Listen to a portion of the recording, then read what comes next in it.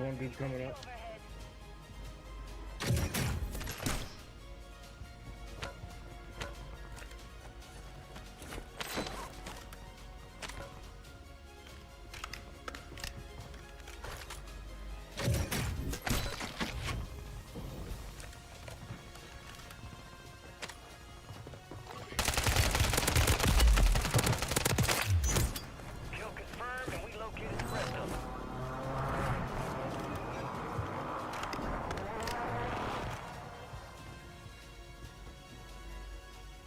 I gotta turn this down. I can't hear.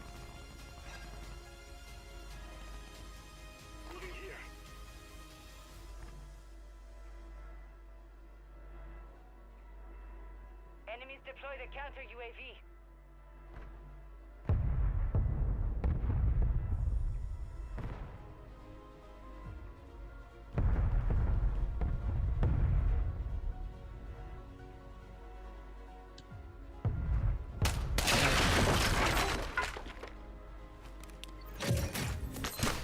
Copy. Counter UAV deployed. Running interference. Yeah. You up top?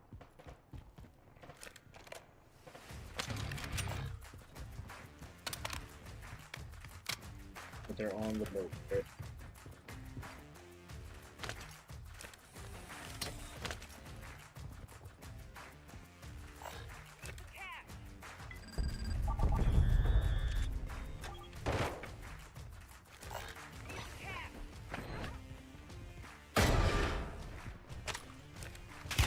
Oh snap!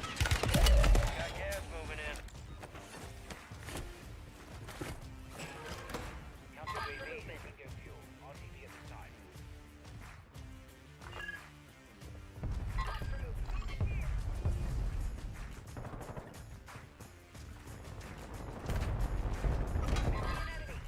We just lost all our money. Outside Guardian.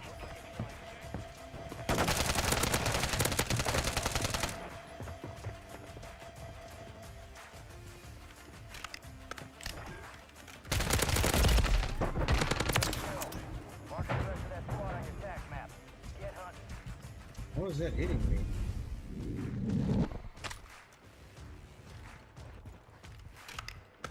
Yep. Have no place. Friendly mosquito deployed.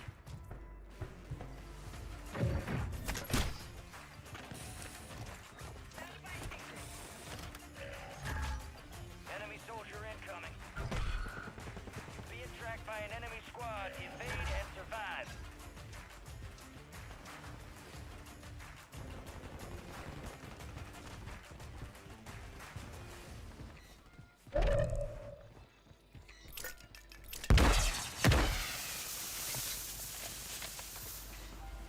People here. People coming up now.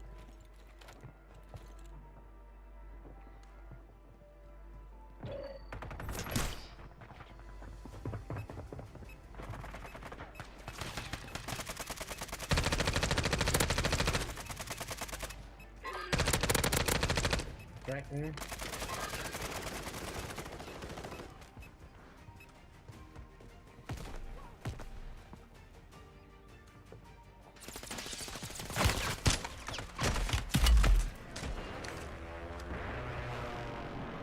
Hold on, I'm running. They're chasing.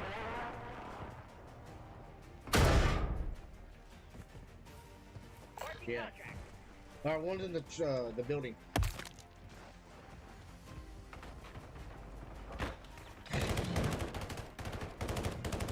Green. He's in green. Who's in green? Alright. Fucking surrounded, bro. Bitch.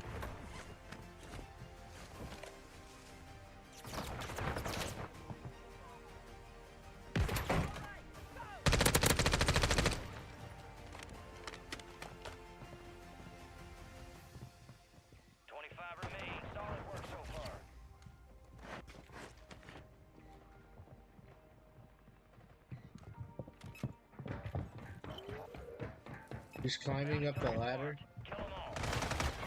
You're losing ground. Move it.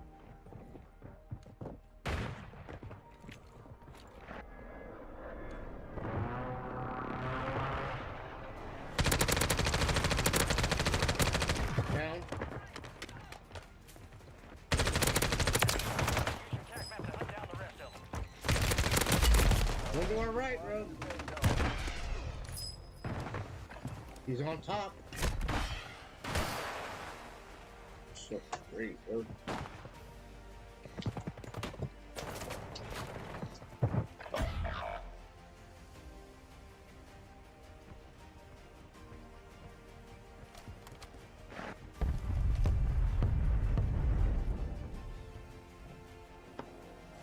You're back on station.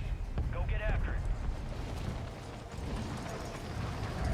Squad mates deployed. Well done. The enemy is no longer tracking. Can't be pussy. Why is my teammate just watching? So you just watch him come in and kill me? You're not watching over your boy? Cool, bitch.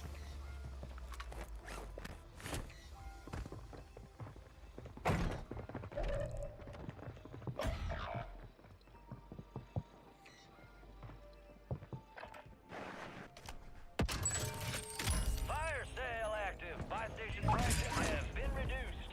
Stand by for redeployment.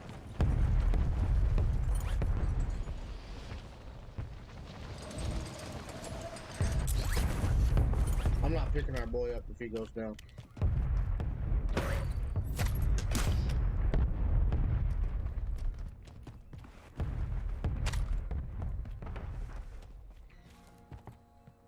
You got reinforcements inbound.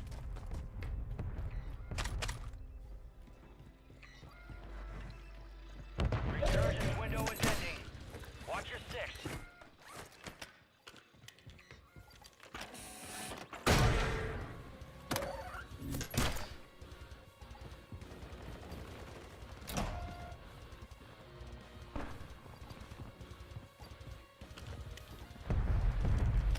Oh, there's no one up there. Oh. But he was laying down there too. What? Gas is moving.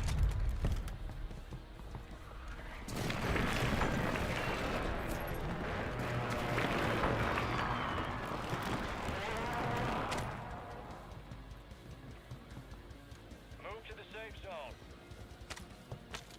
I don't know. Just Lost that son of a bitch. Bounty contract's been pulled. Fire sale's over. Adjusting prices.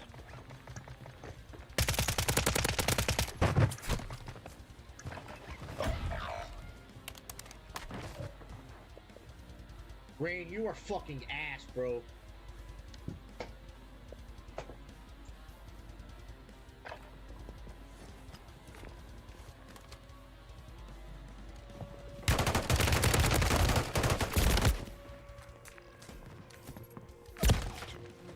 Less than 25. We're still standing. I'm glad we lost. That dude was fucking ass, bro.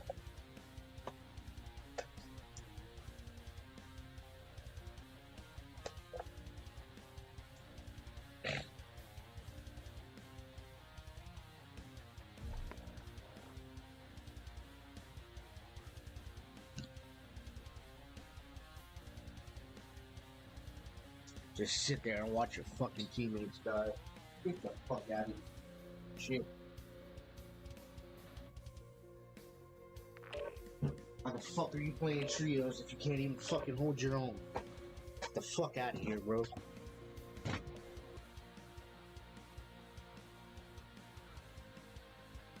Fucking trash can.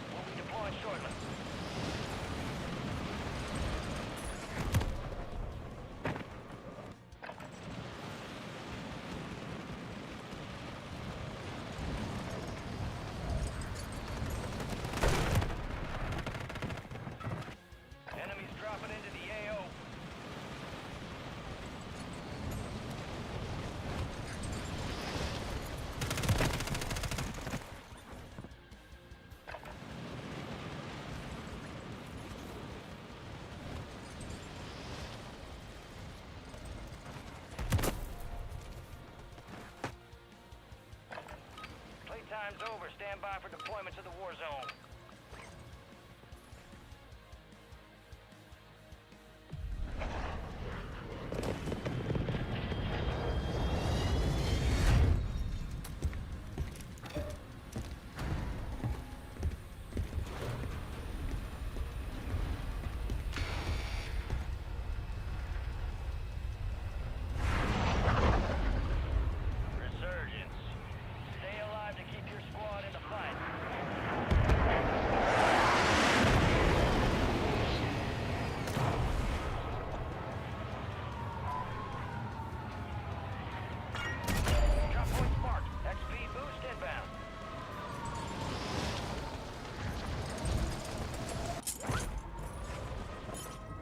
Yep.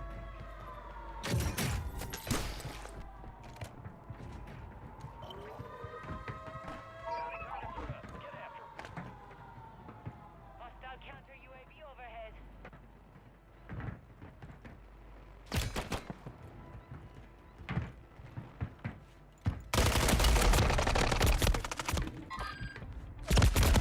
I'll mark them. Primary objective complete. All targets. Ooh, we got lucky. Resurging. Go get your revenge.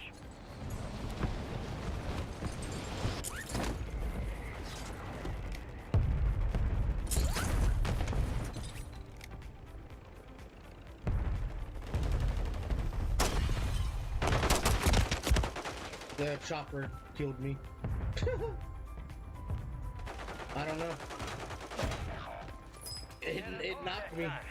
You I think it hit that car, and when it hit the car, it exploded, and it caused me to go.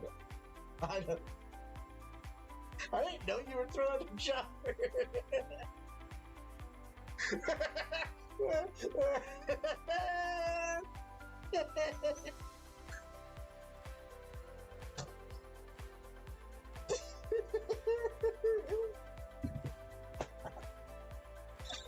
Oh.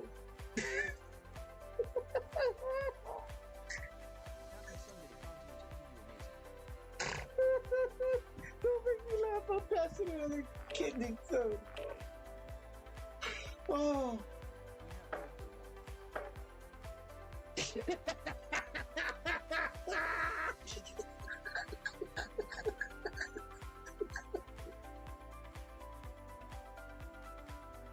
Yeah, we be fucked, bro.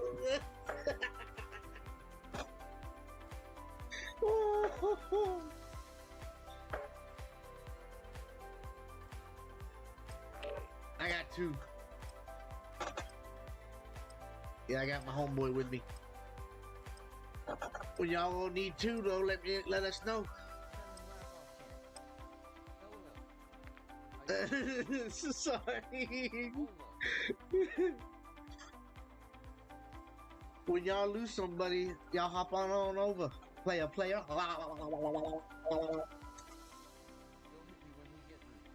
Alright, for sure.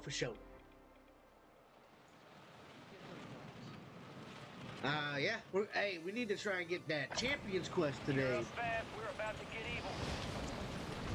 I'm 2 wins away from being able to complete it.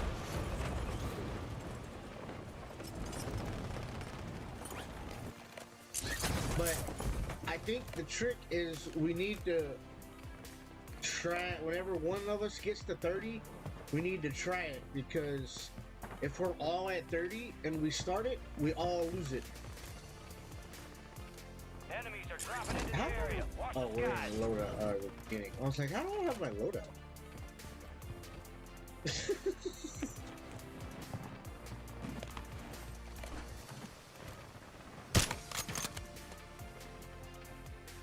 I just saw a body bounce.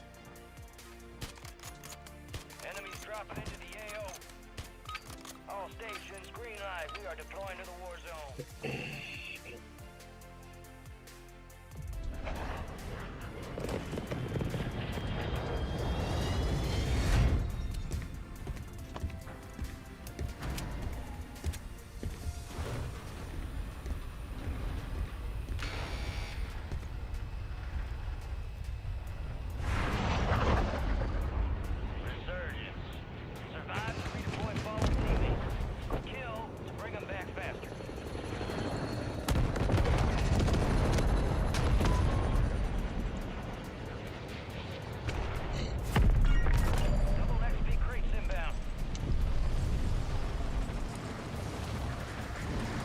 Yeah, they have me taking this slow max, and I swear it's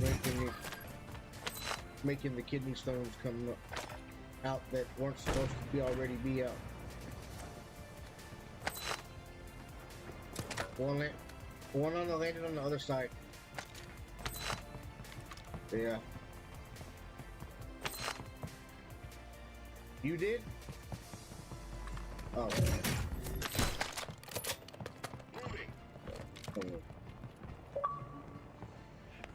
How? I charged it last night. There's something wrong with this headset. I charged it all night last night, and 2 games in, it says my headset's dying.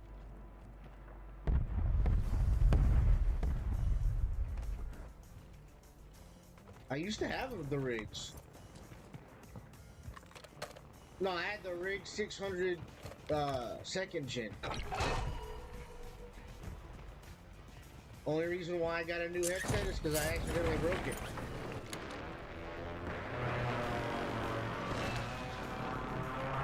Yeah. Oh, I walked into both of them. Yeah, for sure. They're holding hands like a bitch.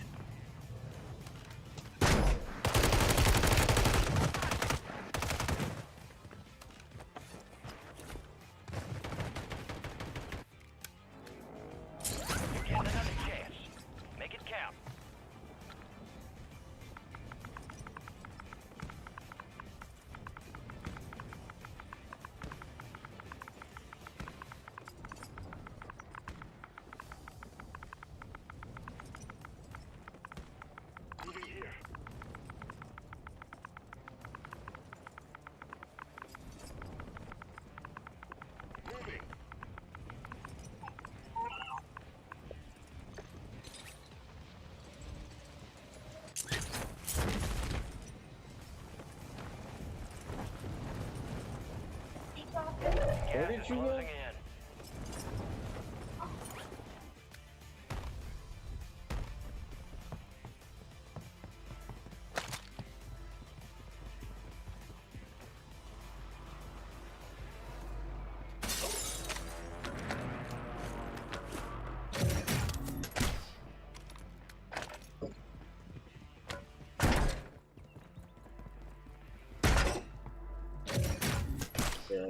All squad members are in the safe zone.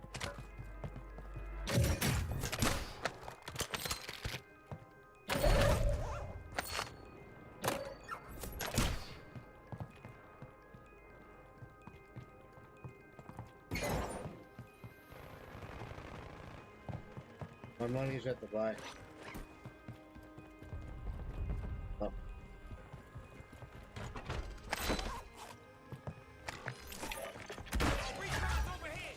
Loadout drop headed your way.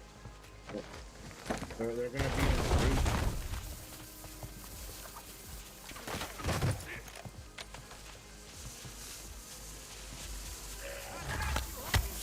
Friendly loadout drop on the way. Down to you, soldier. Be advised, UAV is exiting the AO.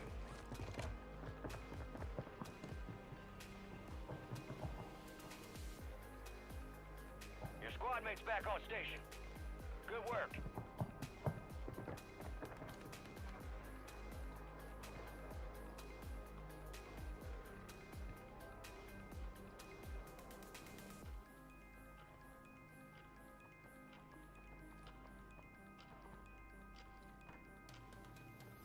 Mm-hmm.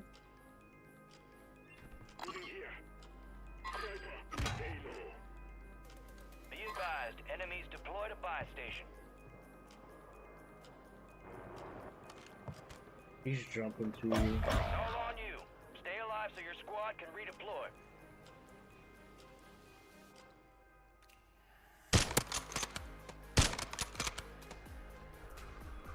That's a headshot. Your squad mate's redeploying. Well done.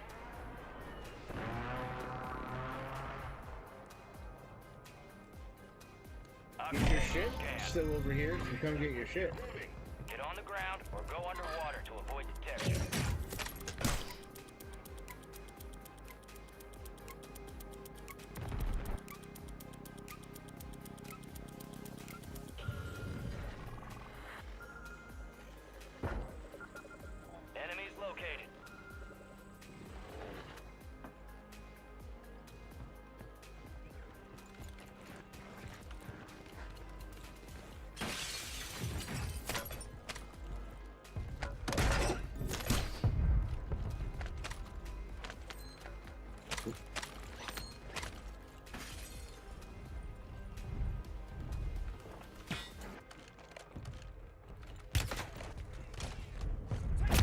They're behind us! Bro, they're behind us.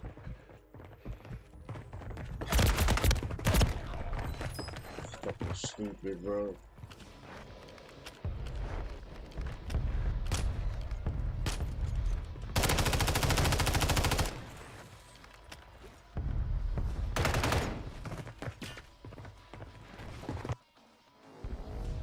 Get ready. You're redeploying.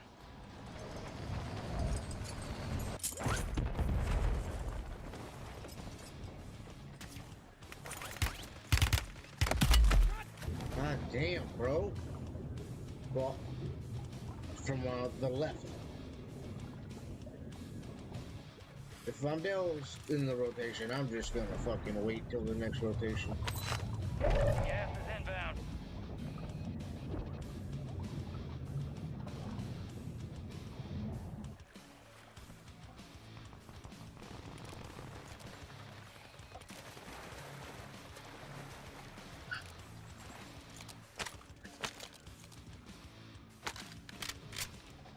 Yeah. Some of your squad's outside the safe zone.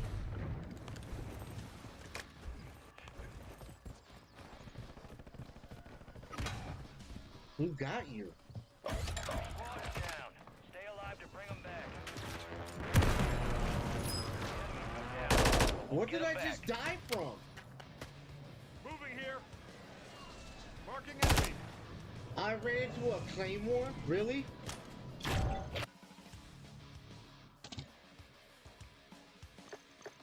This is ridiculous.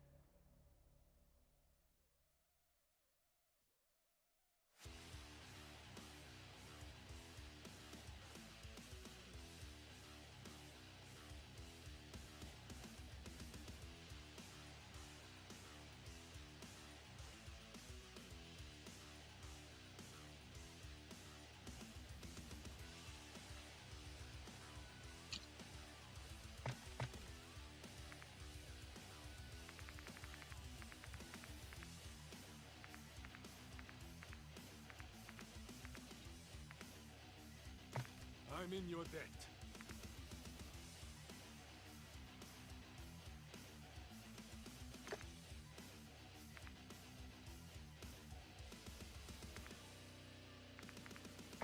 Helmet! Going dark.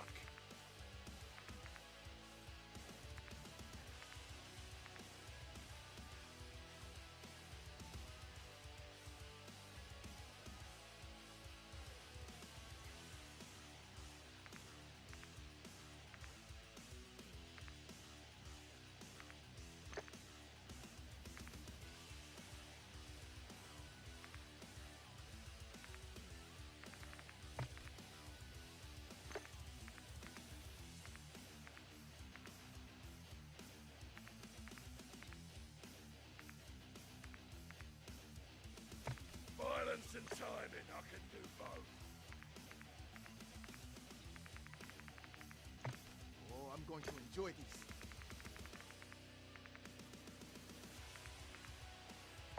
Dust yourself off, we're good.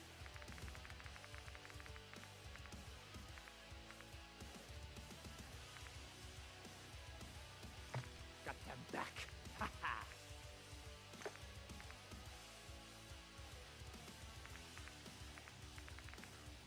Oh, hold on. Hold on. I'm trying to figure out a different This character. one ahead. I've got your six.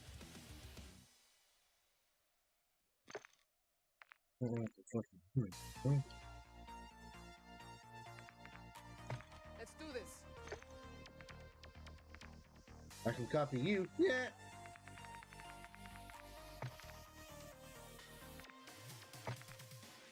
Fuck it. I'll use him.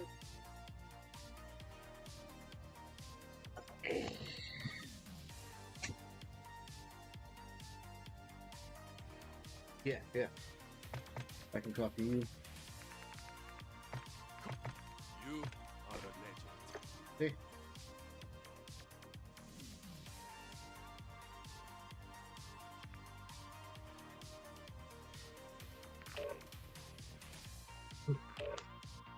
I was about to say, by we, you mean me and you?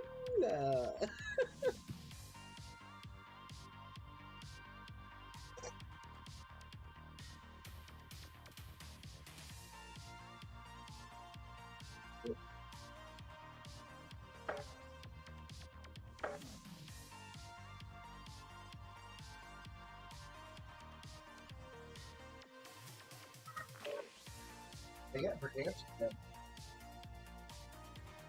Mobile, on COD Mobile.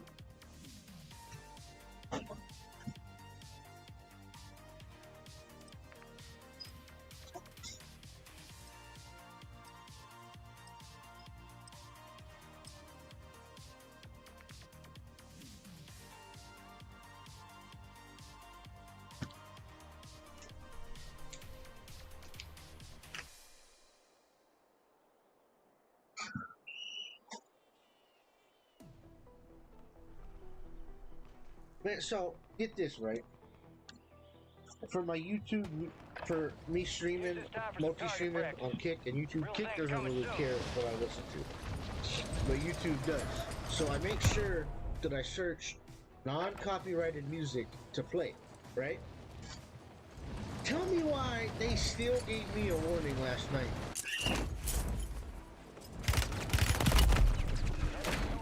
And I have no clue why. Like, every song is non-copyrighted, but yet I get a warning? And what's even crazier is it came from YouTube Music. So, why is YouTube I guess retarded?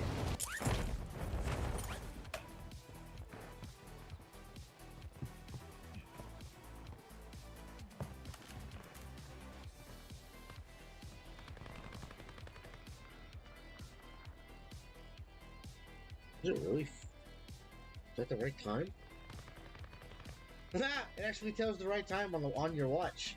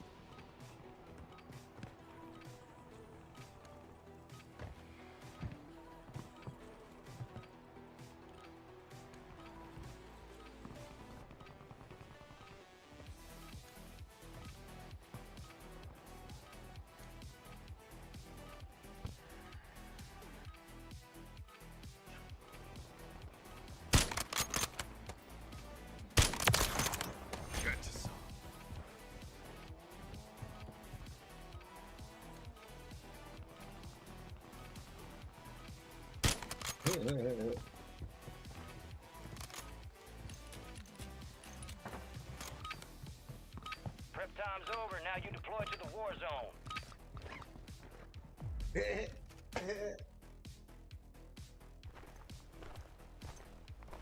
Look at them two dummies. This is your family now. We got the green light. You're going to the war zone. Grab your gear and shoot. You're up in 3. We're cleared hot on all threats. Watch your ass down there.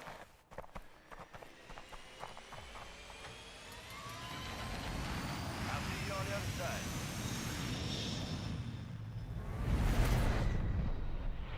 Resurgence. Survive and your team can redeploy. Yeah. Eliminate targets to bring them back faster. They got a thing where if you spend the night with the guy that does Jason, Holder, or whatever his name is, you can win $10,000.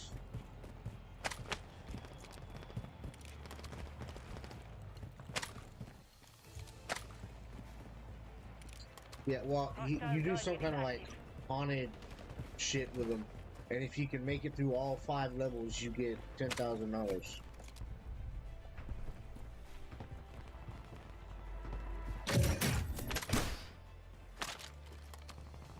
I don't know why so many people complain about the Bruin. The Bruin slaps. It's bulky, yes. It's bulky and heavy, but it absolutely... A guy where we landed? Moving here.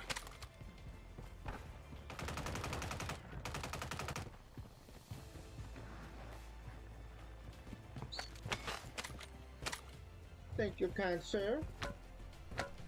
Oh, I took... No, I like...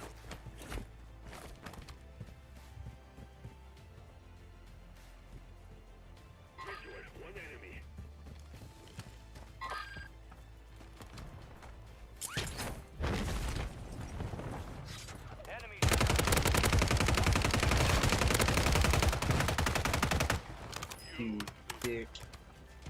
You dickhead. Is that what Diddy does to you all the time? Right here, right here, right here. I got one down. His boy's reviving, his boy's reviving.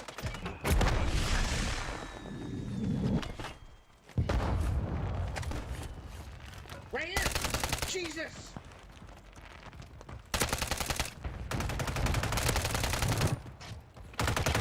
God damn!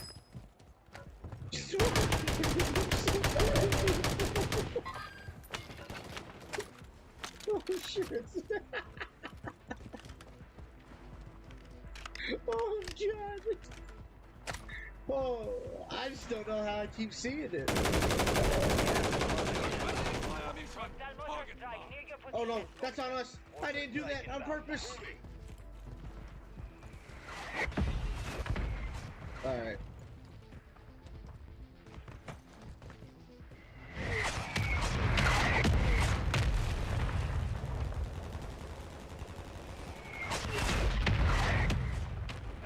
We have people at graveyard. People at graveyard. Your squad made it to the safe zone.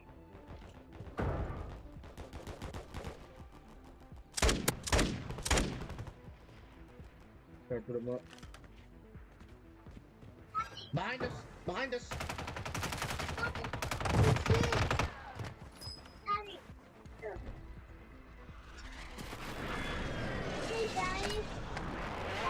Oh, thank you, baby. Can you put him down right there for me? Thank you. Oh, I will. Enemies dropping into the AO. Landing over here. Remaining operators from that squad. Hunt them down. You got a loadout drop inbound. There are 24 enemies active. Kill them all. Taking effective fire. Target down. Someone know, Marking the did rest you of kill them. him or? Yeah.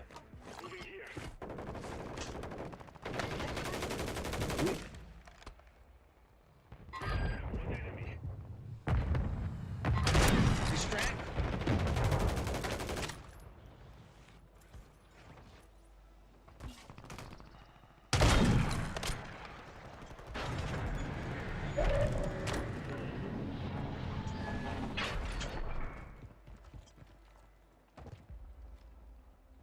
Detecting an encrypted transmission. Prep for orders. Decrypt the enemy signal by leading an enemy kills. Right here. Alright.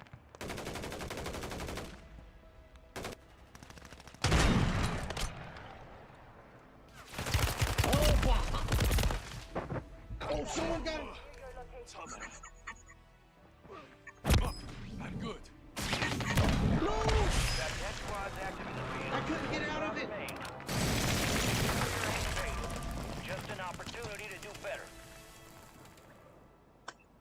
Damn.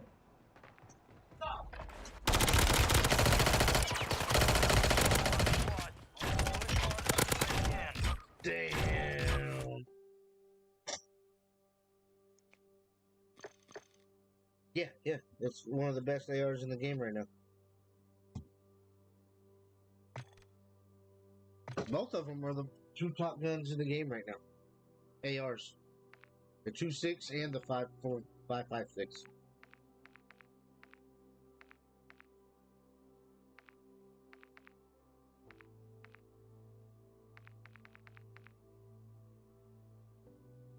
That's the LMG. Yeah. The 2.6.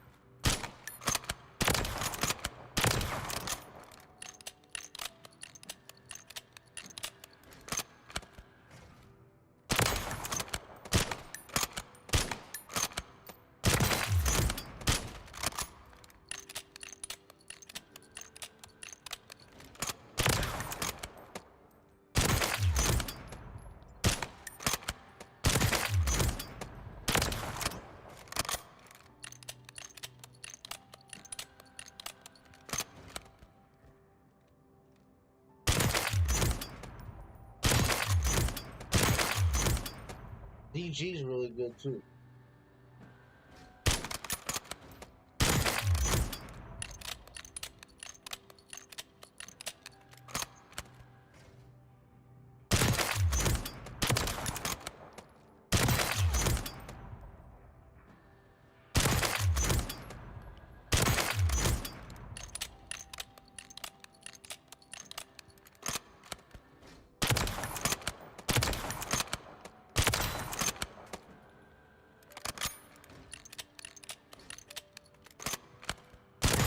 What?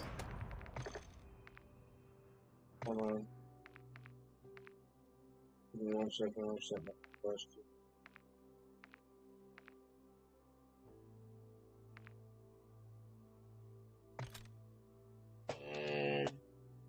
What are you're using an LMG?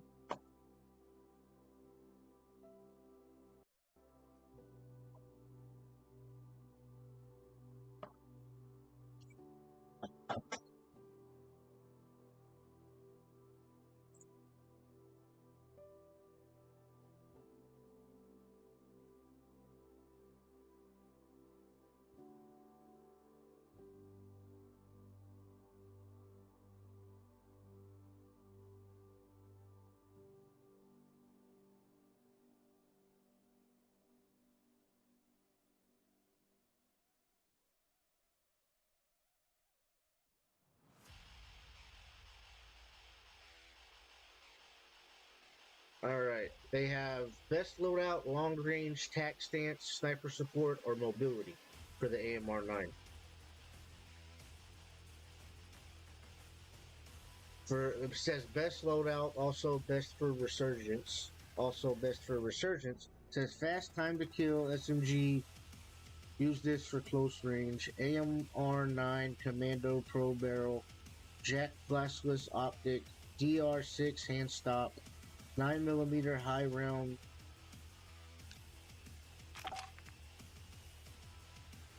It's the pro barrel. They fucked up on the thing. Yeah, that one.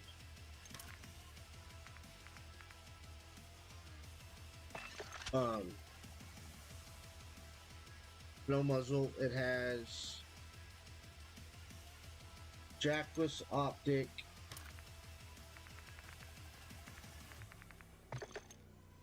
Okay. 50 round high grain rounds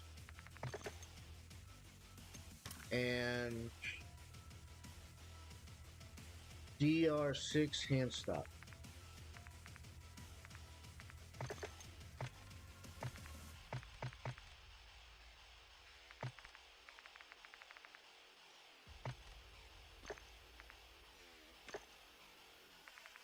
Setting it up too. Well, you could also always change the. Do you want an optic on it? You can always change the optic. Yeah. Give me a second. Let's see what I can. I mean, you could technically get rid of the high grain rounds and put it as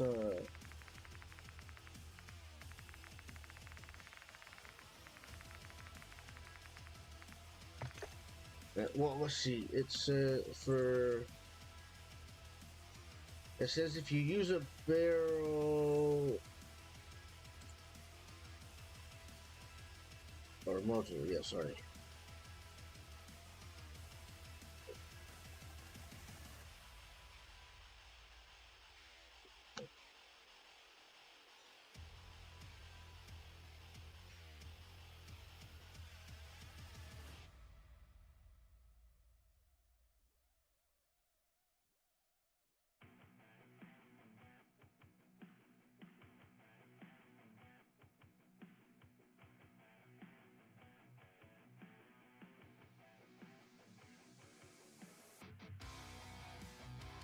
Um,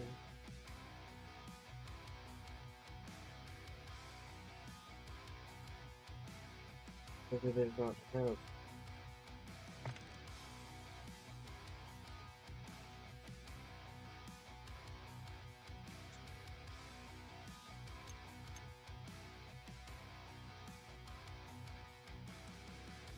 Here's well, no. This one doesn't have an under barrel, but it has and no barrel. What? No, I'm not doing that.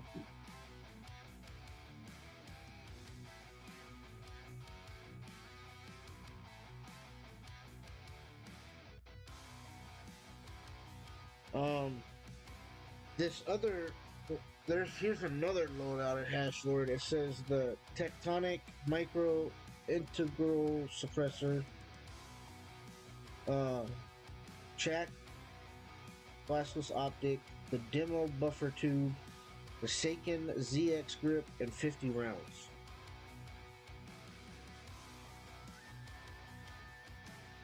Yeah, it gives you the barrel that already has the suppressor in it. Like it's already suppressed.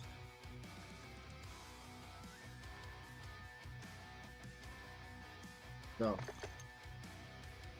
The integral suppressor. Whatever. Micro integral suppressor. Yeah, and then it says...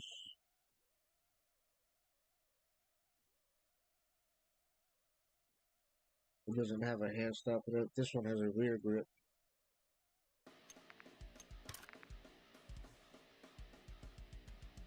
This one has the Saken ZX grip.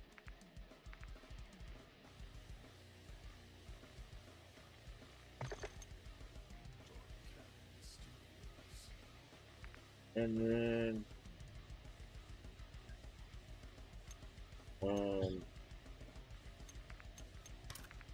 there's the buffer tube. Bro, I'm not doing that. What's the...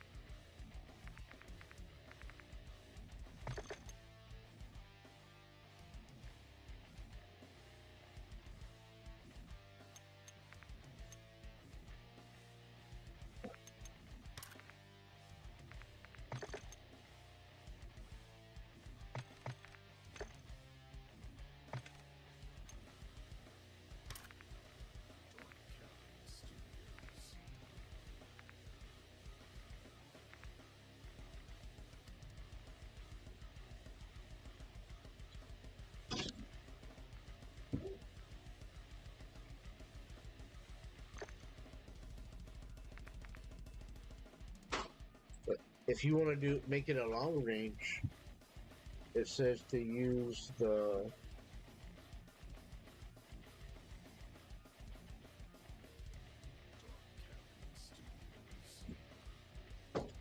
Nimbus 6 integrated suppressor, Jack Glasses optic, Wolfhound carbine stock, fluid heavy support, and a 100-round mag.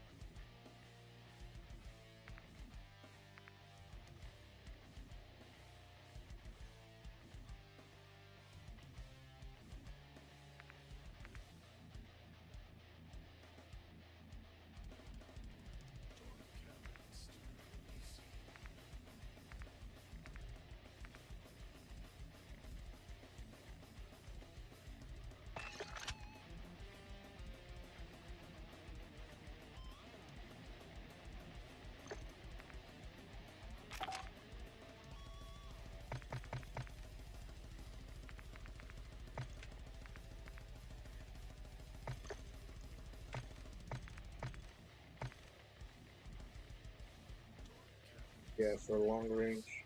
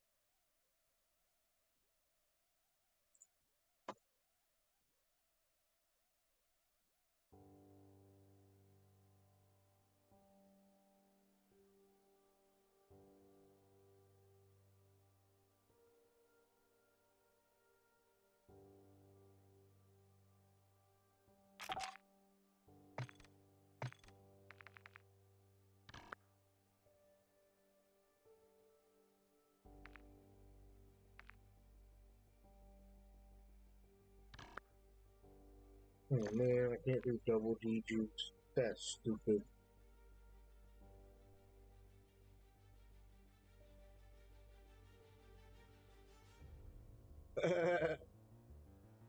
Said I ain't never. Alright, hold on. I gotta figure out what this is.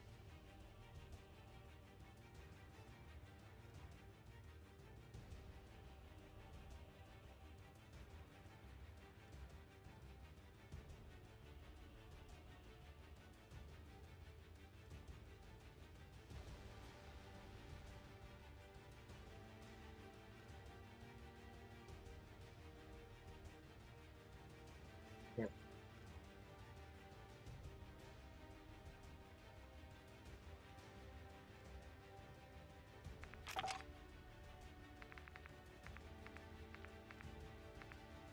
Yes? Hi. What's wrong? Do me a favor. What? We'll make a store run. For what? Need more More what? bottled water. Oh yeah. I can run to the store with this bill, so. Drink a bottle of water. Tell me. You get money for what? That's milk in the fridge. Drink the water. Okay. Hey, give me like 10 minutes. I gotta run up to the store. You can play another game. No, he's smoking a cigarette. Oh. I'll be right back. I'll stand the party though.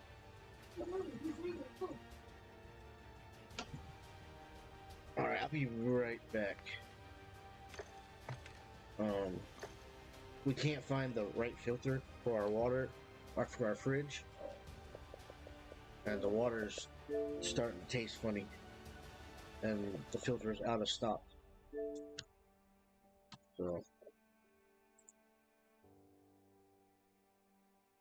They're getting ready to add WWE.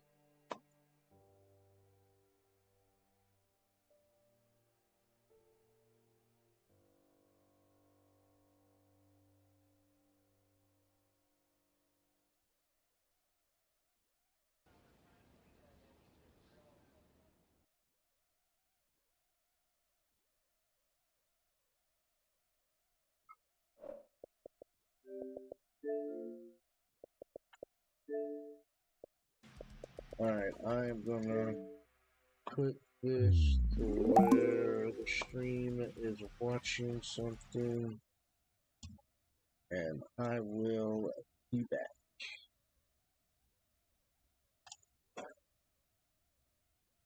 Introducing the Tell a Friend Credit Chat. Hey, check this out. I just got my FICO score for free with the Experian app. Fred, you always know the best apps. You can also raise your FICO score with your streaming service payments. I knew binge watching would pay off. And you can add your rent, your phone, and utility payments. What? I can get credit for those? So then I added my utility payments and boosted my FICO score. Let me guess. Instantly, right? How'd you know, Fred? Download the free app now. Okay, Coco.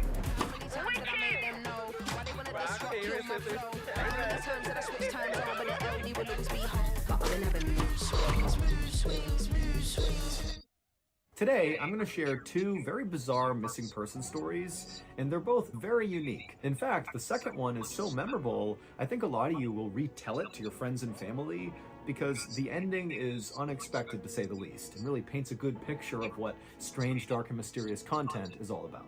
But before we get into those two stories, if you're a fan of the strange, dark, and mysterious delivered in story format, then you've come to the right place, because that's all we do, and we upload once a week. So if that's of interest to you, please sneak into the like button's house and eat like 99% of all their ice cream, leaving just a very thin layer of ice cream at the bottom, and then place that nearly empty container back in the freezer. Also, please subscribe to our channel and turn on all notifications so you don't miss any of our weekly uploads.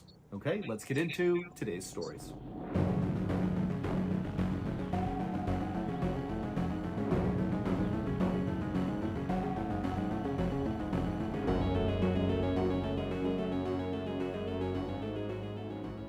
At around 1 a.m. on August 27, 2000, a fisherman named Sam Watts did his best to keep his balance on the wet deck of the huge commercial fishing boat that he was working on.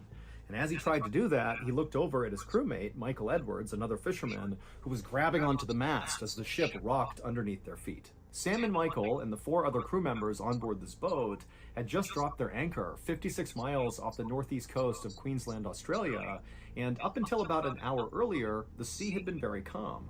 But now, this huge storm had rolled in, the wind had picked up, the waves were huge, and while the 4 other crew members had already gone below to try to catch some sleep, Sam and Michael were now on the deck, doing their best to try to secure everything before they went down below. And so as the wind is whipping and the waves are smashing against the side of this boat, Sam and Michael decide they should split up to work more efficiently, where Sam will go to the front of the boat and Michael will go to the back of the boat, and they would each kind of work towards the middle of the boat, checking all the fastenings and the knots to make sure everything was good, and then when they reached the center, they would be good, and they could go down below. And so they did that. Sam went to the front, Michael to the back, and as they began to work, they kept constant eye contact with each other, because this was obviously a very dangerous thing they were doing. But at some point, as Sam was making his way, he had to duck down to check a particular fastening. And so when he ducked down, he lost sight of Michael just for a second. But in that split second, this huge rogue wave smashed the side of the boat, practically capsizing it, sending Sam flying towards the railing.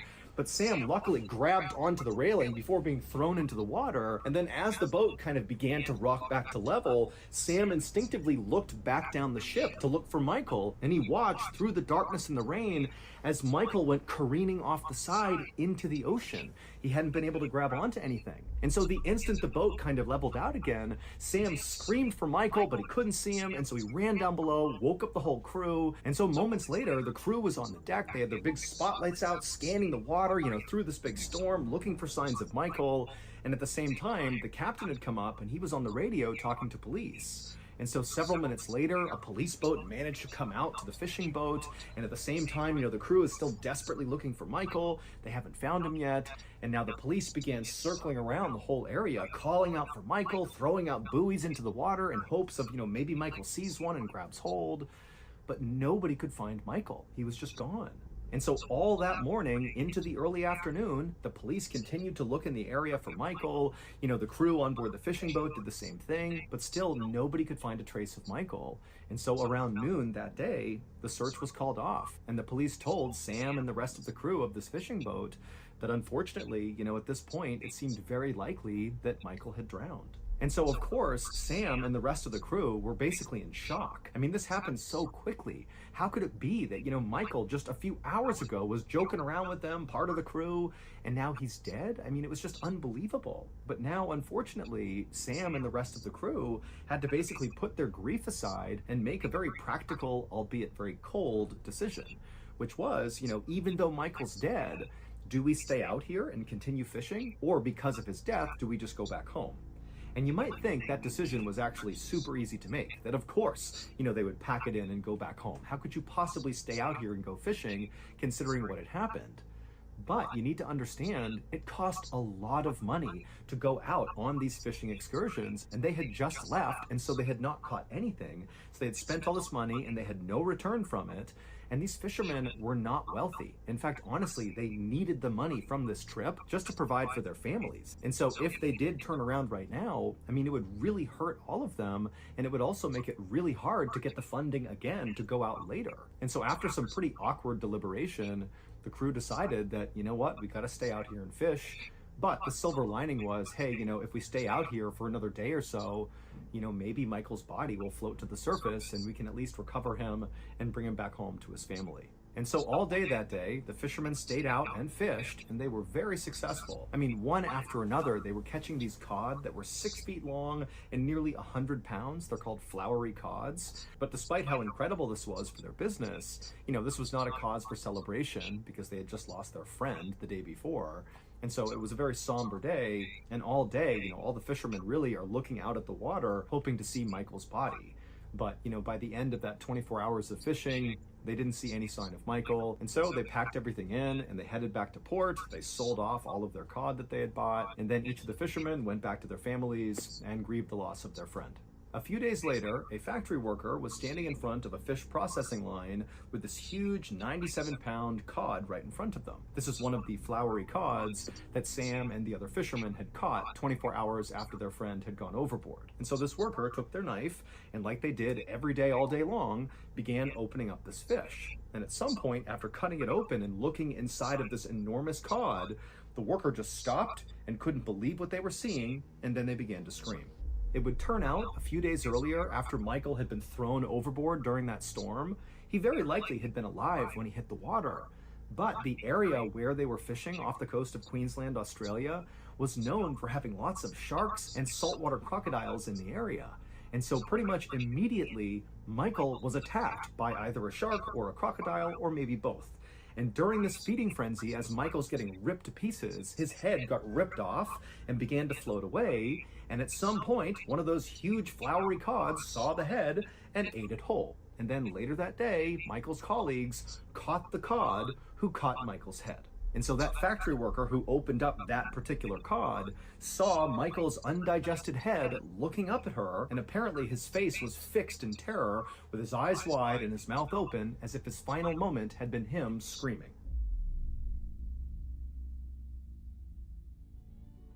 Some of you might know that before I became a professional, strange, dark, and mysterious storyteller, I was in the military. And while I was in the military, I definitely had some pretty wild experiences all around the world. But to be honest, what I remember most about my time in service was not any of my own exploits, but rather it was the insane stories I heard from other service members.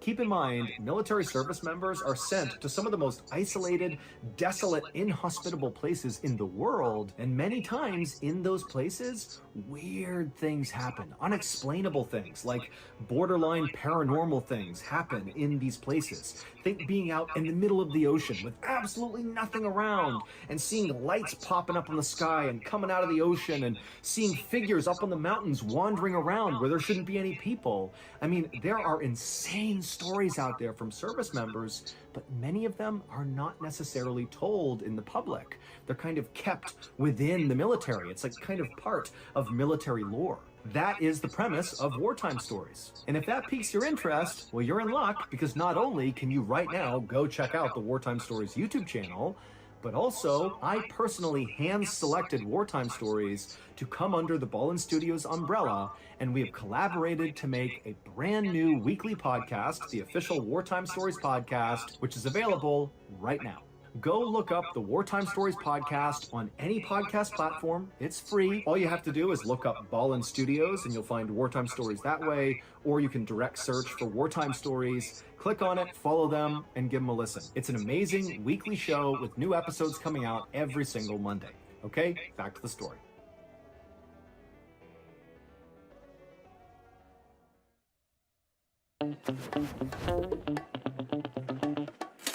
Did you know that every year Americans waste $1 billion or more on unused gym memberships? Or that billions of dollars are lost annually due to cybercrime and identity theft? Or that over $10 billion are paid in overdraft fees every year? No, I didn't know that. Well, just like there's personal hygiene to promote physical wellness, financial hygiene is the same idea. Regular cleanups and maintenance of all things money in order to keep your finances from stinking to high heaven. Practicing good financial hygiene habits keeps you financially clean by helping you stay within your budget, increase your cash flow, and catch any fraud. It's an important step in supporting your overall well-being and building wealth. So, how do I get started? Well, you should have a budget, a plan detailing where you want your monthly income to go, and you should take a close look at it from time to time. Think about your short-term and long-term financial plans, and keep adjusting your budget accordingly to meet those goals. Since life never stops, unexpected events or circumstances can change those plans quickly. So, if you get a raise or you have a sudden emergency, being on top of your budget will help you adjust, because you'll know where every dollar is going. My budget shows that I'm spending more than I make. That's called negative cash flow, which stinks. This could lead you into bad debt, hurt your financial goals, and bring you a lot of stress. To achieve a positive cash flow, which is earning more than you spend, keep a watchful eye on your spending and make note of areas that need to be cleaned up, like cutting back on your favorite coffee drink, or those gaming tokens for your late night sessions. Or think of ways to bring in more income. If you start building positive cash flow now, you'll have the freedom in your budget to splurge on more luxurious things later, like whatever that is. It's extra fancy water. It's delicious. Right. Now, it's time to pay attention to things that could hurt your budget plan and cash flow. Watch your accounts and bills for mistakes like overcharges, subscriptions you already canceled, or memberships that have automatically renewed without warning. Also, if you returned a purchase, double check that the refund came through. Mistakes happen all the time, so you want to catch them and clean them up as quickly as possible. Nice. And seriously, just cancel those subscriptions and memberships that you don't use, so you can put the money somewhere else in your budget. There is no way I signed up for a Pet Rock subscription. You better get on that. It's always those little increases on your bill that get easily overlooked, especially if you use autopay. There are also price increases, fees, and hidden charges to pay attention to. You always want to be aware of what you are being charged for, so ask about anything you don't understand, and be sure to pay your bills on time. Most places want your business and might allow fees and charges to be negotiated or even waived. I'm allergic to them. Rocks make me itchy. If that's true, you might be a victim of identity theft, the stealing of someone's personal information, and fraud, the use of someone's personal information to commit crimes. This is a big part of financial hygiene, so frequently check your banking accounts and credit card statements for unauthorized purchases. Using your information, criminals can make charges without your permission or open up lines of credit in your name. Both of these are huge headaches to clean up and can seriously damage your financial reputation if not dealt with quickly. Now that you know a bit about financial hygiene, here are a few things you can do to make these practices become habits. First, stay organized. Make a secure file to keep track of all your billing and account names, usernames, passwords, due dates, and contact information. If you sign up for a membership, add it to the file, along with the expiration or auto-renewal date. Start storing important receipts in an organized way. This will all come in handy when checking your accounts or when problems arise. Yikes! Second, pick a day and time each week to check your bank accounts and credit card transactions for any errors, unexpected charges, and unauthorized purchases. Doing this the same day and time each week will eventually make it a routine. Third, as your money grows, you might need a hand organizing your financial activity. Luckily, there are lots of online services that will help you with budgeting, keeping track of subscriptions, credit monitoring, and more. Many of these are offered free of charge to get you started. And as your financial needs increase over time, you may even need to hire a professional accountant for help. Finally, put a reminder on your calendar to check your credit report regularly. They're often free of charge. Now that you know what to check up on and how often to do it, you're on your way to having excellent financial health. Like skipping a few nights of flossing your teeth, routinely skipping your financial hygiene habits can lead to a lot of problems. So pay attention and keep yourself out of stinky situations. Watch more at PragerUkids.com. And parents, don't forget to subscribe.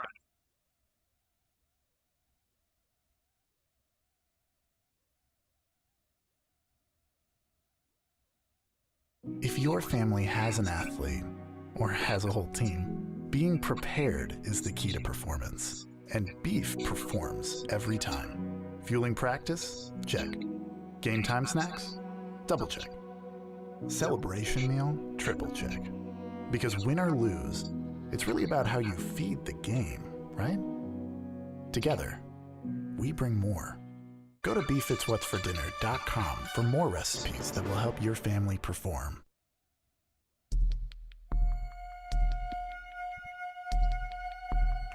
On the afternoon of July 13th, 1994, a man woke up feeling very confused and disoriented, and he felt some pain in the back of his head. And as he opened his eyes, he kind of slowly realized that he was on his back in a ditch on the side of the road, looking up at a big blue sky. The man tried to sit up, but as soon as he did, he felt this throbbing pain in the back of his head, and he reached back to touch it, but the second he did, it hurt even worse, and he definitely felt there was a pretty big lump on the back of his head. And then when he brought his hands in front of his face, he saw he had all these bruises around his wrists that he had no idea what they were from. And so as this man in the ditch is trying to figure out what's going on, suddenly this older man who he didn't know just appeared by the side of the road and looked down and said, "Hey, are you okay?" And so the guy in the ditch is looking at this guy. He's got no idea who he is, and he wants to say, like, what's going on? Where am I? Who am I? What's happening? But he couldn't find the words. It's like he just kept looking at this older guy, looking at his wrists and feeling his head and having no idea what's going on. But then for some reason, 3 names popped into this guy's head, the guy in the ditch. He thought of 3 names. He had no idea whose names these were, but for some reason he felt like those names were really important. And so after a few minutes of awkward silence, as the guy in the ditch is trying to talk, he finally just blurts out these 3 names. He says, Pat, Joel, Chris. And so the older man who had asked the guy in the ditch what was going on, he didn't really know how to react to this guy blurting out these names. And so he kind of ignored it and just said, "Okay, hi, my name's Steve." And then Steve, the older man, helped the guy from the ditch out of the ditch. And then once the man in the ditch was on his feet, kind of looking around, he looked at Steve and suddenly he could say other words. And he said to Steve, "Where are we?" And Steve looked at him and said, "We're in Cheyenne, Wyoming." Now, the guy in the ditch didn't know why, but he immediately felt like Wyoming had to be wrong. Like, there's no way he could be in Wyoming. But the guy in the ditch didn't know where he was supposed to be. He didn't know who Steve was. He didn't know who Pat, Joel, or Chris was. And so it's all totally confusing. And so he just stood there kind of saying nothing. And as he did, Steve said, "Hold on a minute, I'm going to get my stuff." And so Steve kind of shuffled down the road like 10, 20 feet away, where there was a shopping cart full of cans, and there was a backpack and some other things dangling off the side. And as Steve grabbed the shopping cart, turned it around, and slowly began pushing it back towards the guy in the ditch, the guy in the ditch stared at Steve and kind of put together that, Steve must be homeless. And this realization made the guy in the ditch think that, maybe he was homeless too. And so suddenly, instinctively, the guy from the ditch began reaching into his pockets, thinking maybe he had an ID or something that would show him who he was, that would show he was not homeless, that he had a place that he needed to go to. And he reached in his pockets, but there was nothing. All he found was 23 cents and a comb. And so by the time Steve came over with his cart and asked the guy from the ditch, "Hey, do you want to come to the shelter with me?" the guy from the ditch was like, "Okay, yeah, I'll go with you." And then once the guy from the ditch and Steve arrived at the shelter, When they went inside, the guy from the ditch had to introduce himself to the people who ran the shelter, and so he made up a name combining one of those names that was running through his head, Pat, with the color of the desk of the person who was asking him for his name inside of the shelter. And so he just called himself Pat Brown. And after Pat Brown got a room inside of the shelter, he went to bed that night, still having no idea what was going on, but he felt confident, if I just sleep tonight, I'll wake up tomorrow, and I'll know what's going on. I'll figure out, what happened to me. But the next day, when Pat woke up, he was still completely confused, did not know who he was, had no idea what was going on, but he had the wherewithal to know that, something bad must have happened to him, and maybe he should go talk to the police, because maybe they would know if other people were looking for him or something. And so Pat walked from the shelter to the police station. It was not far away. And he went inside, and very politely, he walked up to the desk. He introduced himself to the cop who was on duty, and Pat just began explaining to the cop as much as he could remember. He said, yesterday I woke up in a ditch. I don't know who I am. I don't know why I'm here. I think I have amnesia. I just keep thinking of 3 names in my head, Pat, Joel, and Chris, but I have no idea what they mean. Can you help me? Now, the cop who's hearing this did not think, oh my goodness, this is totally legitimate. Let's launch an investigation to figure out who you are. Instead, the cop is like, is this guy on drugs? Is he mentally ill? What's going on with this guy? But the cop would say, Pat was incredibly polite and did not appear to be intoxicated. And so the cop humored him and said, okay, you know what? Let's look through the most recent missing person reports in the area to see if somebody matching your description is a missing person. And so the cop began going through the database, but he couldn't find anybody that matched Pat's description. And so at some point he said, look, I can't really help you very much here because you're a grown man. You do not seem to be in distress here. And even though it's very unfortunate that you can't remember who you are or where you need to go or, where your family is, that's not really a police matter. But as he was saying this to Pat, who's kind of crestfallen, he's putting his hands near his face and just kind of reacting to this news that the police are not going to help him. And the police officer says, hold on a minute, look at your hand. And so Pat looked at his hand and he saw, there was no ring on his left ring finger, but there was a pretty obvious callus where a ring should have been. It looked like, Pat must have been wearing a ring up until recently, and for some reason it was now off. And so the cop said, hey, it looks like you may be married or were married for a long time because you got that callus. But, beyond that, I'm sorry, there's not much else I can offer you. And so even though this was somewhat valuable information, it didn't really point Pat in any direction. And so he was about to turn and leave when the cop said, hey, do you want to ride to the hospital? Because it seems like you could be having some sort of medical event here. But Pat politely declined and just told the officer to please be in touch with him if anybody came calling looking for somebody that kind of seemed like him. And the police officer said he would. And so after this, Pat left the station and went back to the shelter and basically told himself, I'm going to stay here and just wait until my memory comes back. Because at this point, that was kind of all he could do.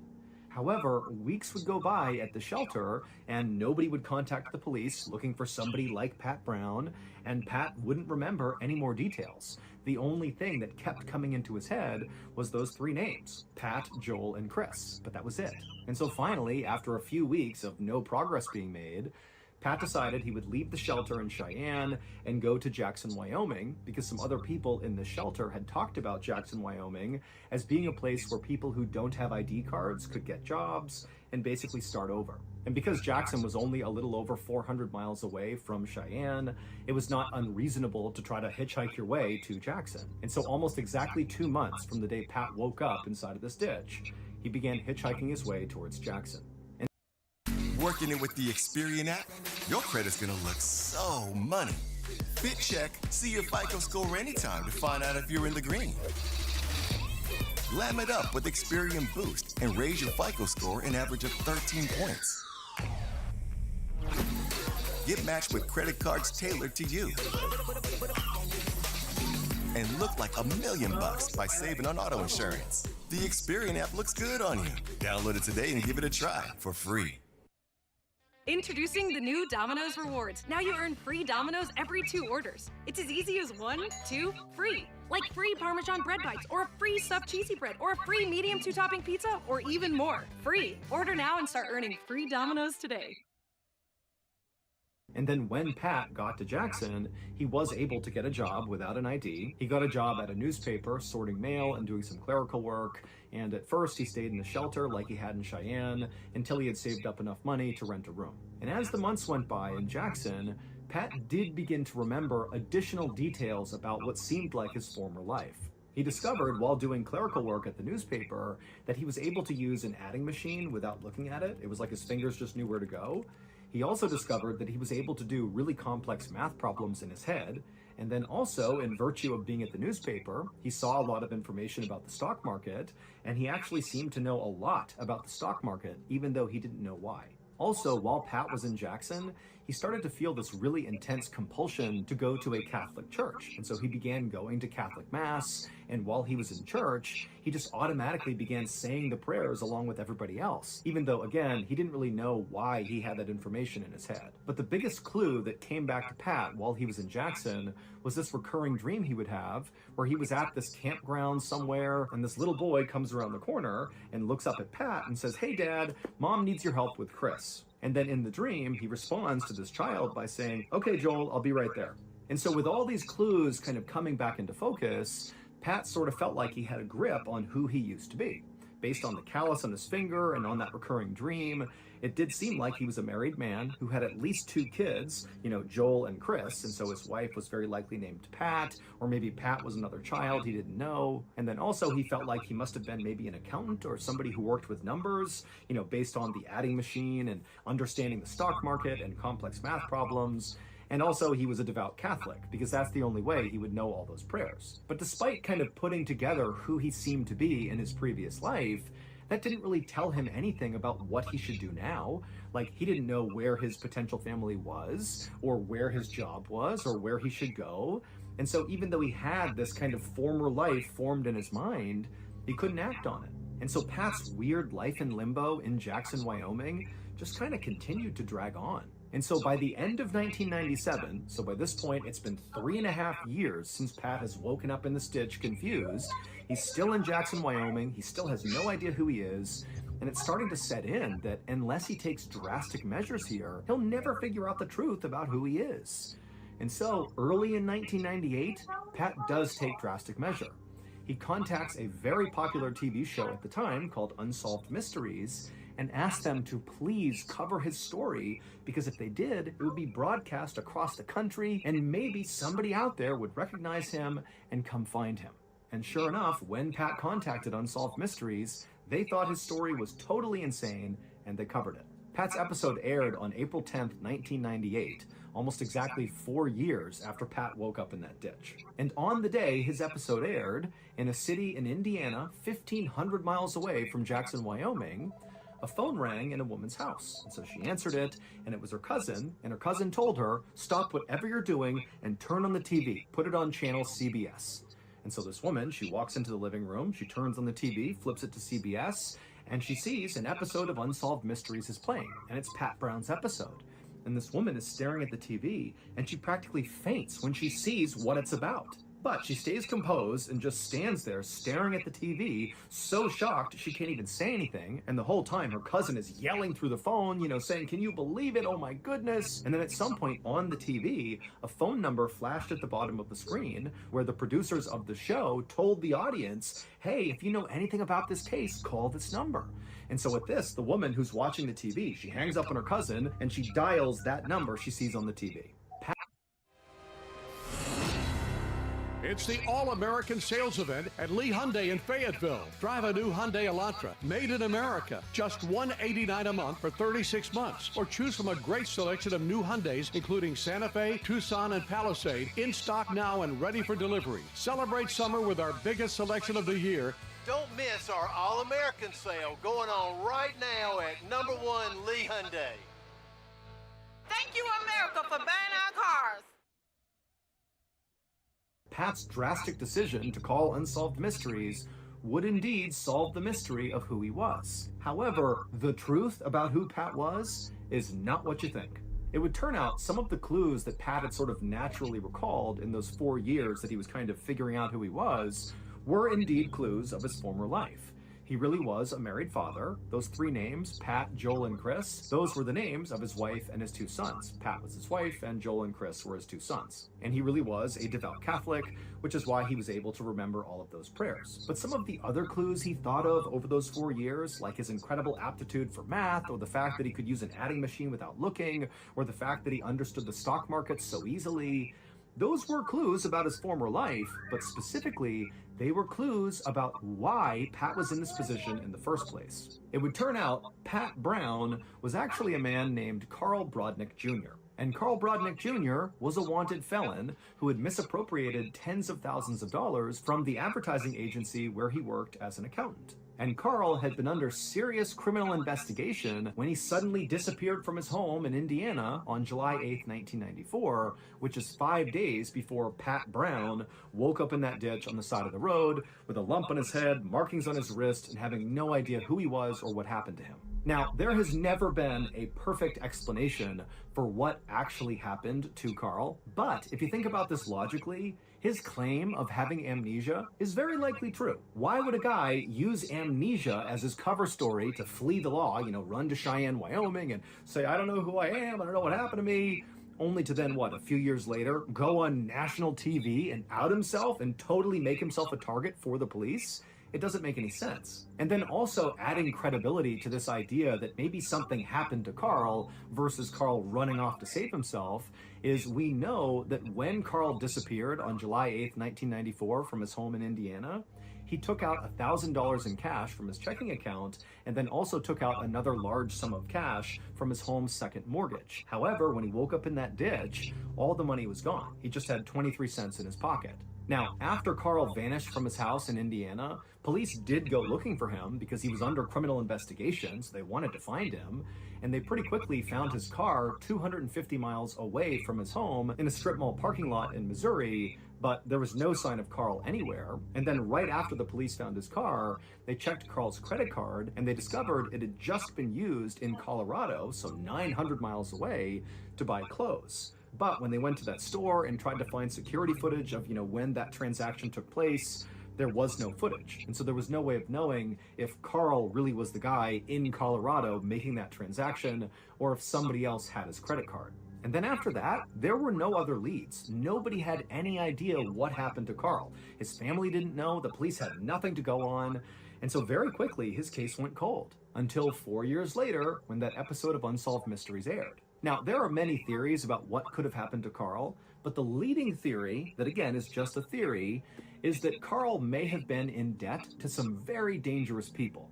And so when he fled his home in Indiana, it's very likely that he was not running from the law, even though he was under criminal investigation. He was actually running from these dangerous people. And that the reason he might have been stealing from his company was to pay off these dangerous people, but apparently it wasn't enough, hence why he decided to just kind of take off and run away. And these dangerous people seemed to have caught up to him, and they captured him, and it looked like they tied his wrists at some point because of the marks on his wrist, and they very likely tortured him or something, hence why he had this very serious head injury, and then it seems like they dumped him on the side of the road, very likely to die. They might have thought he was dead already, but he didn't die, and when he came to, he must have really had amnesia from the injuries he sustained from these bad people that chased him down. But again, that's just a theory. When Carl's episode of Unsolved Mysteries aired, it was his wife, Pat Brodnick, who was the one who saw him on TV and couldn't believe it and called it in. And then when she called this in, at first, Carl was reunited with his family, and it was this big happy reunion. Carl comes back home, he sees his wife and his kids, and then he's immediately arrested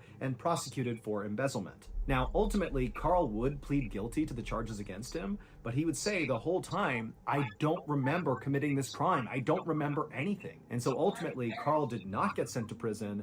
He instead served time on probation, and then after it was over, he just went back to living as Carl Brodnick Jr., despite still having huge gaps in his memory, at least according to Carl. If you're a fan of the strange, dark, and mysterious, then you've come to the right place. I have this mantra: do things that scare you.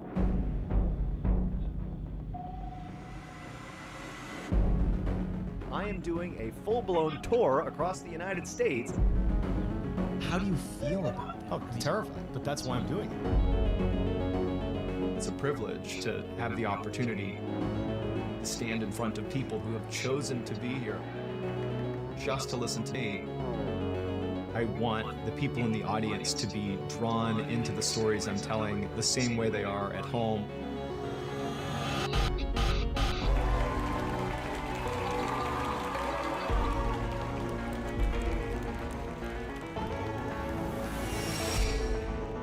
Very strange, dark, and mysterious in here. So that's going to do it. If you want more strange, dark, and mysterious content, remember, we have a whole slew of strange, dark, and mysterious podcasts that are free to listen to right now. All you have to do is go to any podcast platform and type in Ballin Studios, and you'll see there's the Mr. Ballin podcast, there's Mr. Ballin's Medical Mysteries, there's Bedtime Stories, there's Runful, there's Wartime Stories. They're awesome. Go give them a listen if you're a fan of the strange, dark, and mysterious. So that's going to do it. Thank you guys so much. Until next time, see ya. Wait, don't go anywhere. If you're looking for more strange, dark, and mysterious videos, click here.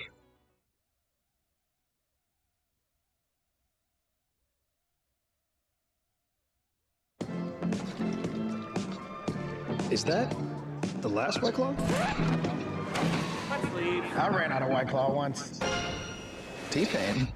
Not doing that again. That's why I got this, the Claw Cooler. It's the only cooler that'll let you know when you're running low on White Claw. You texted me. Yeah. Go ahead and tap and refill. You can do it all by yourself. And so can you, person scrolling on the internet. You can win a Claw Cooler and also get $0 delivery fee on White Claw through July 7th with DoorDash.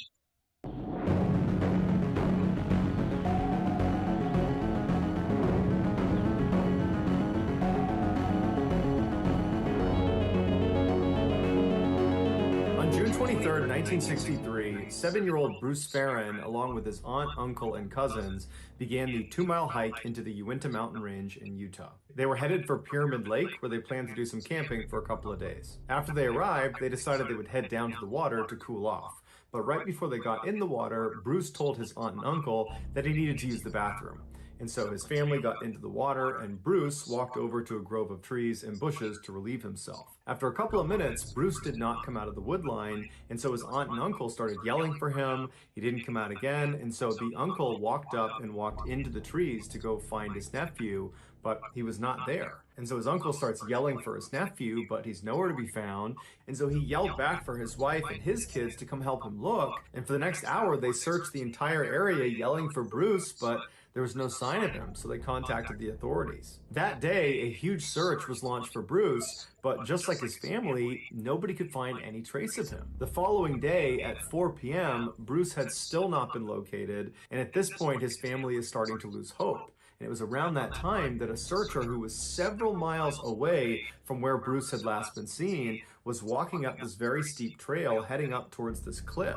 And the searcher knew this cliff was 500 feet and there was no way a child could climb up it or down it. And so he was about to turn around and go search somewhere else when he happened to look up and he saw a child walking down the trail towards him, and the child was Bruce. And Bruce was totally fine, albeit a little bit hungry. According to David Paulides, all of these search and rescue models that predict where missing people will end up after they go missing say that boys aged 7 to 9 will be found within a 7.2 mile radius 95% of the time, and that distance could be covered over a week's time. In order for Bruce to be found where he was, he would have needed to cover 20 miles along a rugged ridgeline before scaling down that 500-foot cliff without the aid of climbing gear, and he did all that within 30 hours, a seemingly impossible task for a missing 7-year-old boy. When asked what happened, Bruce said he didn't remember. He didn't understand why or how he had gotten lost in the first place. The only things he remembered were sleeping between 2 downed logs and drinking from a waterfall and many animals, including one that was so close to him at night that it would jump over him. Bruce was followed up with as he got older, but he never could regain the memory of what actually happened to him. Some have speculated that Bruce might have been abducted when he went to the bathroom, and that's the only way he was able to cover that great of a distance in that amount of time, that his abductor basically physically moved him at least part of the way, and that perhaps his abductor was one of these animals he saw at night.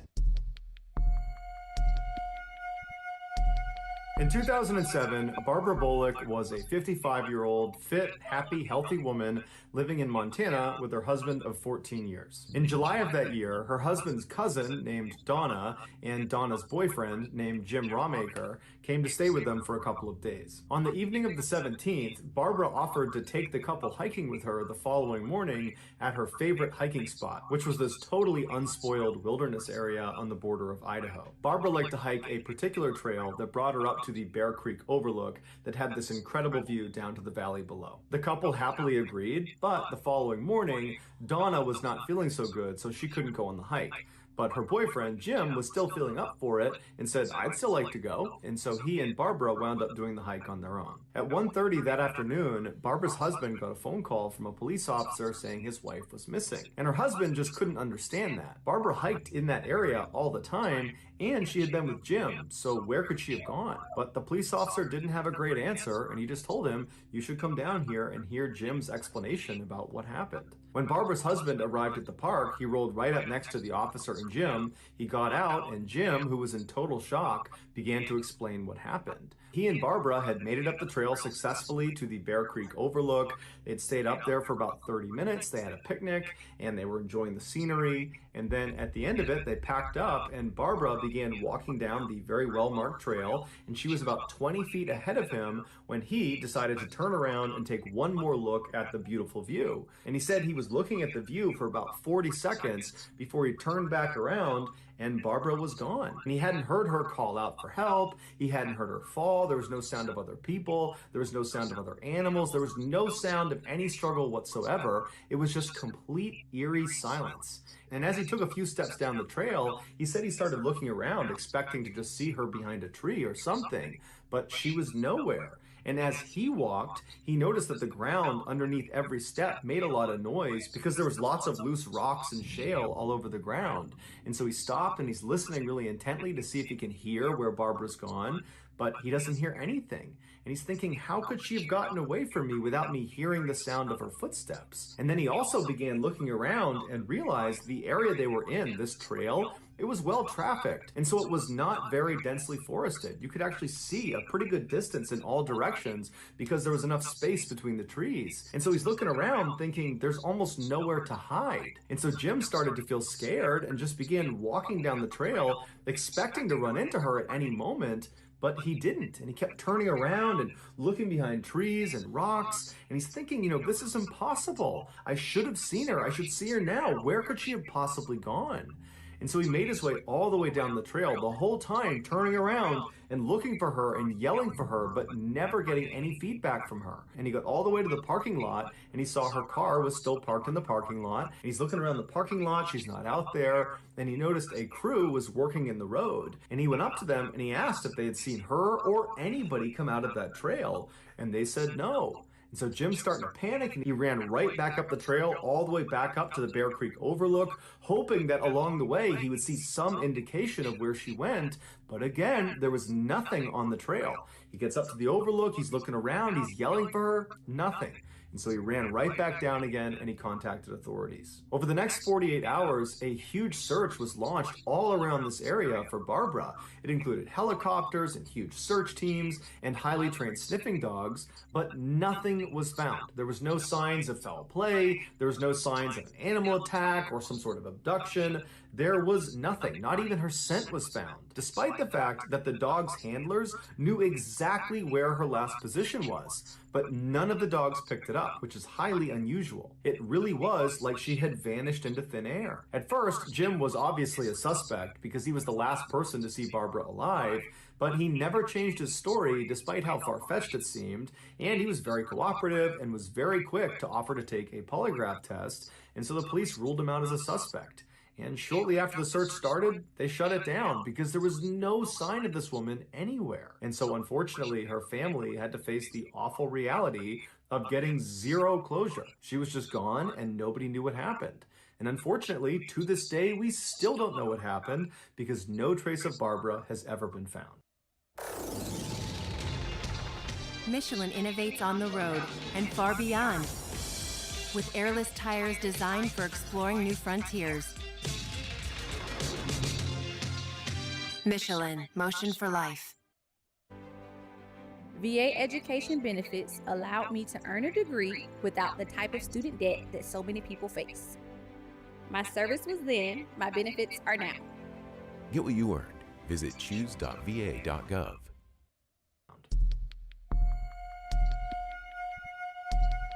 In 1910, 23-year-old Orville Tuttle worked as a locomotive engineer in Whitehall, Montana. While he loved his job and loved cars, his real passion was hunting. His friends would describe him as being a fearless hunter, a crack shot, and very cool under pressure. In October of that year, Orville, along with his younger brother and his cousin, headed off to a river valley just outside of Yellowstone National Park to do some hunting. When they got there, they made their way into the forest, they found a decent clearing, they brushed off some snow, and they set up their campsite. They stayed up for a bit around the campfire that night, but everybody went to bed early. The following morning, Orville was the first one to wake up, and while he was outside of the campsite, he noticed some elk tracks that had passed by in the night. And so he woke up his brother and cousin and told them he was going to go and track this animal for no longer than about an hour. The two men said that was fine. They knew Orville was a very accomplished outdoorsman, and so they weren't worried about him. An hour later, the brother and the cousin were now awake, and they were sitting around the fire waiting for Orville to return, but he didn't. The men waited another hour, and another hour, and another hour, and still Orville never showed up. And this whole time, the men are considering, should we go out and go looking for him? And every time they'd stand up to go begin their search, they'd say, you know what? I'm sure he's fine, we're overreacting, and they'd sit back down again. But by nightfall, when they still had not seen Orville or heard from him, the pair was starting to get really nervous. And so they decided they would go to bed, and Orville was bound to turn up in the middle of the night. Early the next morning, the two men got up, hoping to see Orville, but he had not returned, and so the two men left the forest. They got two more family members to come back with them, and then the four of them began a search for Orville. And very quickly, they found Orville's tracks leading out of the camp, meandering their way through this very thick forest and through all the snow, all the way down to this very shallow river that at its deepest point was no higher than your ankle. Orville's tracks stopped at the edge of this river and continued for 3 miles, walking away from the campsite right alongside this river until they stopped in this little clearing in the snow where there was a very small campfire set up. But the logs and the kindling in the campfire had not been burned. And so the search party figured that Orville, when he got here, must have had wet matches or something because he couldn't get the fire going. And then from the campfire, they continued to follow Orville's tracks a little bit farther down the river until they turned and walked directly into this very shallow river. And then from there, the search party looked for miles and miles and miles downstream and upstream, and they never found any tracks leaving the river, even though alongside the entire river on both sides was plenty of snow. So anybody who walked into the river and then walked out again would leave tracks, but there were no more tracks. As it started to get dark and they still had not found any sign of Orville, one of the men left the forest and contacted authorities, who launched a formal search. The sheriff's department, along with hundreds of volunteers, descended into this area where Orville got lost, and they started by searching even farther downstream and upstream of this river to see if they could find where Orville stepped out of the river, but they too couldn't find any tracks. And so for a couple of days, they searched this river and the surrounding forests, but there was just no sign of Orville. Then on the third evening of this search, one of the searchers was up in the mountains in an area that was relatively close to the last area where Orville had tracks in the snow. And the searcher saw there was a little campfire that had been set up in the middle of nowhere. He walked up to it and he saw it had been recently extinguished. It was still warm, and next to this fire was a pair of boots. But there was no person anywhere in the vicinity. And then the searcher noticed there were tracks leaving this campfire, and these tracks were made with bare feet. And so the searcher just began following these tracks. And so the searcher went up a mountain, he went down the other side, down into this deep ravine, and then he stopped because he's looking straight ahead of him, and it's another mountain going straight up, and that's where the tracks continue to go. And it's very thickly forested, and it's starting to get dark, and so he's thinking to himself, you know, is it a good idea to just continue walking on my own, or should I go back and get some help?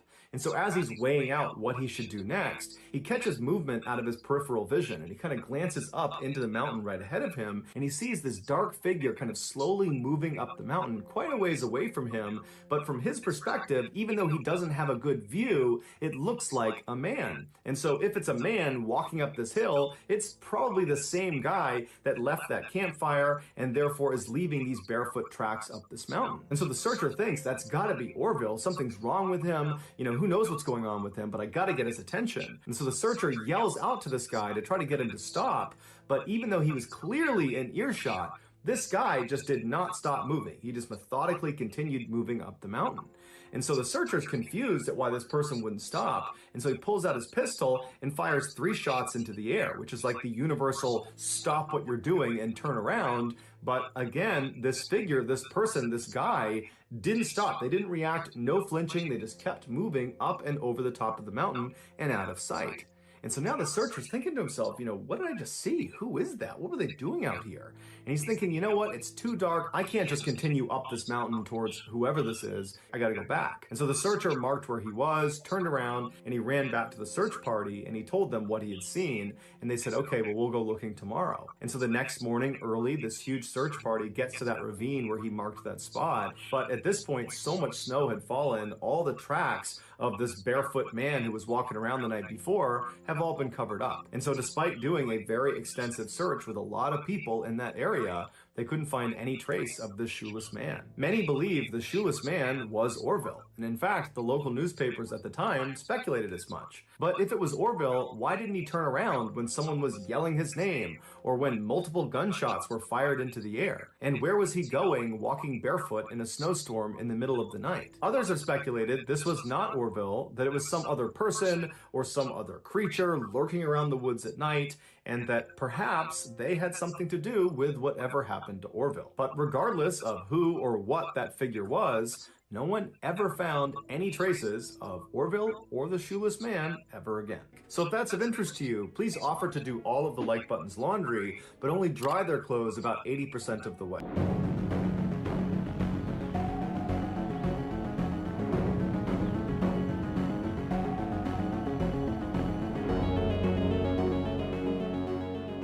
From 1995 to 2000, Terry Grove was the manager at the Animal Research Lab at Regions Hospital in St. Paul, Minnesota.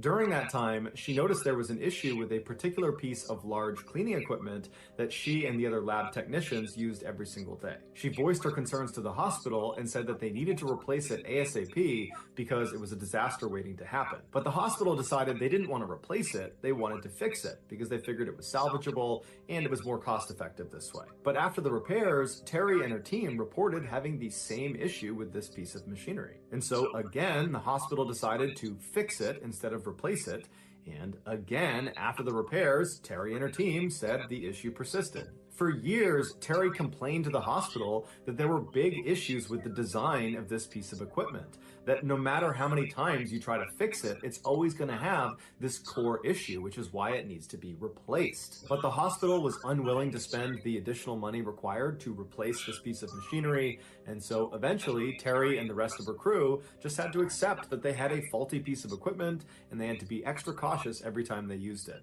In 2004, a few years after Terry had left the hospital, a 31-year-old woman named Tracy Kraling got a job there as a veterinary technician in the same lab that Terry had worked in. Tracy was devoted to animals, and she was a die-hard soccer and hockey player and fan. And in October of that year, she married the love of her life. Less than a month after her wedding day, she was in the lab finishing up for the day, and she needed to sterilize her equipment.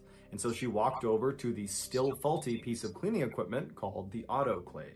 An autoclave is a device that looks kind of like an oven that uses superheated steam to sterilize equipment and other objects inside of it. The autoclave at Regions Hospital was a huge industrial version that staff would have to walk inside of to place their equipment and then walk out of before they started it. And the persisting issue with this autoclave was its door. It shut on its own. Once it shut, the suction that was created inside of it held the door shut. And so if you were unlucky enough to be stuck inside the autoclave, even if it was off, you couldn't open the door again. The suction was too strong, and so somebody outside the autoclave would be the only way for you to get out. The issue with this door was so bad that workers in the lab would prop the door open with a big piece of wood every time they went inside in order to guarantee it did not shut on them while they were inside. However, on this day, Tracy did not use a big piece of wood. Perhaps she thought she would only be inside for a couple of seconds, but either way, when she walked inside of that autoclave, The door shut behind her, and then suction kicked in, and she couldn't open it again. She was trapped. And then her worst nightmare came true when the machine turned on, and the steam cycle slowly began to pick up. Unfortunately, none of her coworkers had seen her go into the autoclave, and so nobody knew she was stuck, and so nobody was there to open the door and let her out. And no matter how loud Tracy banged on that door and screamed and yelled, nobody would have heard her. And so eventually, this superheated steam began being pumped into this room all over Tracy. Eventually, when her coworkers found her, she was still alive, but she died within 24 hours as a direct result of her steam burns. The hospital was ultimately fined $75,000 for their role in her death.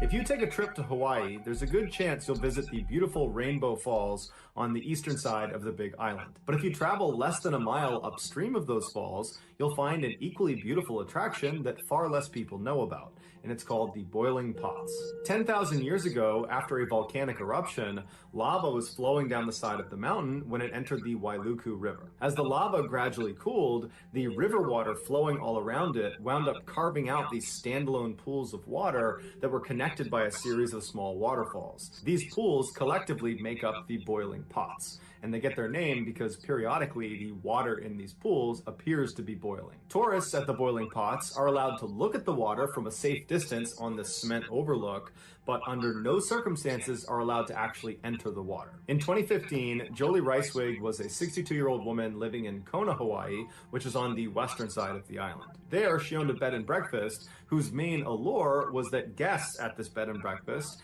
got to go on these fun adventure tours with Jolie all over the island. And they almost always involved paddleboarding or swimming, because Jolie was an avid outdoors person and a very talented swimmer and swim instructor, and so felt comfortable leading these types of excursions. On September 14th of that year, Jolie brought one of her male guests from her bed and breakfast out for an adventure tour at the Boiling Pots. She would have known that it was an off-limits area for swimmers because there were signs up everywhere saying as much, but Jolie wasn't planning to swim in the Boiling Pots. Instead, she was planning to float on them on inflatable rafts. And so she and this man climbed aboard their respective rafts and began paddling around one of the upper pools, taking in the incredible view of this natural phenomenon.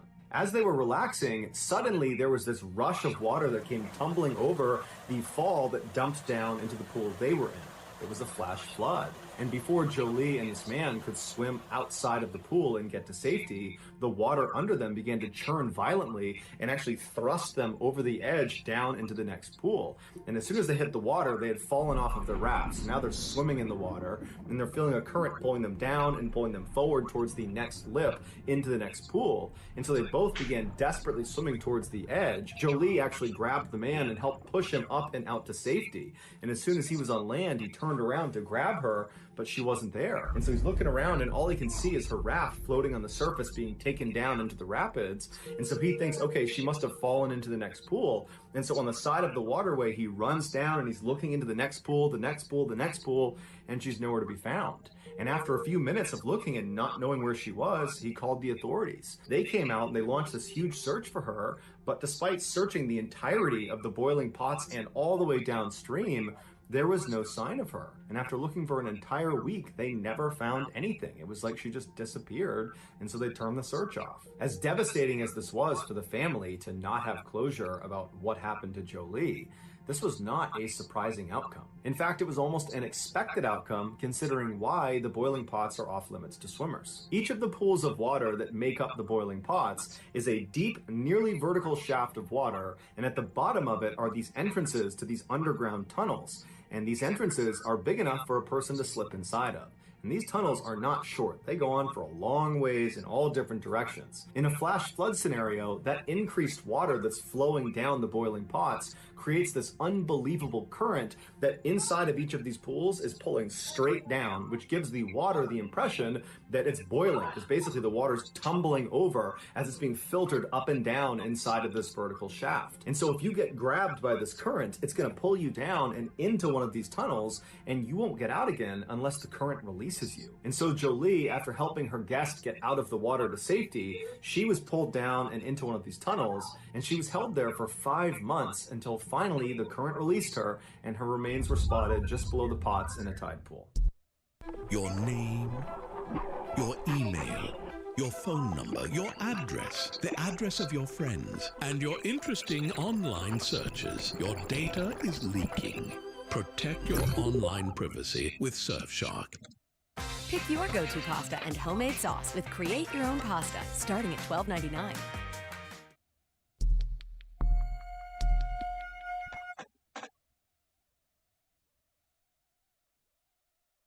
Military-style high school in 2009. Following his graduation, he enrolled in Job Corps, which offers young people from a low-income background free career education and vocational.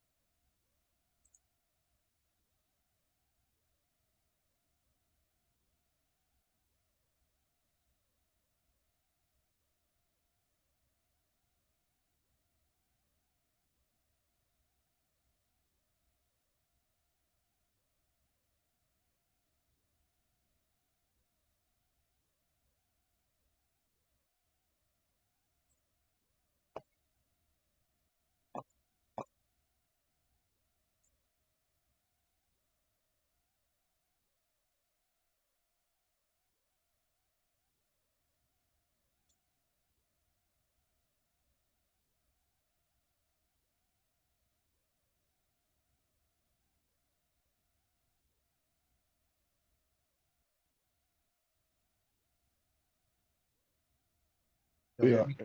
Ace circle. I don't even know. Yeah, I'm gonna go for it. I was say I don't even know if I want that last one. You hear me? Yes, sir. We hear you, bro. What's up with it? What's up, Dober? Hello, man. That's the death of the dealer of the deaf. What's happening?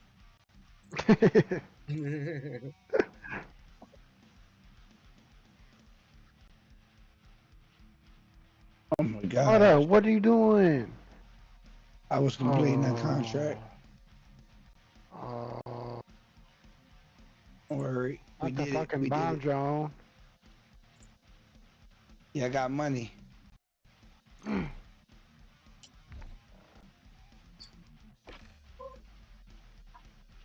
they chasing your ass, bro.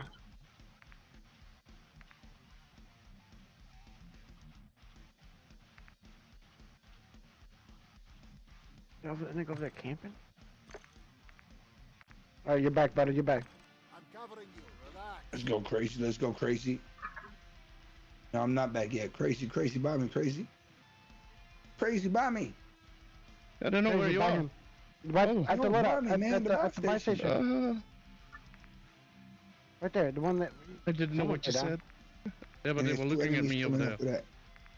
No, you good right now. I'm looking at you. That's how you do it. And Book looking at you. There you go. Here's a present. He's up top. He's right above your head. So you got instant intel. He's right above your head.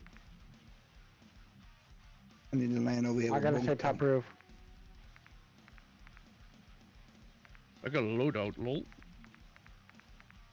Oh my gosh, I missed the rooftop.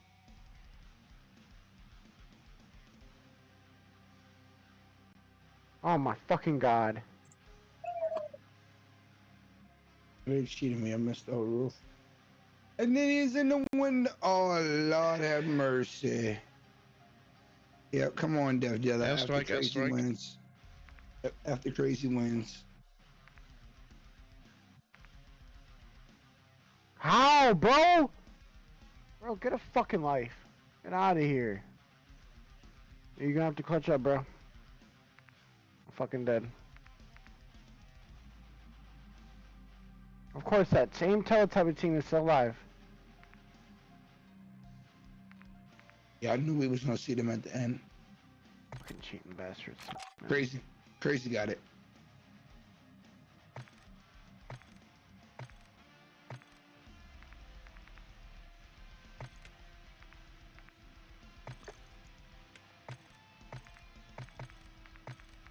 You could go for. Oh, never mind.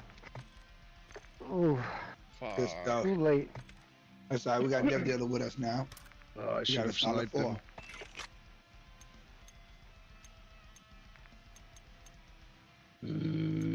Def Dealer, we right, Def? Alright, brother. You got the leader. I'm going to play some Fortnite. Oh, you leaving us? Game. Yeah, I'm gonna go play some Fortnite. You Mojo Jojo. I got one more on me, Def. Oh, y'all some bitches. I'm saying? He leaving. I'm staying with you. Come on, Def. Come on over. That's crazy. I'll join you. Straight hoes. He is. That's how he do us. He want to go play Fortnite. He wants some cookies. He wants a million cookies.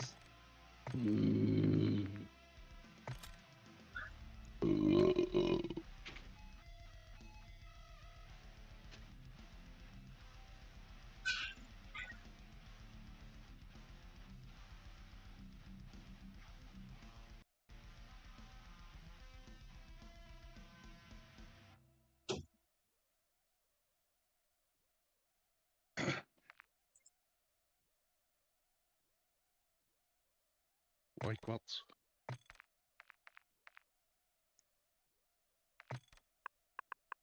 Oh, why you play quads?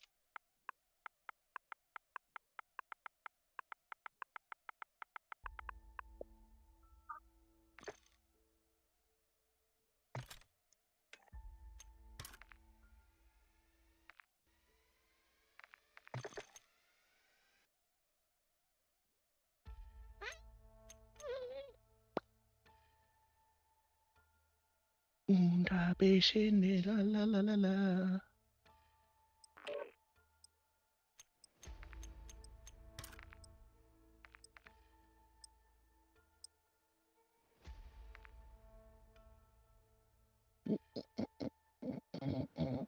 Alright, yeah, I'm gonna swerve after this one. A little tired.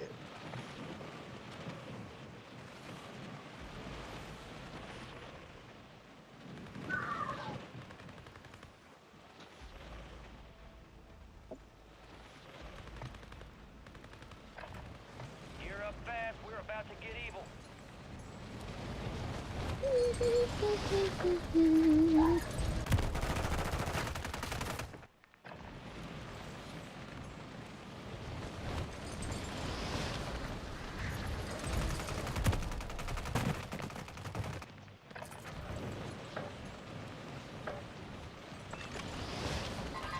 All stations, we are free to go. Stand by for deployment.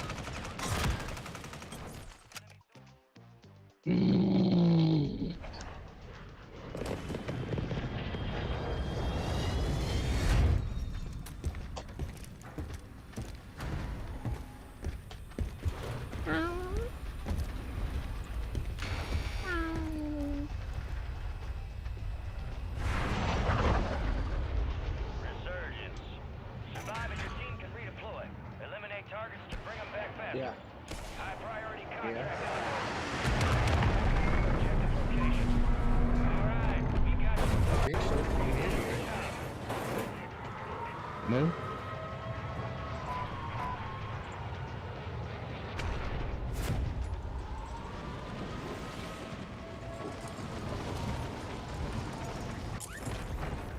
Holy butt cheeks.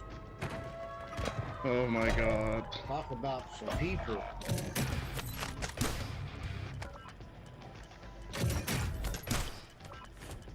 Squad mates redeploying. Well done.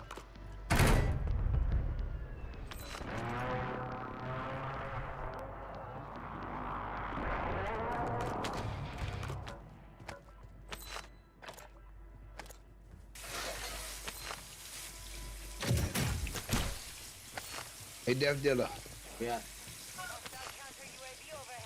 I got 2 bronze cards with $2,500. I got the If you guys go get your cards. Okay, I got $3,700.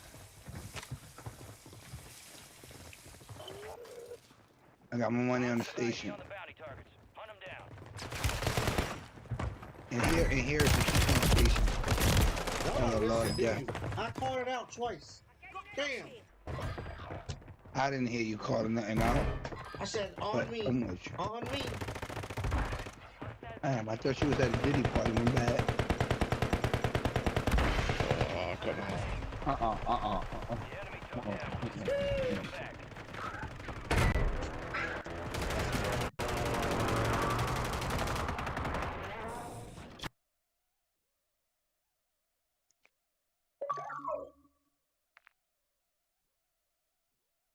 Why are we on quads? Because we need rebirth. I don't know why it's not giving us a 4th though.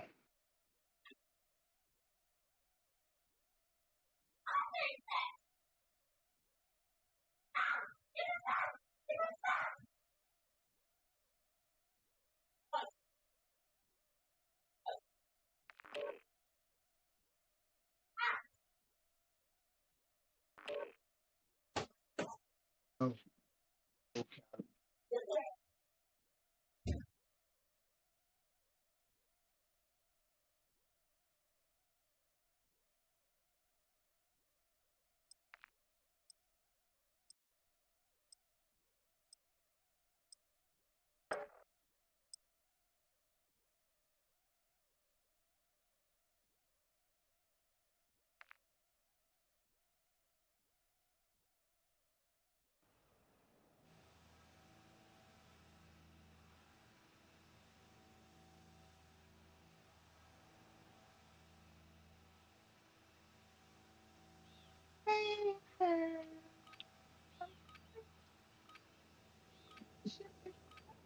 Enemies dropping into the AO. Use this time for some target practice. Real thing's coming soon. Get down, get down, get down. Hey, what's up, dude? What's up, man? How you feeling today, dude? Hey, what's up, dude? Yeah. 25? And then what happens after 25? Dang, you got killed so bad, dude. Enemies are dropping into the area. Watch the skies. Hey, what happens after 25, man? I need to know the rest of the story. What happens after 25? Prep time's over. Now you deploy to the war I zone. need to know what happens after 25. What happened? I don't know, but he said something after 25. I needed to know the rest of the story. He shortchanged me. Mojo Jojo. You're a Mojo Jojo. You Mojo Jojo. Yes, Well, we got a 4-4.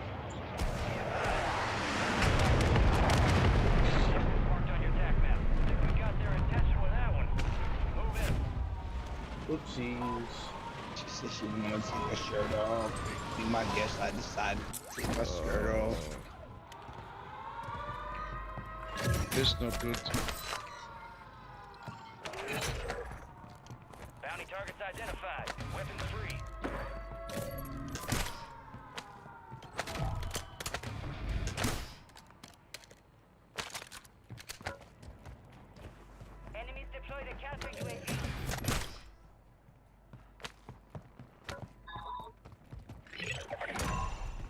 All bounty targets destroyed. Hell of a job.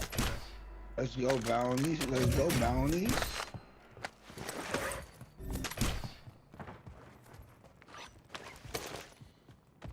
Exploit the contracts and reroute those cash payments.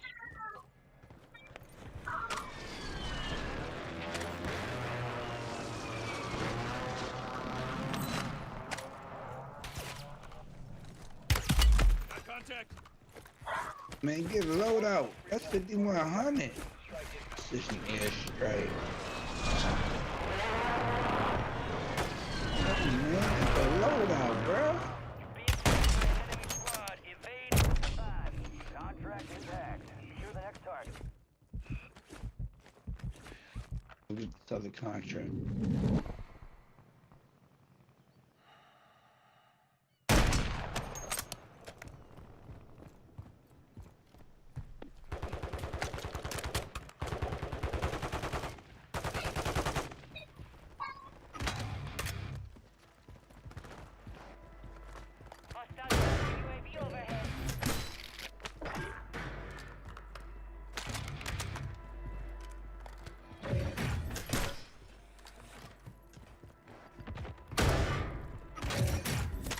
Hey, chill, chill. Mastermind deployed. You've got reinforcements inbound.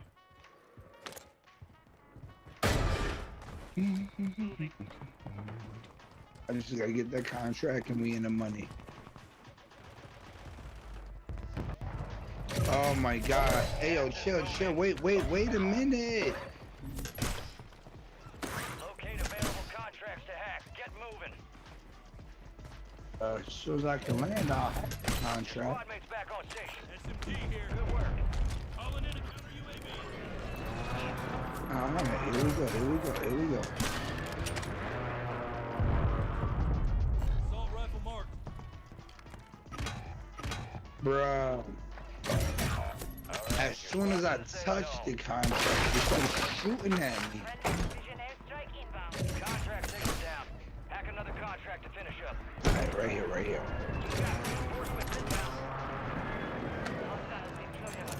This is disrespectful.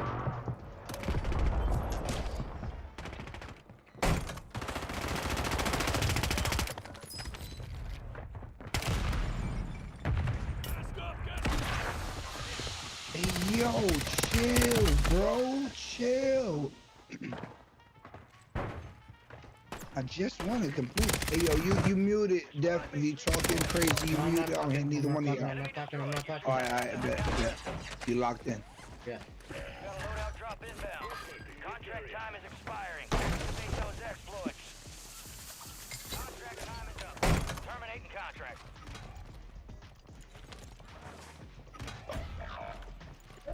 That's crazy. That's crazy.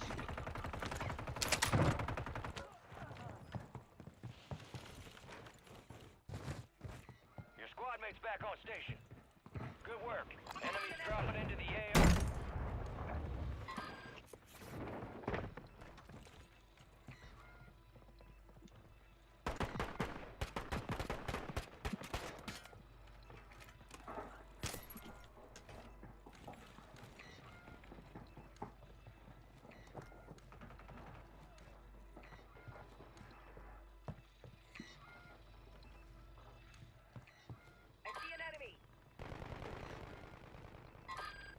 I'm glad that was you. You're a sniper. Who else is over? Hostile bomb drone is active. Downed him. Nice. Let's go. Let's go. Enemy dropping in. Somewhere over that way. I'm down them.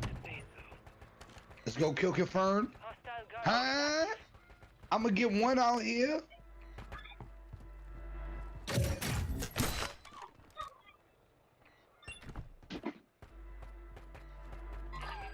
Two up top, two up top, two up top, two up top, two up top.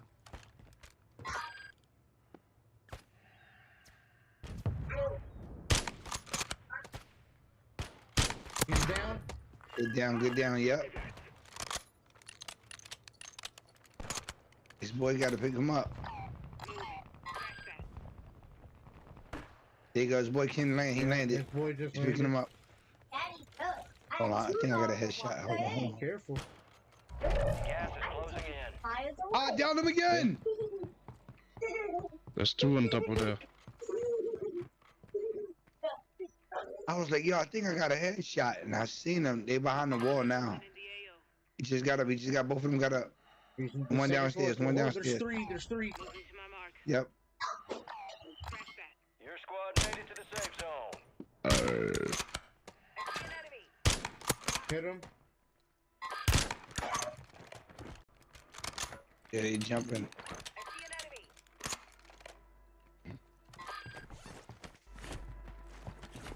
Down. This one's wounded. 25 are still active in the AO. One dead. One is One? pushing from Oh, the that's right. missed this.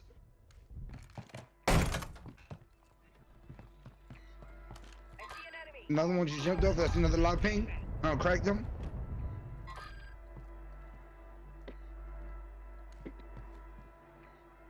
On me.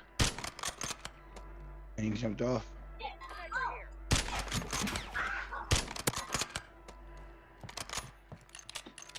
I'm looking at you crazy. I got one. I can't see over that way.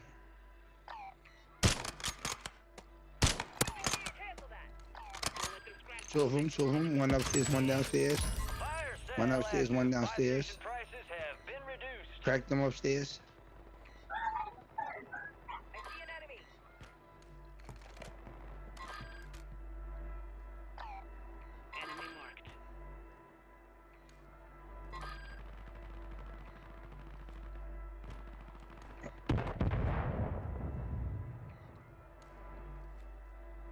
They dropping smoke and everything.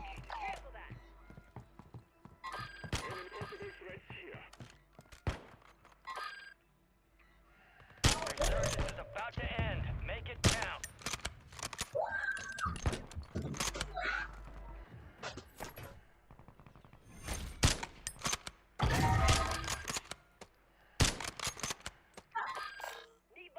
Friendly UAV overhead. They gotta jump. They're gonna have to jump in a minute.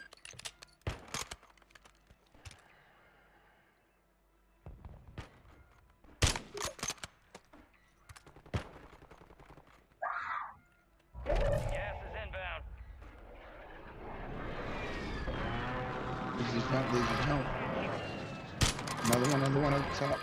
Cracked him. Good down. All squad members. Another one right there jumping. Another one jumping. Our UAV tower is offline. We've lost visual. There's one more. Get him. One more top.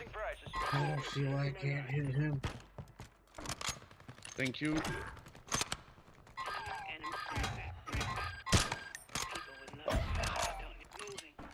Good down.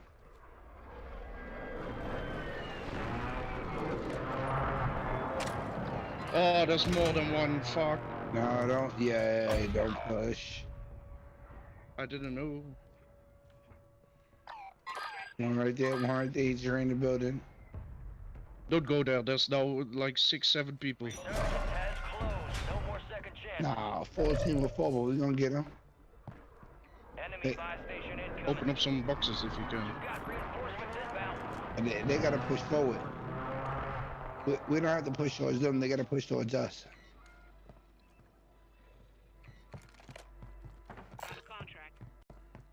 Somebody's around us. Your squad mate's back on station. Nice. Grab. Ooh. Alright. Your squad mate's located in HVT. This one's high risk, high reward. They're downstairs. You got gas moving in. Downed one. Enemy soldier incoming. Crack 2. Head to the safe zone.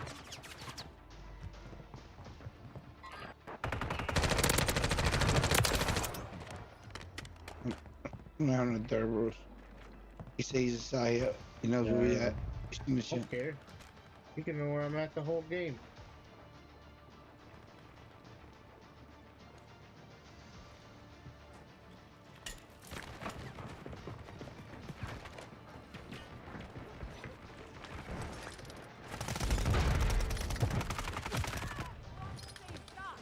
Yeah, we everywhere, yeah.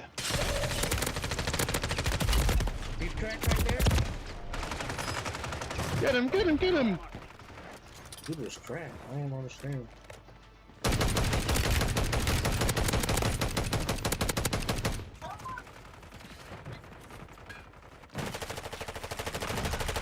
Oh. One more.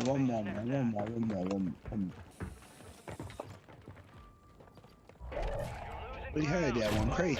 Where'd you go, crazy? Where'd you go? Yeah, we had that one, man. Who's probably leading? Not me.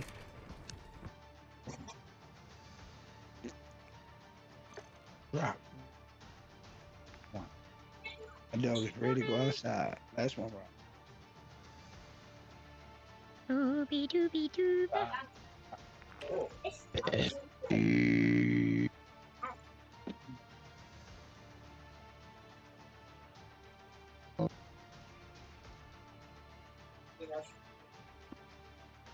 Leave in front of my girl.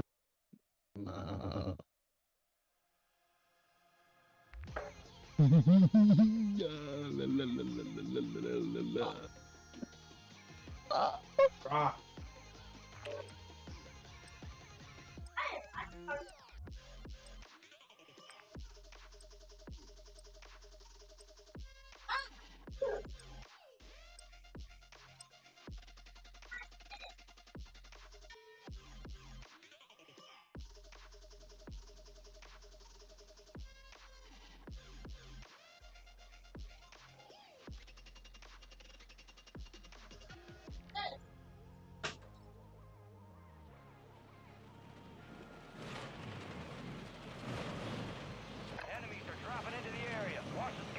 Hey, what's up, dudes? Wait. Don't shoot me, man. Just saying what's up, dude. How's your day going, man? How's your girlfriend doing? How's your boyfriend doing? Hey, you, without like gunfire. Hey, you. Why y'all killing each other, man? Let's violence. Let's talk it out.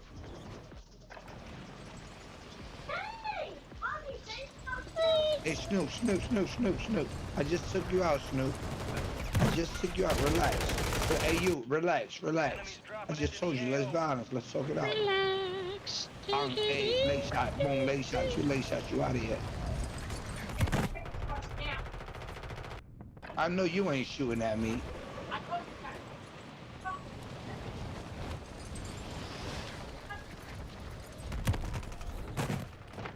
Oh, hold up. John Wood party, yeah, we good. We were met with 4. Go! Come on. We were already with 4. We have 4? Oh. Yeah. Nah, you good. I'm gonna back out. I gotta go ahead and take my dogs out. Hey, let's go. Nah, let's go. Multiplayer, let's go. We all got it. Let's go. You know the vibes. And we got a solid 6. Oh, it's up. What's up with it, go?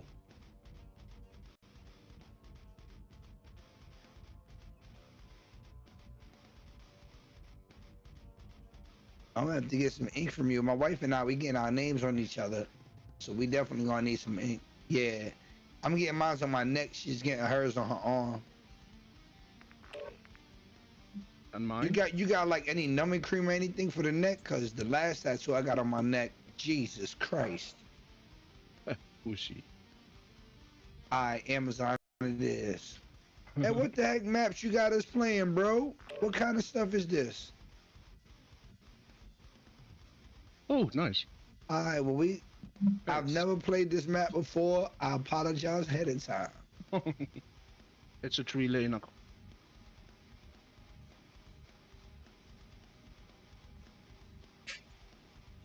So it's a medium. Alright, so they're gonna be camping somewhere.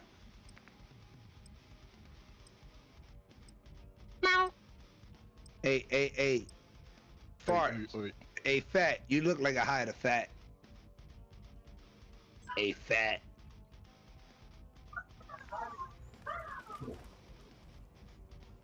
On game. Yo, send it to me too, though. Real rap. Discord is open.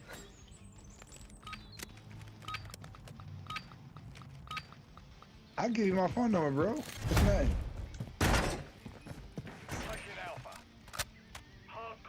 Alright. We control Alpha. Where you located? Cause I'm in B-More. Oh nah, man, it's the desert, bro. Oh, I heard that part. We are not coming out to the desert to sweat for a tattoo. Nah, well, we'll have to meet you somewhere else, cause you don't want to come to Baltimore. Yeah, nah. Even my family don't come over here to visit. Baltimore different. That's fucked up. Hey, I live here, and I'm telling you that. Right. I'm not visiting you, son. My bad. Shout out to Chirac. But hey, Baltimore different, bro. You get a house for $50,000. You be like, why is it so cheap? Wait till the nighttime. Facts. I get that. Detroit and New York. On steroids. Facts. Yeah, it's bad, bro. I ain't gonna lie to you. Nah, I'm with them. I had a few homies come up here. I was like, yo, this is where we gonna chill at and we good. They was like, yo, we can't go out. I said, if you want to. We went out for like a few minutes. They was like, nah, we can go back. I know we can. Nigga, I'm out here, bro, and I'm from Brooklyn. I'm telling you, it's not like that. It's different. These dudes is different, bro. I be out there for the blocks too. I went to the Tank Davis fight when he came out here to be more.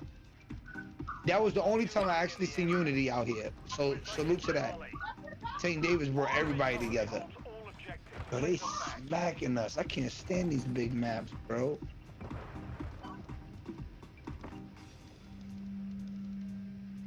Belgium it is. Boom, we're here.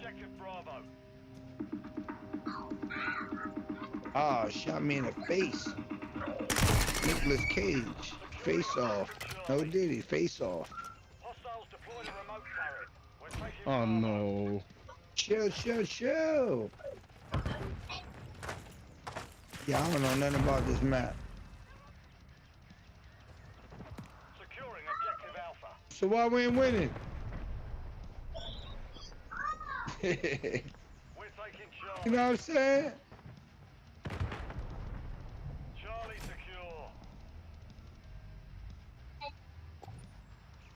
secure. It sounds good.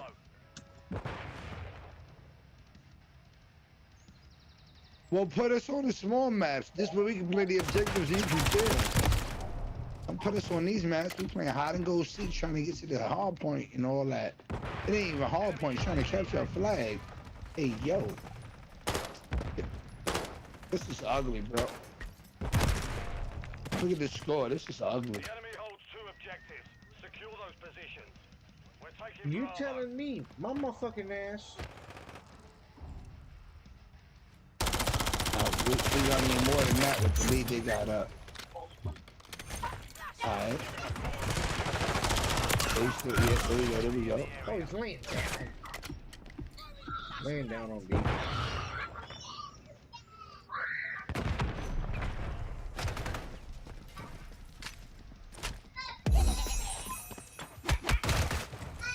Hey. Bro. Yo, can we please, after this, can we please go to the small maps? Yeah, please. It's all good.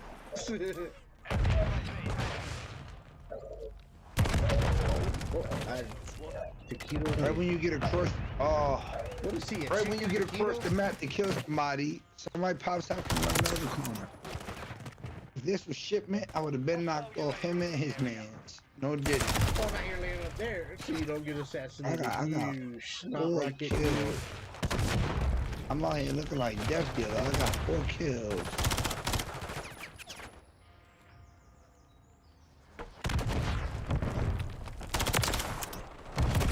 Oh, here's one more. Shit.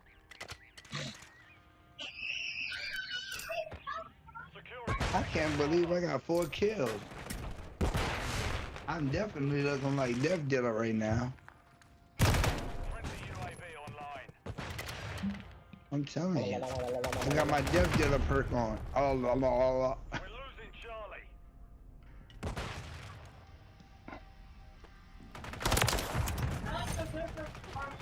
Bomba Clyde. What the fuck?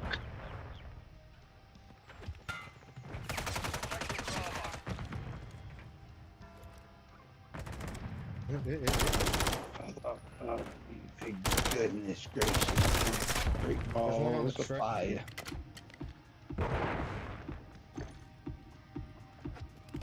Dude, this guy is not legit.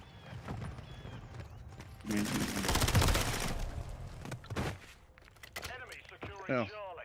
I can hit him whatever I want and nothing happens. Again. Yeah.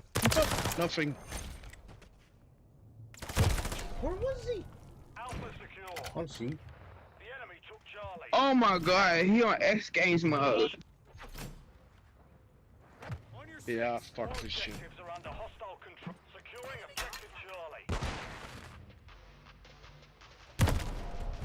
Oh, brother.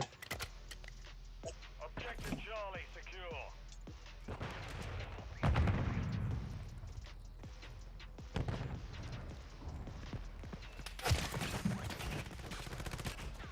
Reloading. We're losing Charlie. Behind you.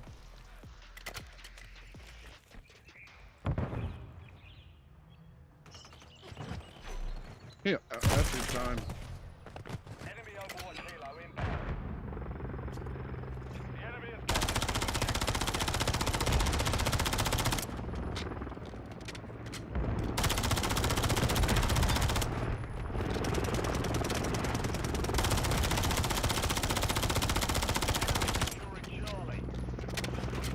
Yeah, now I know why. Why am I on 150 ping?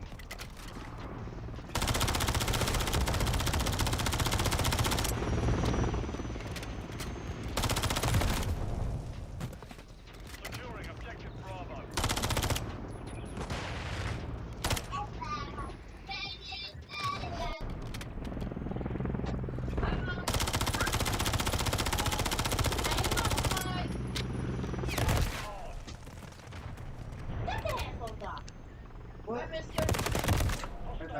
Bomba Clyde.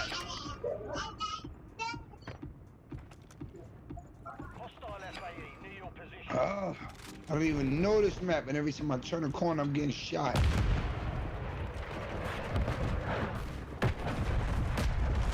Yeah, I'm good. Hostile chopper gunner incoming. Friendly mosquito deployed. Hostiles Bruh. missile. Bruh. Mission failed. Return to base. Please put us on a small map, please.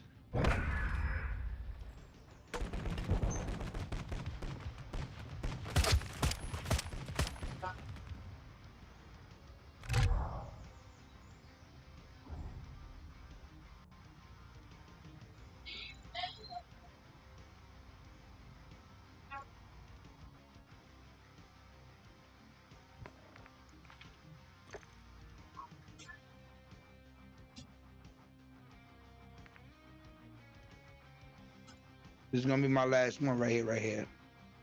Take the dogs out.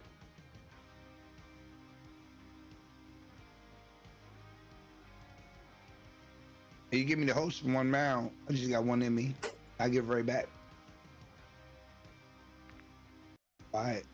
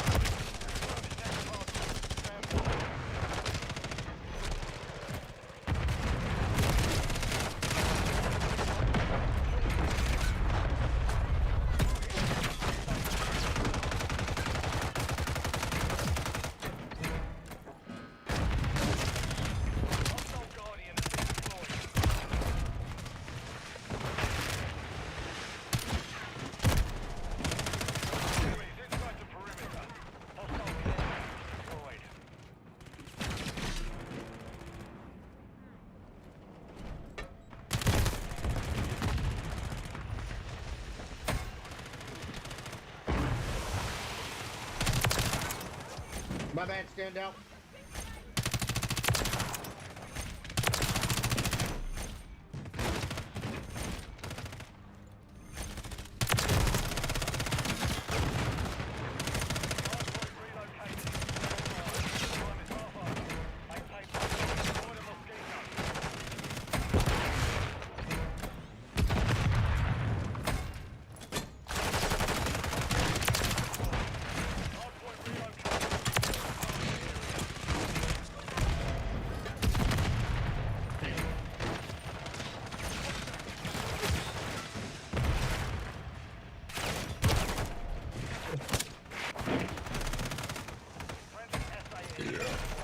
Excuse me.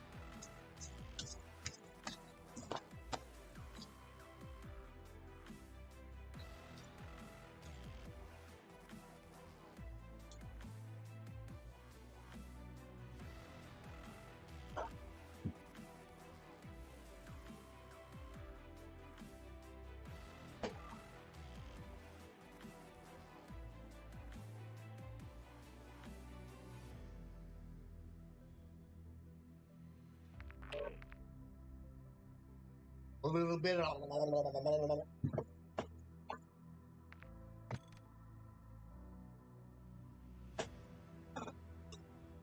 Gotta hawk to it and spit on that thing.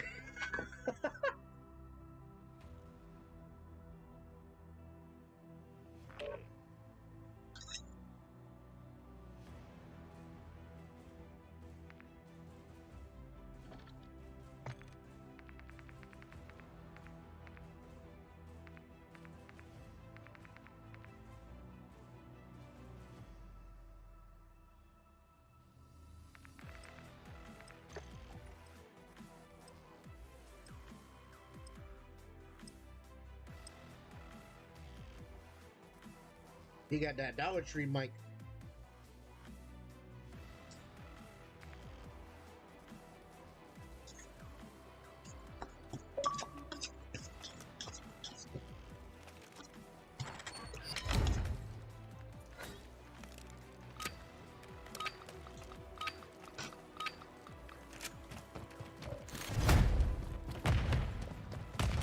Tossing tactical.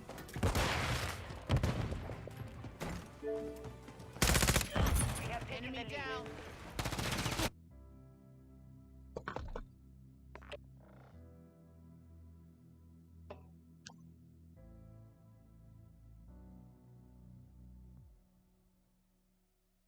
That Danny was in here too.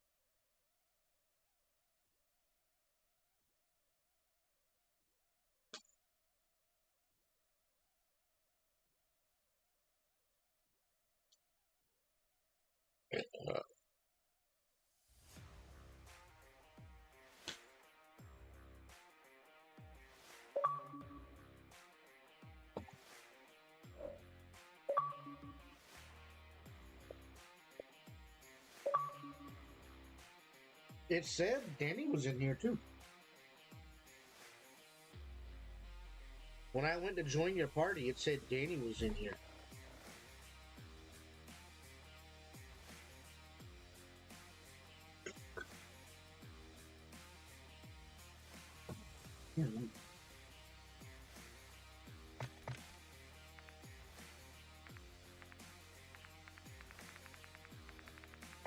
It's just me.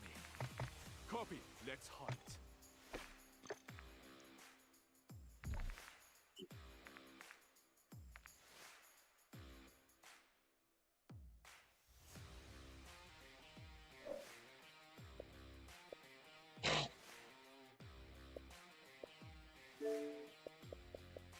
Yeah, it says he's on.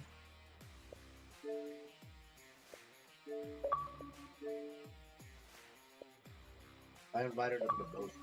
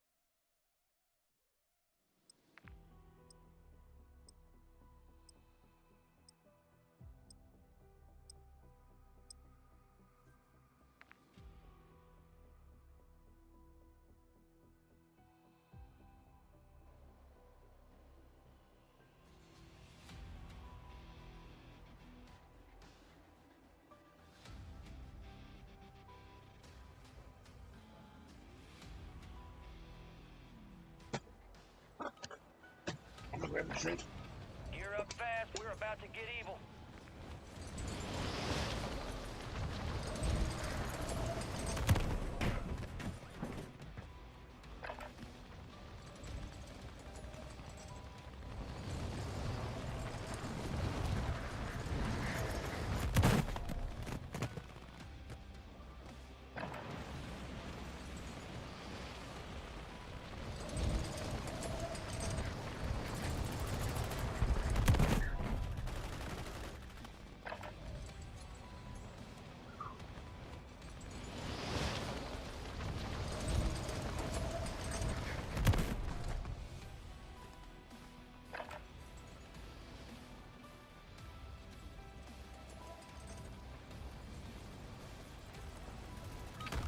time's over. Stand by for deployment to the war zone.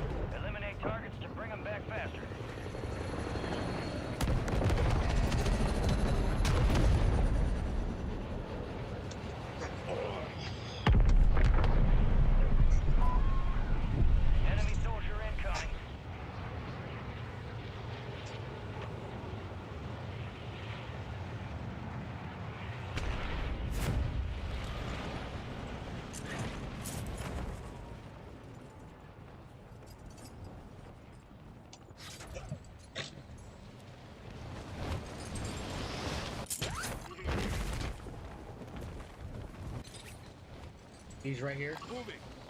He's pushing back over.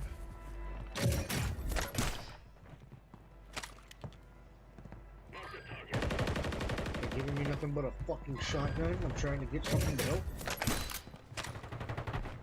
Fuck.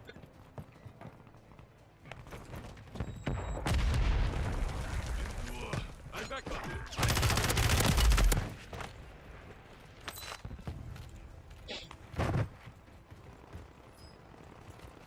Did he kill himself? Is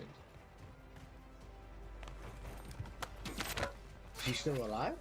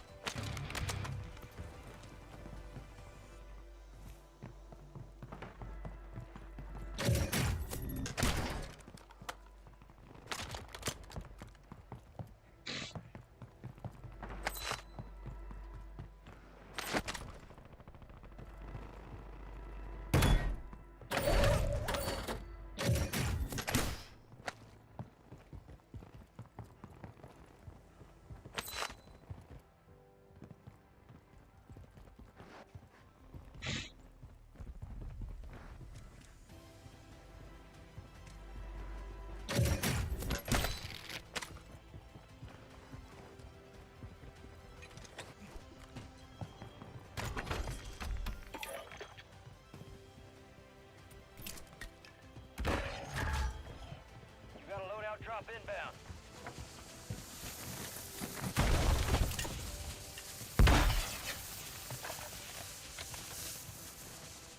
You're losing ground. Move it.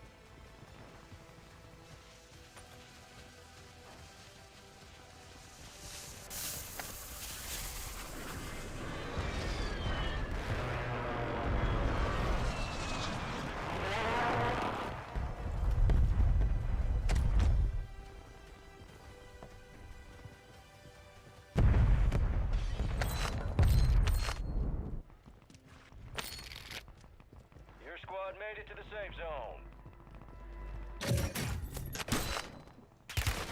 Oh! Got someone on me. Someone up though. Enemies dropping into the AO.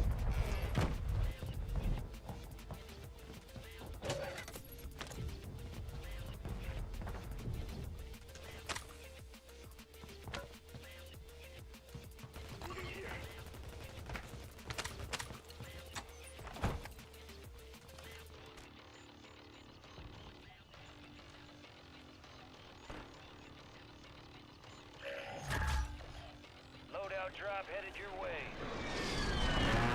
3 of them.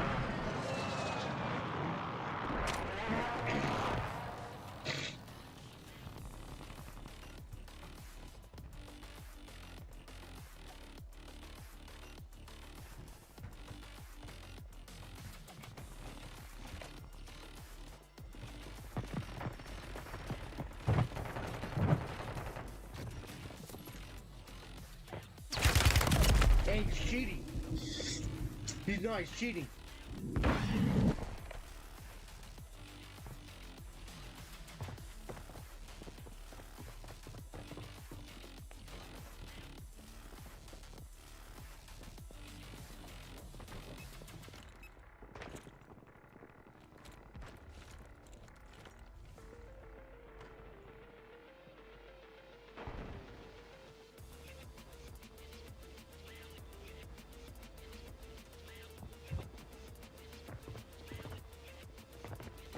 Yeah, one of these.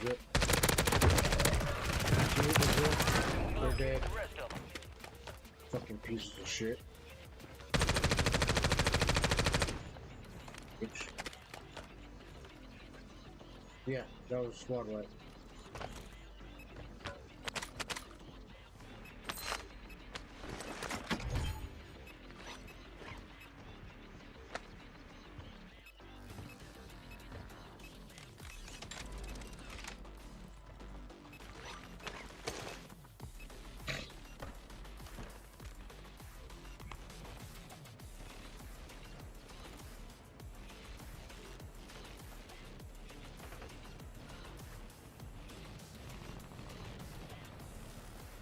Behind us, landing.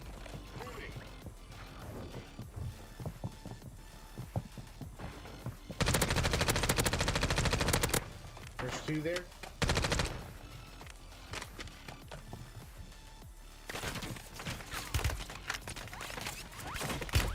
They tagged me. Enemy here. Cracked them.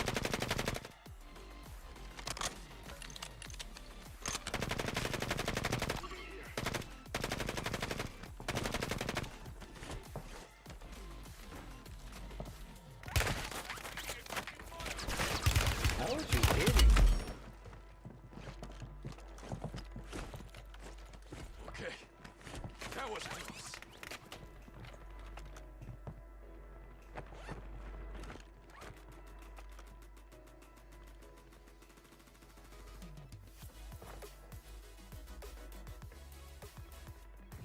Gas is moving.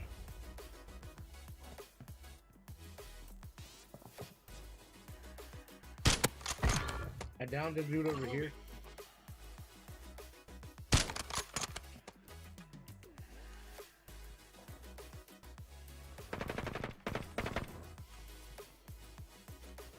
All right, your squad's in the safe zone. Contact!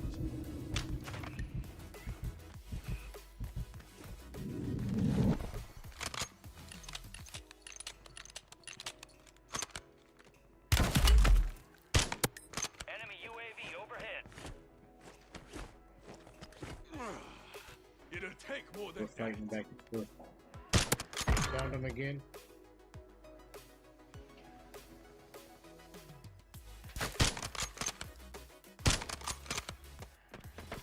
Right here. They tagged me.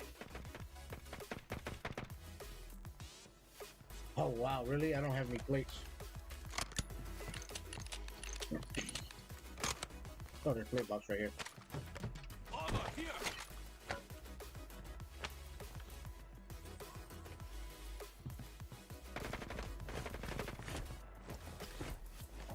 That was close.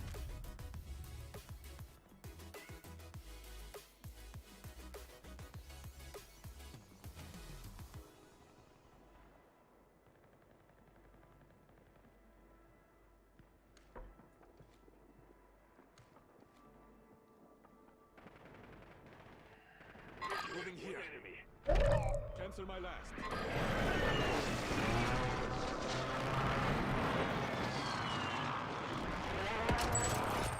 Fire sale active. Buy station prices have been reduced. Moving.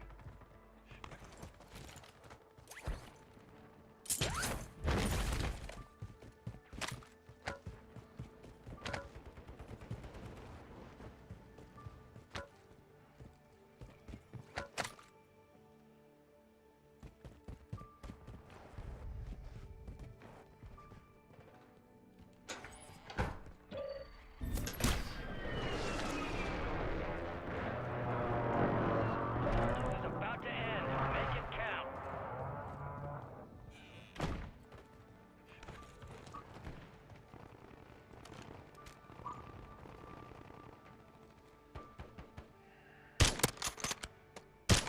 Guy in the water. Right in here.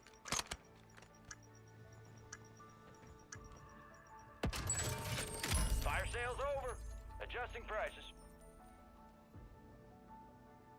Gas is closing in. Moving.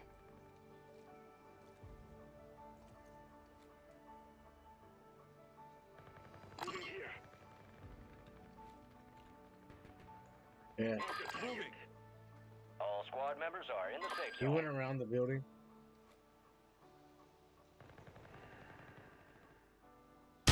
Well, whoever he was fighting, they're dead. Only 25 remain.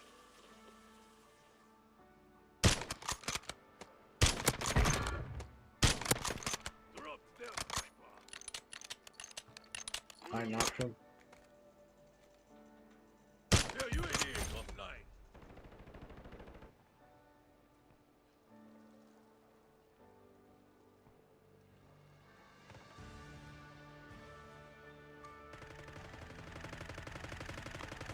Enemies are dropping into the area. Watch the skies. Resurgence has closed. No more second chances.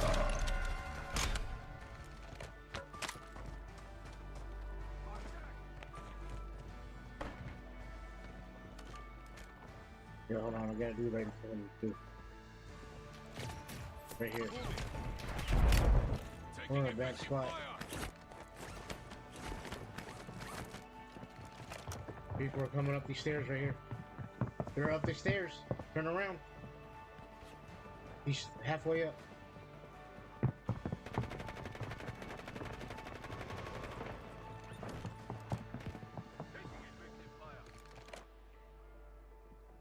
Okay.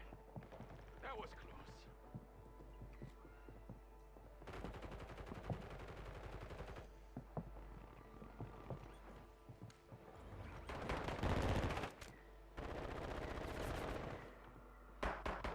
Gas is inbound.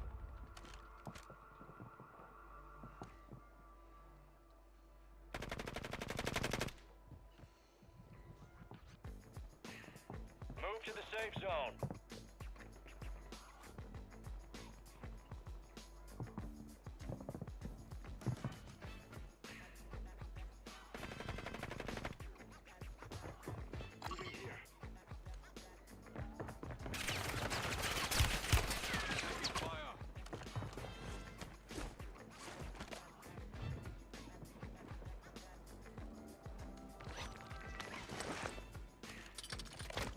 Taking effective fire.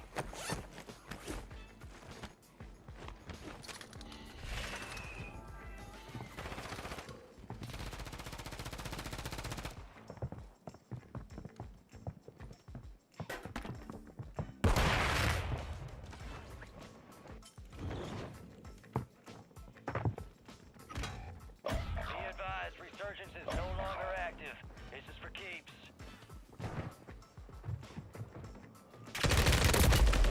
How do you know I was right there? How do you know I was right there? The enemy took that one, but we'll get him back. That dude, little sus. There's no shot. He knew I was right there.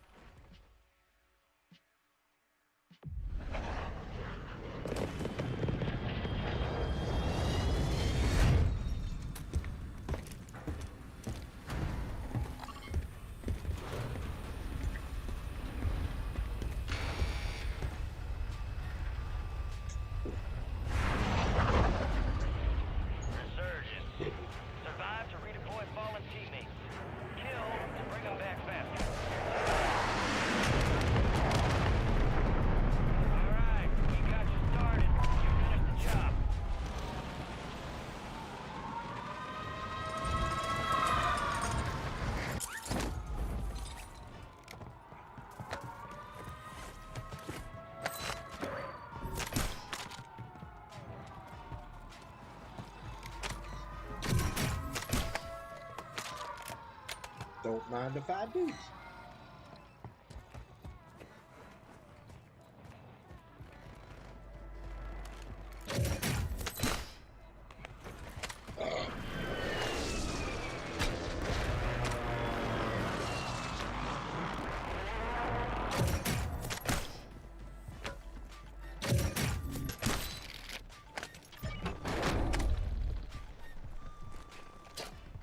Off.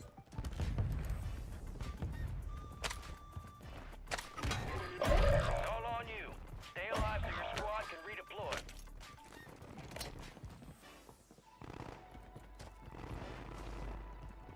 You ran under control. Your squad mate's back on station. I'm back. Good work. They're right there. Jump on me, but there are people on green. There's people on green, but I got your loot box right here for you.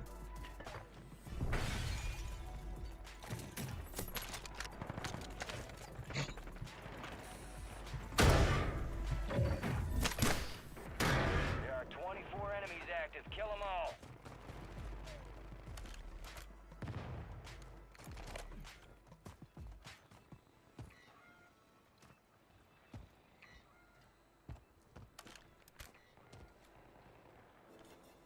I just saw someone's calling something in there in green. Disregard that. Something's getting called on in green. Oh, that was you calling it in? No. Someone else was calling it in. Hostile mosquito is online.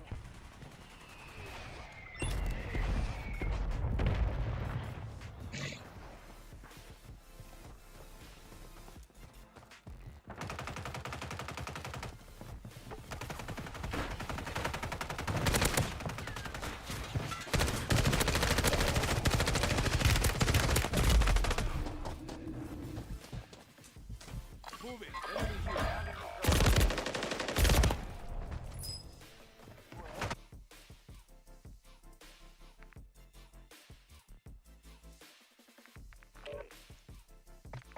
Enemy here. Me eat that quick.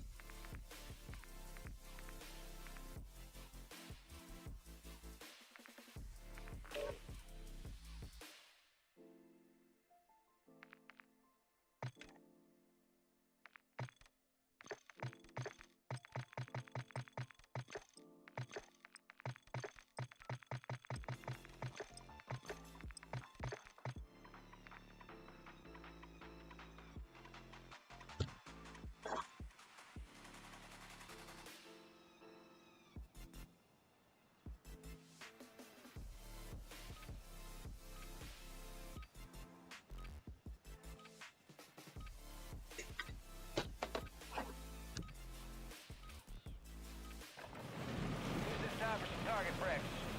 Real thing's coming soon.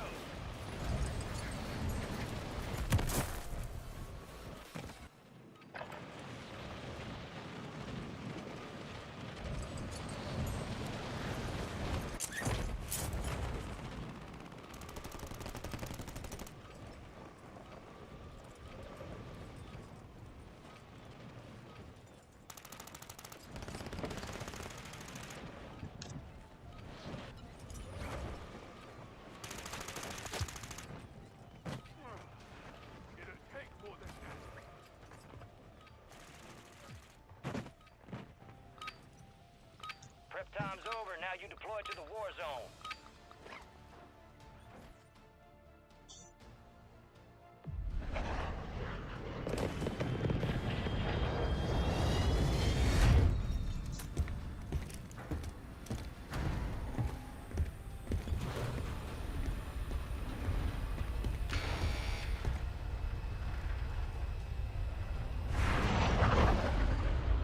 Resurgence. Stay alive to keep your squad in the fight.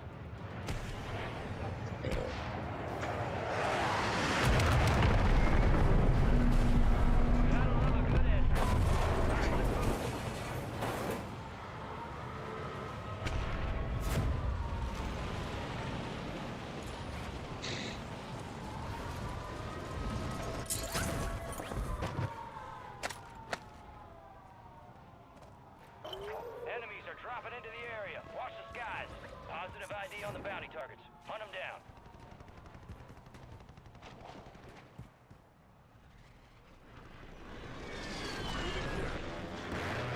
Yeah, right. 2 guys right there. In the water. Yeah.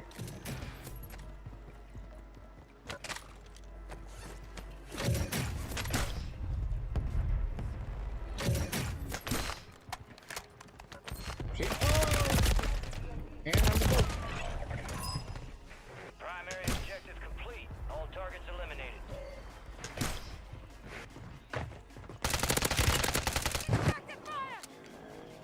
You're getting another chance.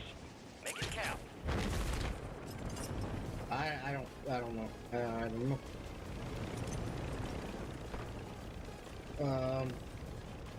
Over here. Moving.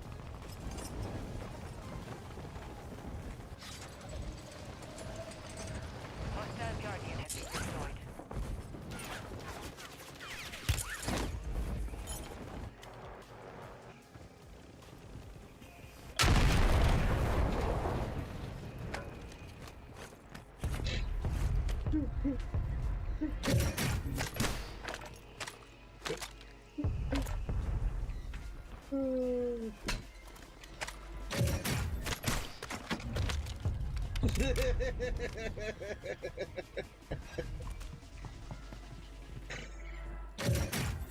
Yeah.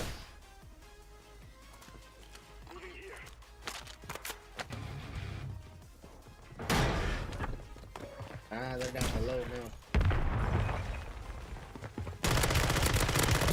I got one crack. Oh. Only 25 left. Keep up the good work. Gas is inbound.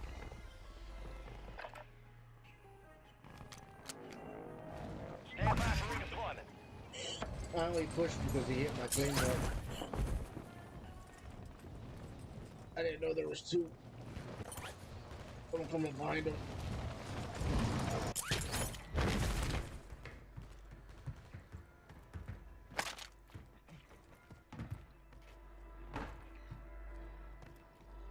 Your squad made it to the safe zone.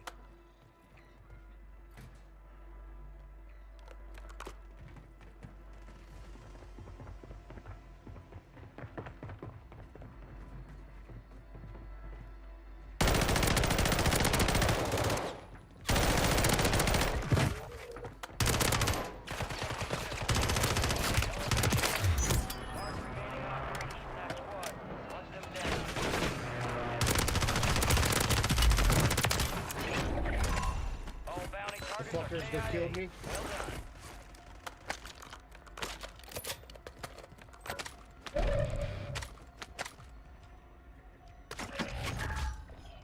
Friendly loadout drops on the way.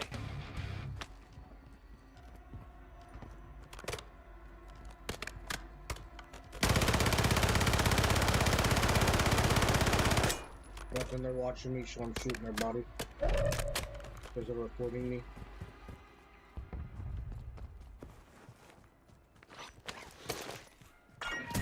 Drop points marked. XP multiplier inbound.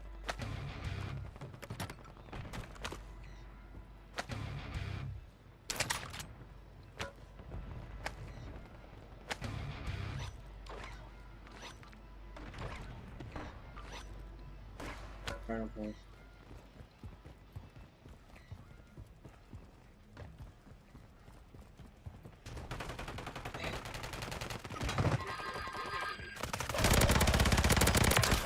Survive until your squad can redeploy. Good kill. Redeployment time reduced. Enemies are dropping into the area. Watch the skies. He's down.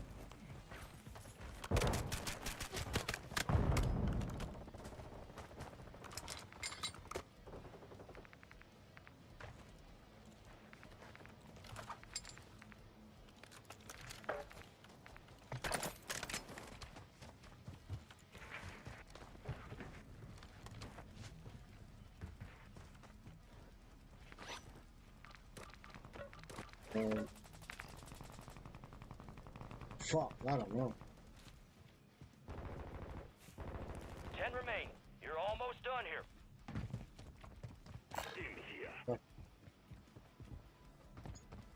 See?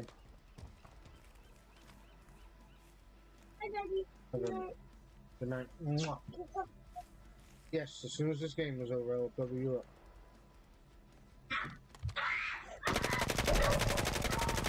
Gas is moving. He's down.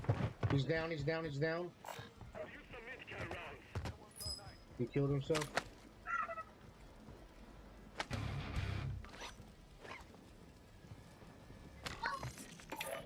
Requesting recon flyover.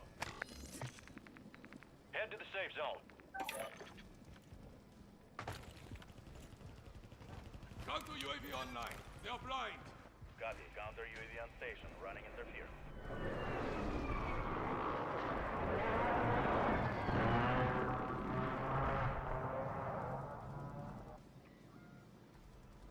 UAV is being refueled. RTB at this time.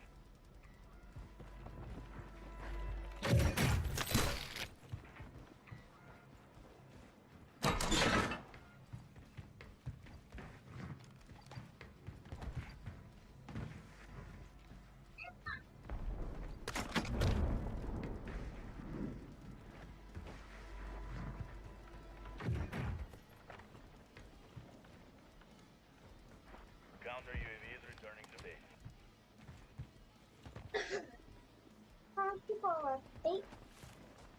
6.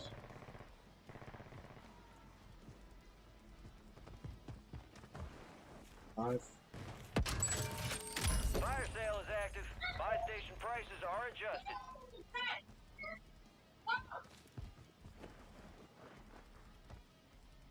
Yeah.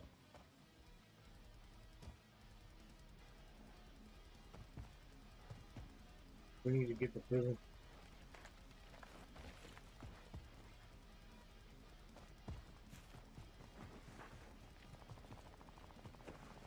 They're all over there. Got 4 remaining. Stay sharp. Get ready. Resurgence window is about to close. Tracking a high-value target. This is high risk, high reward.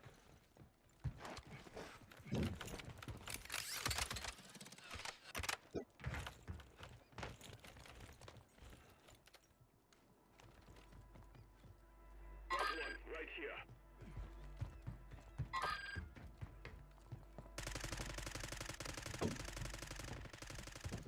You got gas moving in. Friendly mortar strike on the Okay, way. I will. That one? Moving here. Don't do it on the catwalk. That was close. All squad members are in the safe zone. Oh, there's redeploy flares everywhere. And fire sale's done. Prices are back to normal.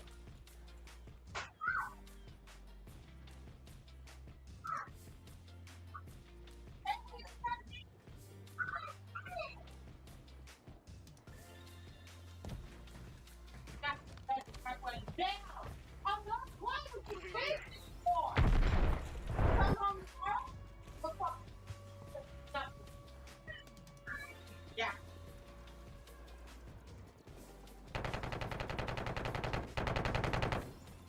Yep.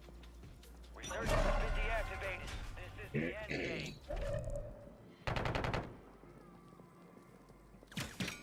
So us versus Joe. He's trying to bait us out.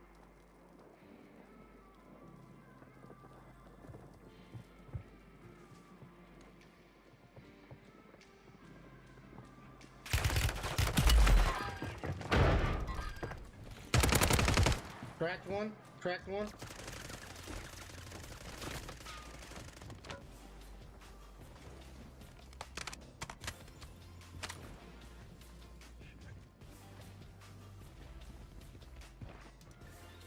Not that I know of, no.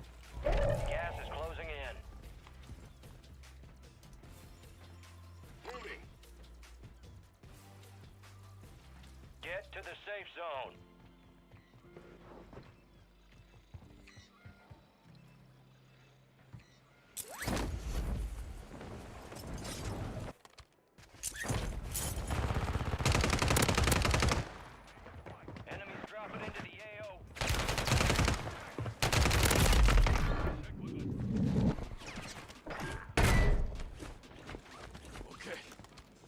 was close. Requesting recon flyover.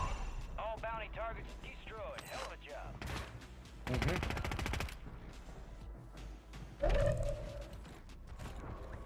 He's jumping.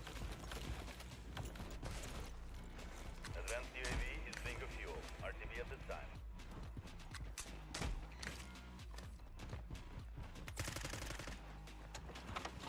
Moving here.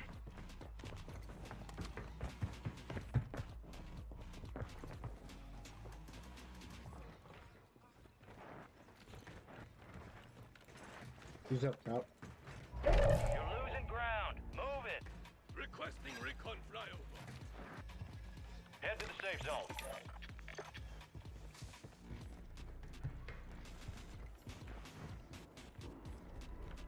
Requesting recon flyover.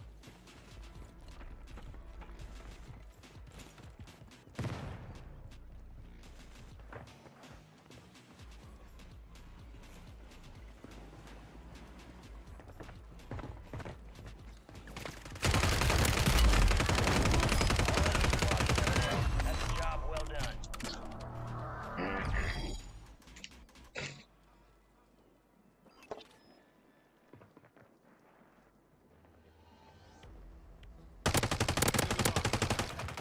Don't worry.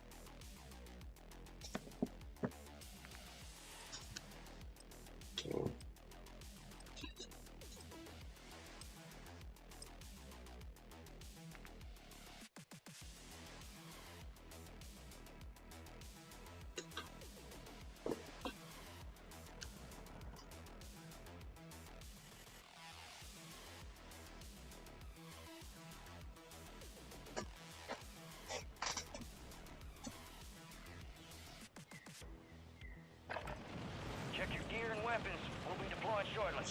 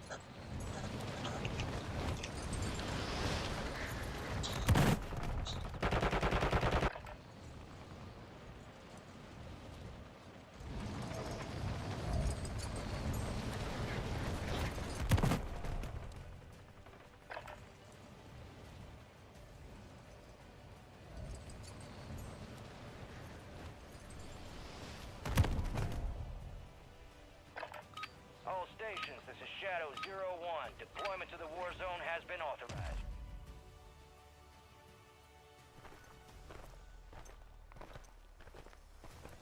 Looking like a real team. Head shed gave the green light. We're deploying you to the front line. He said, looking like a Clear real up. team. Grab your shoots. Enemy activity will be high. Expect contact early and often.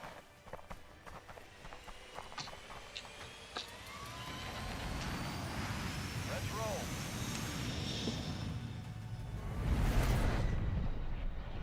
Resurgence. Survive and your team can redeploy. Eliminate targets to bring them back faster. All right, soldier, mark a drop point for your squad and go get after it.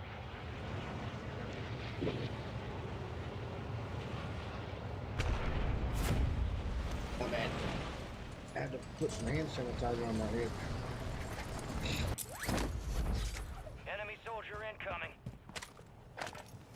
Blending charge. Hostile counter UAV overhead.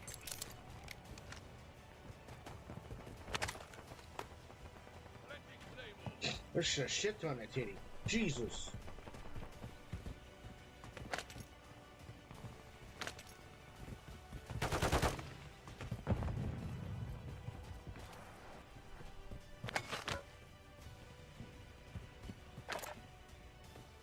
Yeah. Using tear gas. Hey. Grenade out.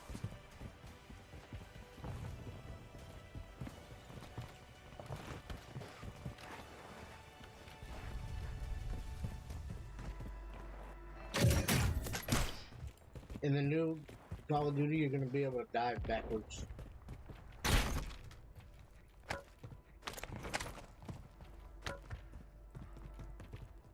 I feel like that still prolongs the inevitable.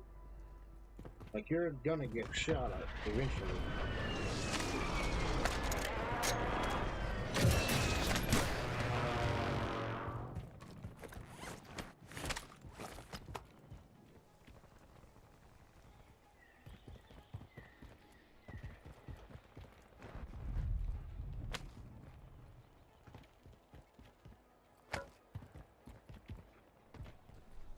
I still can't believe Biden was saying that that was not an assassination attempt.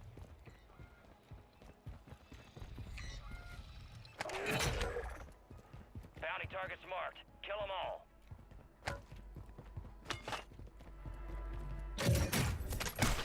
I was talking to my father-in-law, and I basically said, just because of the events that unfolded yesterday, I can almost guarantee you that that motherfucker's gonna win. Well, yeah.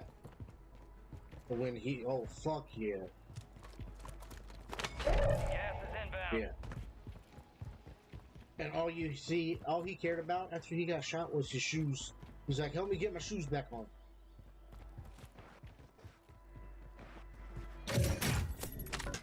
And then he... Yeah. Bro, if Biden would have got shot in the ear, he'd... Never mind. He wouldn't have made it. He'd have made a big deal out of it. Alright, your squad's in the safe Trump zone. was pushing his fist up and saying, fuck you. Nah, the Secret Service killed him. Shot him in the head.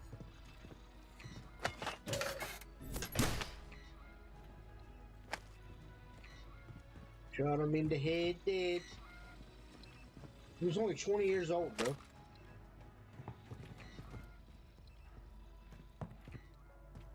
He wasn't even going to be able to vote this year. What was his issue?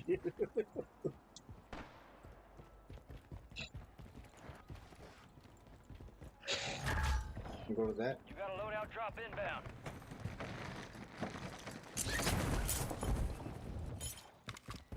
There's 3 of them here.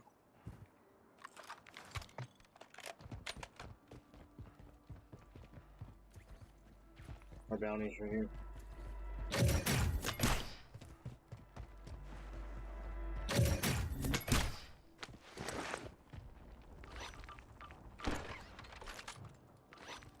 Oh, you went up?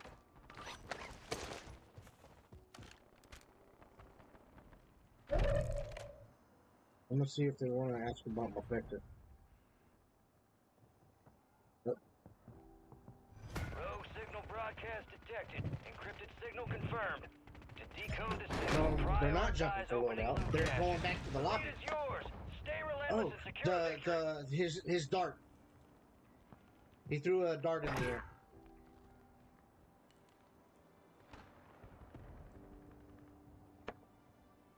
He's like, they're jumping for the loadout. Nah, they're going back to the lobby, bro.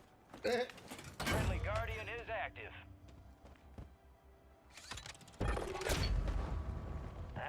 Bounty target Yeah, shot and, dark. We lost the contract.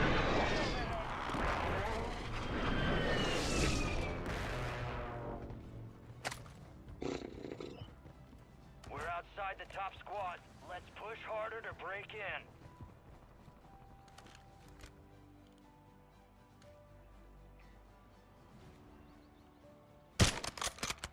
Enemy counter UAV offline.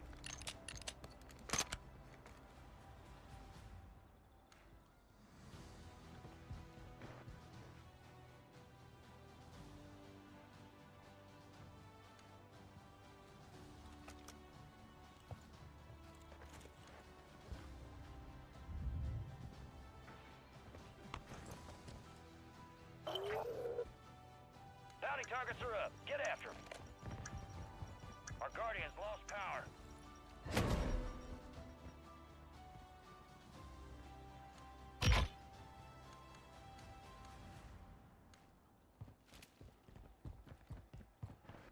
Gas is closing in.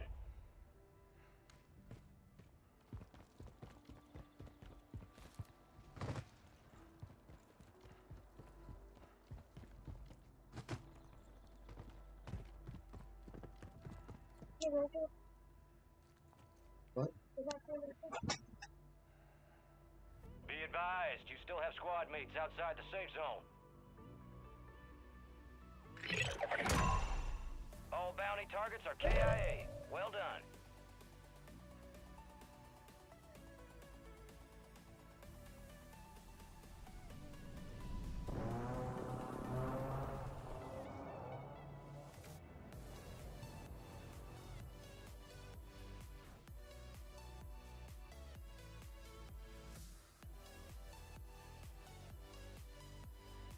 We've got 10 squads active in the field.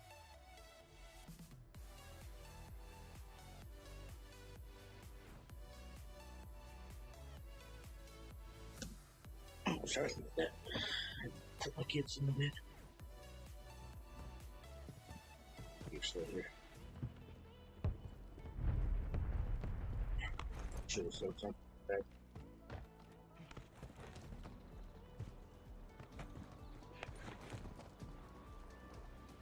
How are there still 20 motherfucking people left? They gotta be on the other side of the map, bro. Oh, what the fuck? Somebody just sniped at us.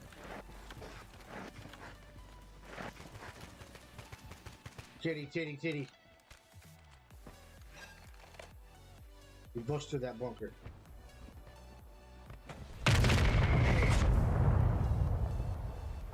He's second floor. Moving. He's running back, second floor.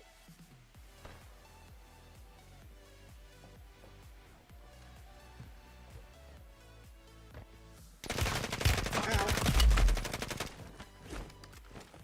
That was close.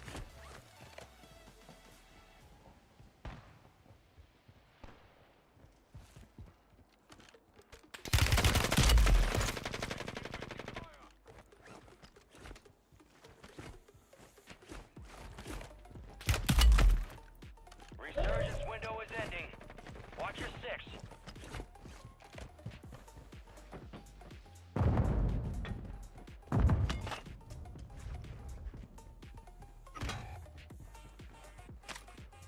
Oh, bro, I jumped. Gas is moving. Your squad is down. Jump, Stay try and alive get and him. bring them back. That was on me.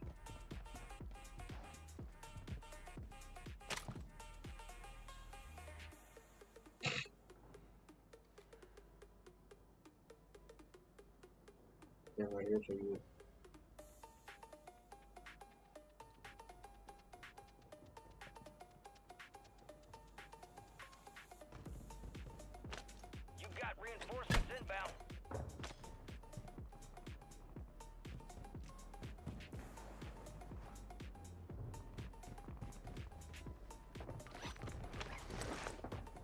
I can do the gas. And they do the gas. He waited for you? He waited for you?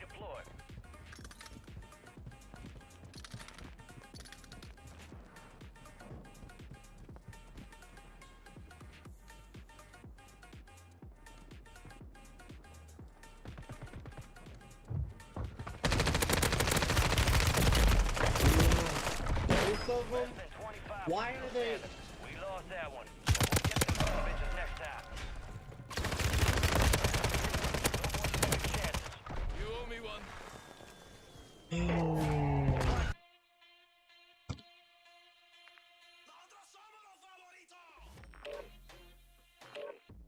I'm gonna go with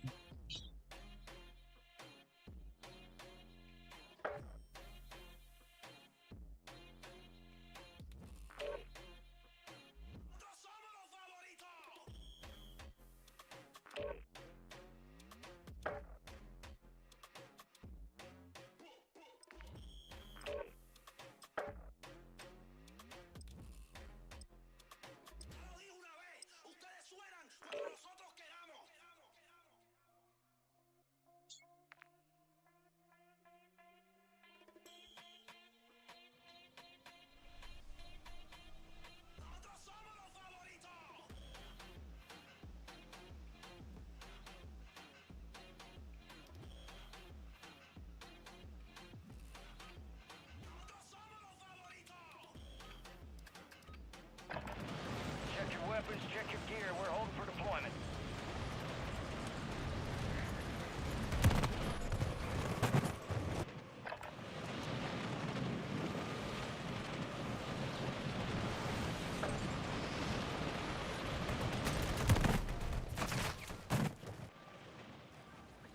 Enemies dropping into the AO.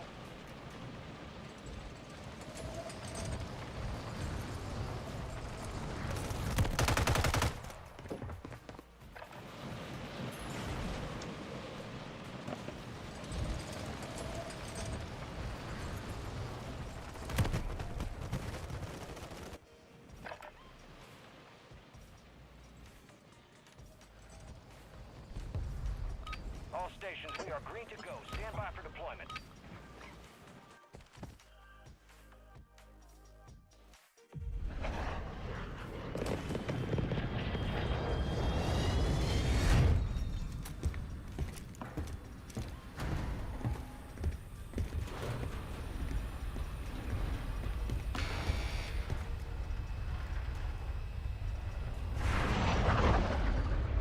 Resurgence. Survive to redeploy fallen teammates. Kill. Bring back well, it don't matter. Tits, I guess. Oh, yeah,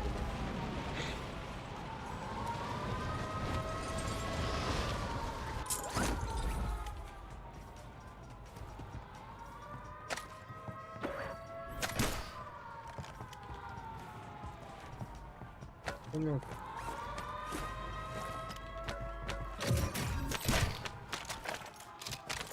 Planting Claymore.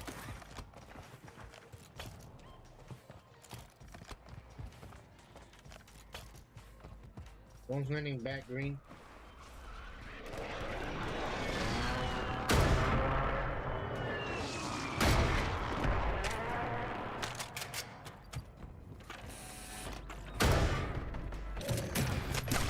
Last one standing, soldier. Survive until your squad can redeploy.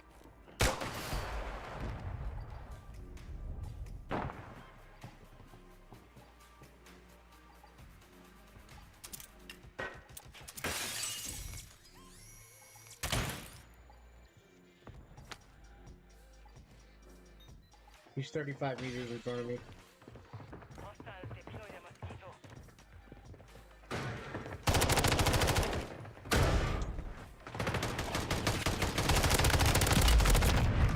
I got one down.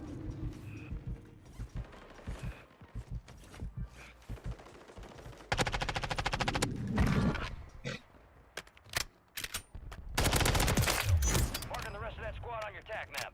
Go get hunting.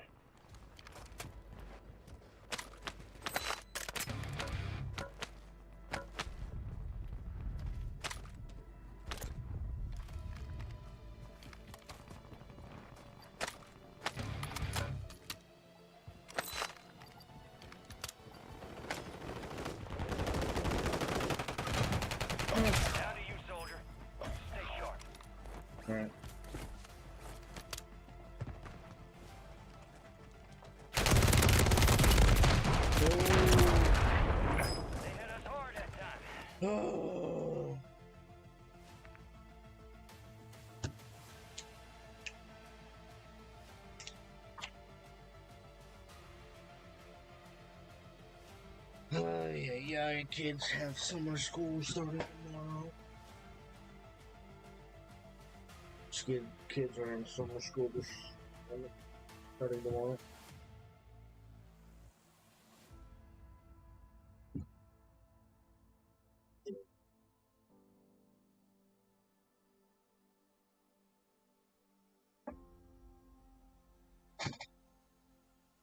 Y'all year around up there?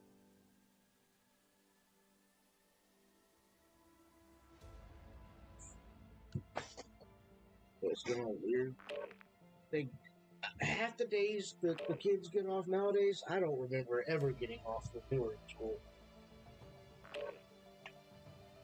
Like Martin Luther King Jr. Day. We had to go to school for that shit. We didn't.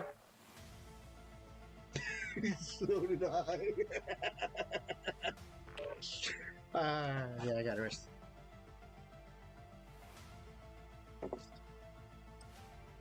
My aunt, God rest her soul, decided to steal. She was $10 away from being charged with a felony because she stole so many vacuum cleaners. And I was in the car driving her, and I didn't know she didn't pay for none of it. She just came out with a cart full of shit.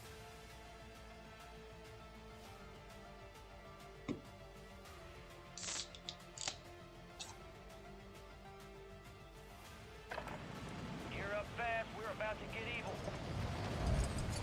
Yep. Unfortunately, that's how it was with my aunt, too. Yeah.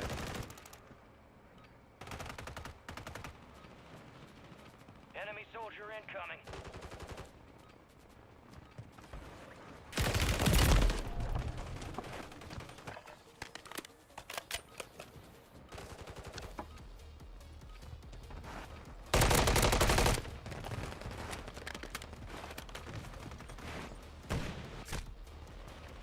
Yeah. Yeah. I saw this TikTok where it was a kid that dressed as a fox, and she said my dad finally used my pronouns fox / foxy, and then the guy cuts it and says, knocks on his dad's bedroom door and said, "Hey Dad, thanks for beating me as a kid."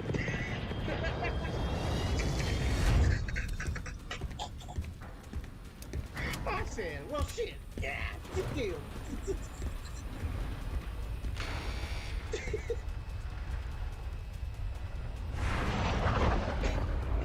Resurgence. Stay alive to keep your squad in the fight.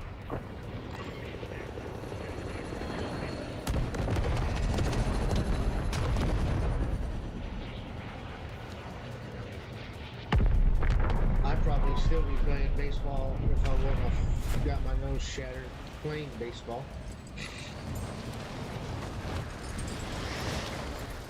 I was a third baseman. I was one of the top third basemen in the state before I broke my nose. Yeah, we're old as fuck. I blame walking through Compton. Oh, bro.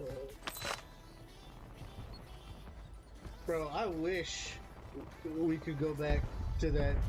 That was a fun time. Hanging out with the homies. Oh yeah.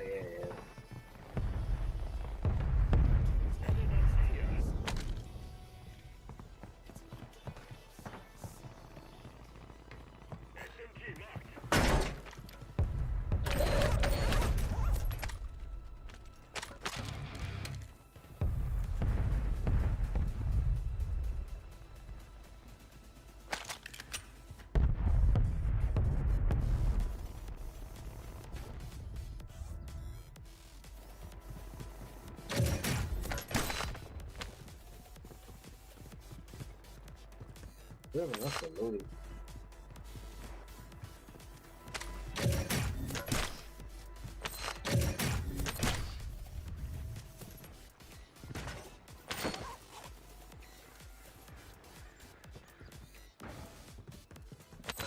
Hey, you busting doors?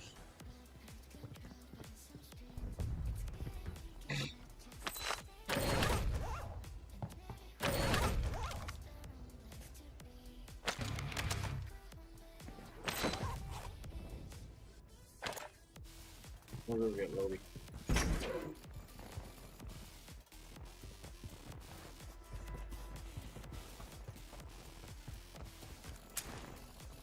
Cluster mine deployed.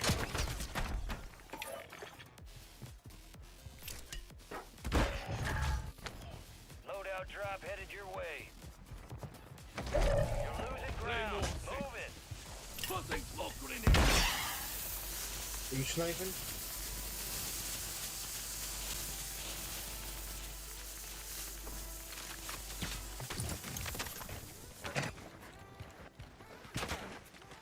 He's on top of that building. That building, he's jumping? Yeah, I'm watching him right now. He's right over there. He just went to the right side. Members are in the safe zone.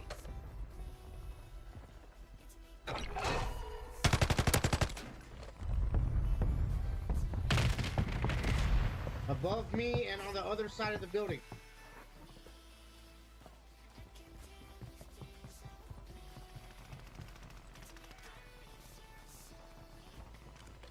This boy's right here running.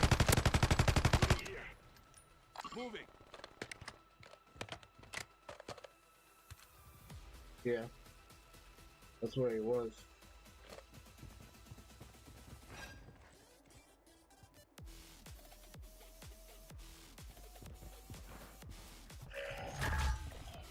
Friendly loadout drops on the way. He dropped back over there.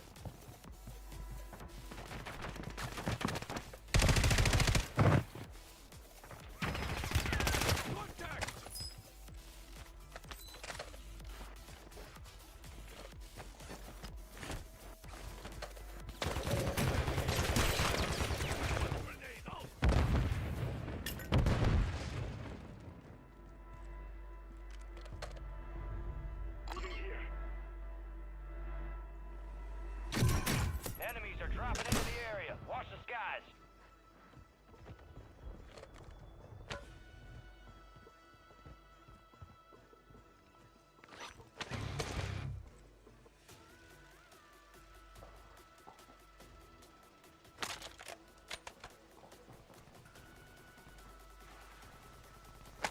He just went in the water.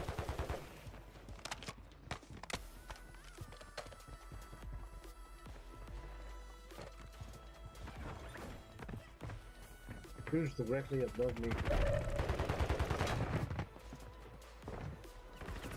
is down. Stay alive and bring them back.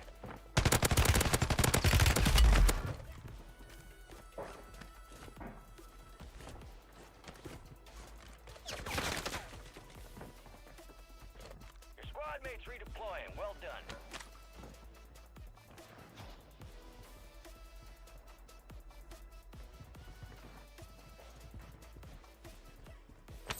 What do you do? Instantly fucking revive when I downed him?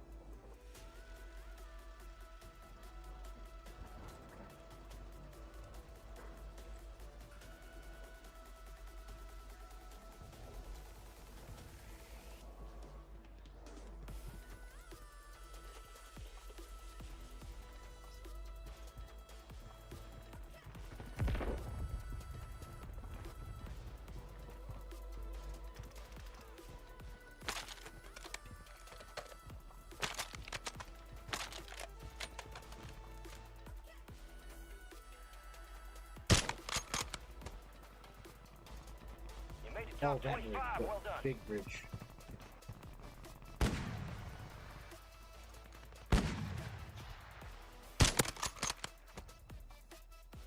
He jumped down. He's on the middle bridge now.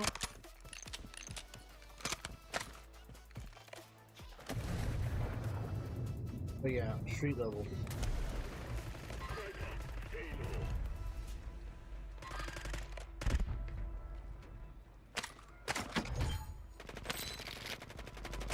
Move to the safe zone.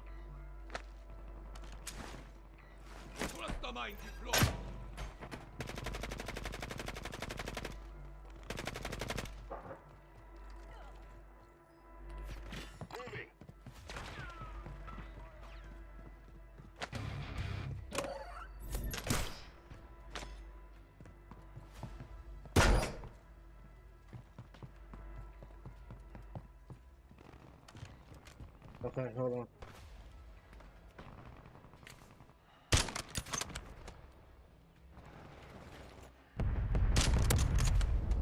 Cracked one.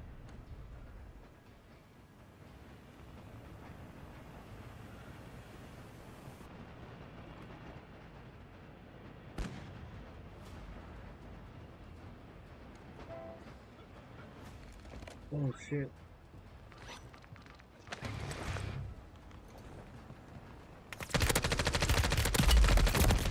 Yeah, you got me. You got me.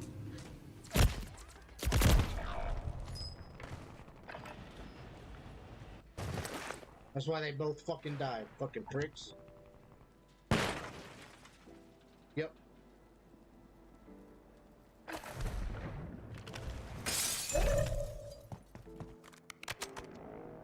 Time for vengeance. You're redeploying. Fire sale active. Buy station prices have been reduced.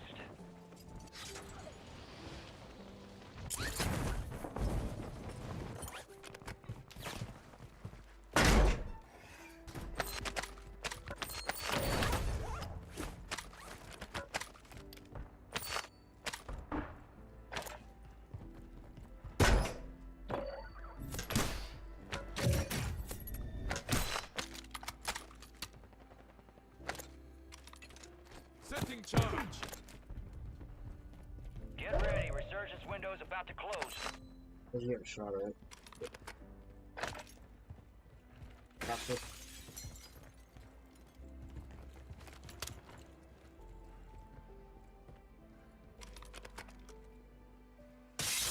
Whoa! I don't have any. Fire sale's over. Adjusting prices. You're losing ground. God. Move it.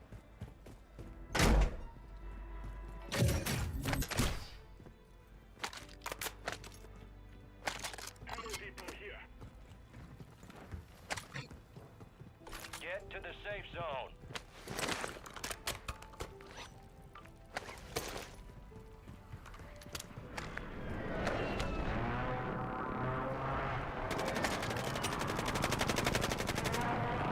There's people talking.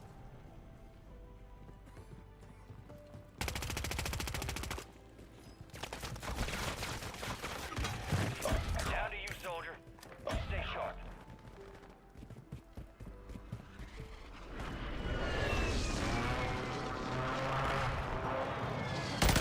Enemies dropping into the AO.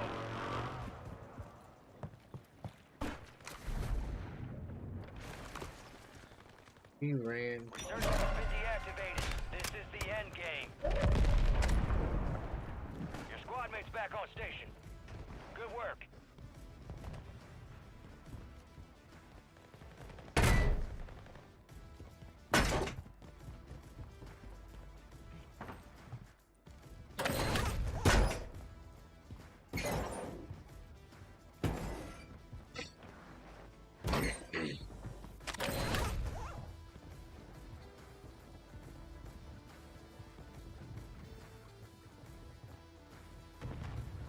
Left. Keep the pressure on.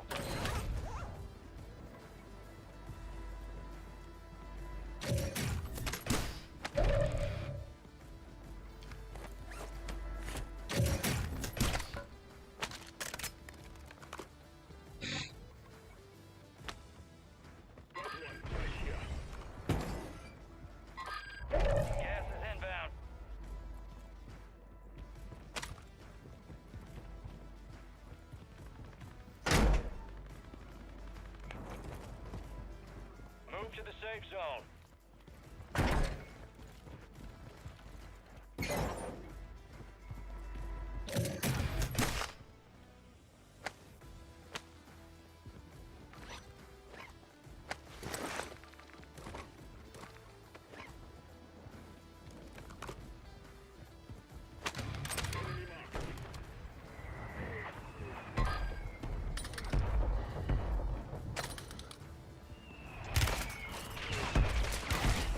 Cross. What?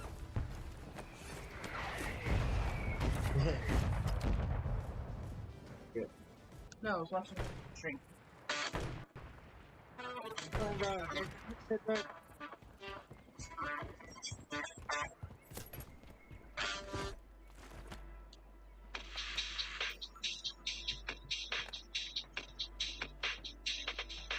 My date rape truck.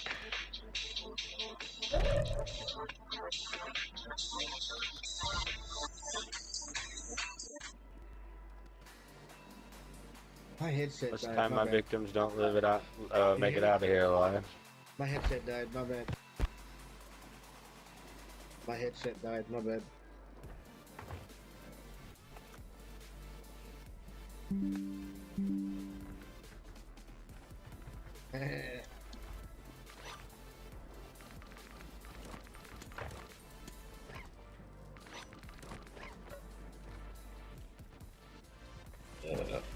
Someone got bought back behind us.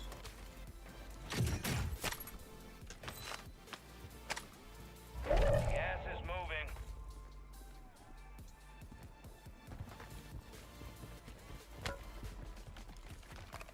Head to the safe zone.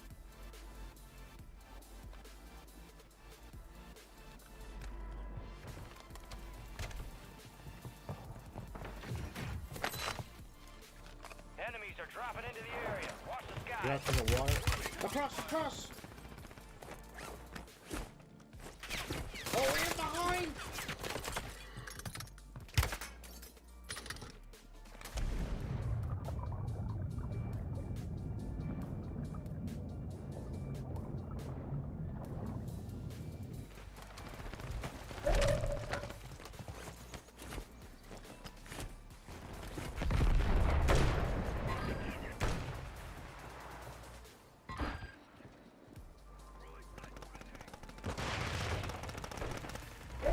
Got gas moving in. Get to the safe zone.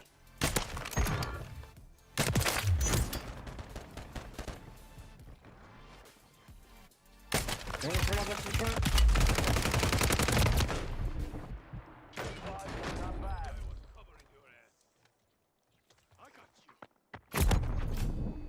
Alright. I've only got one plate. Fuck. Oh no, I got a plate box. Oh no, I gotta do this plate box.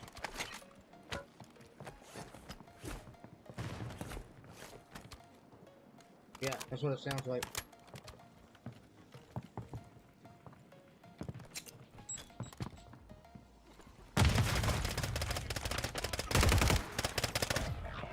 Resurgence is no longer active. This is for keeps.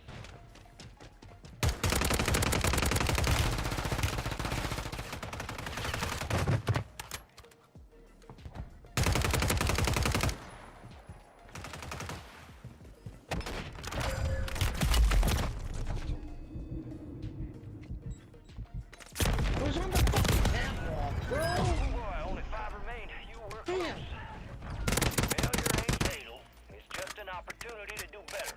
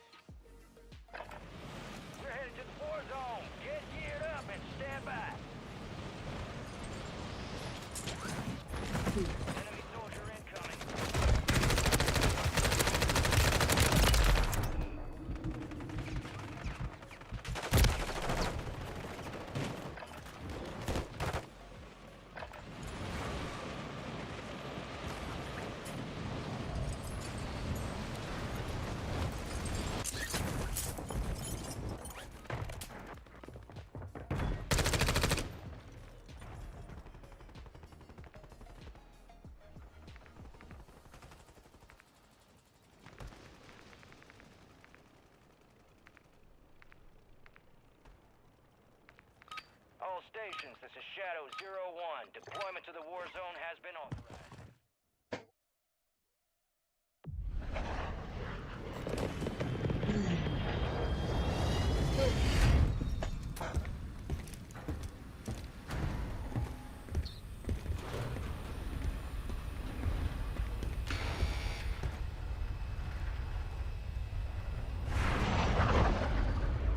Resurgence. Survive and your team can redeploy. Eliminate targets to bring them back after.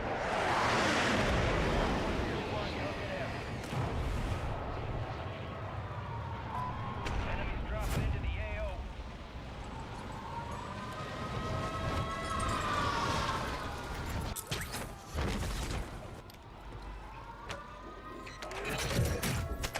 Bounty targets identified. Weapons free.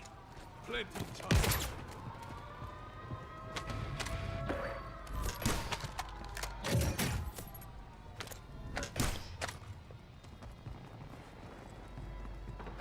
Enemy UAV overhead.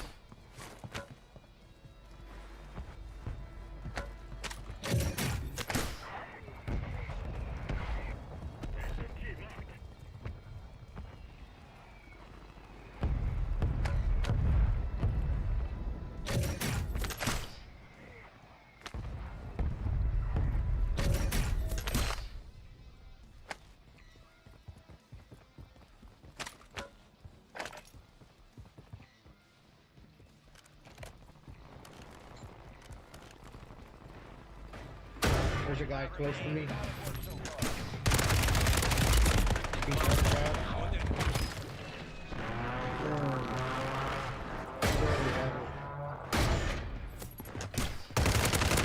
Enemy soldier incoming. Did you get him? Get ready. You're redeploying.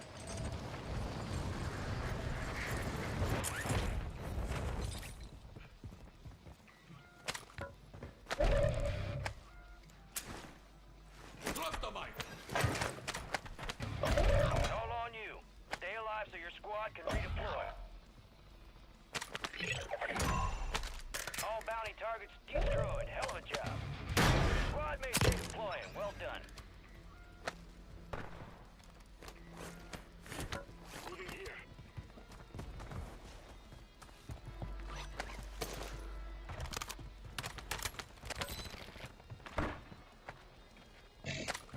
Enemies deployed a counter UAV. Enemy UAV overhead.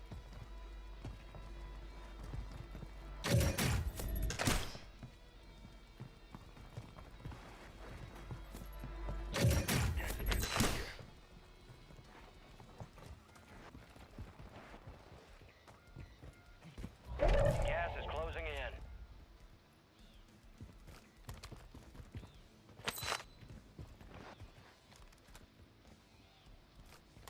Hostile Mosquito is online. Enemy here. Yeah, he just sniped at me. Requesting ordnance. Position marked. Copy that. Mortar strike inbound now. All right, your squad's in the center. Come on, next to us, next to us.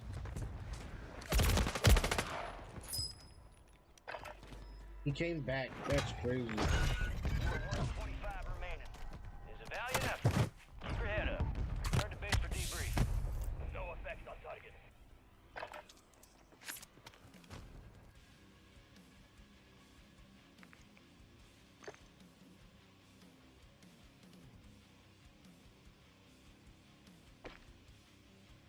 Party status has changed.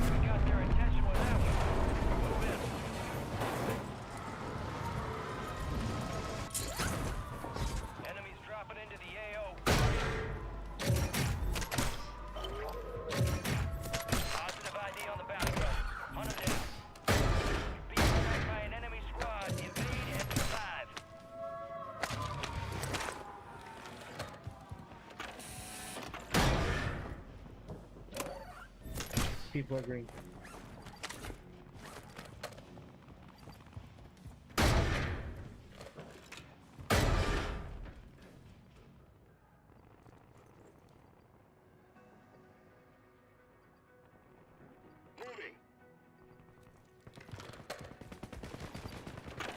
They're in green. Occupation scan. Enemy soldier incoming. Enemy surveillance has eyes on the area. Go prone or get underwater to avoid their scans.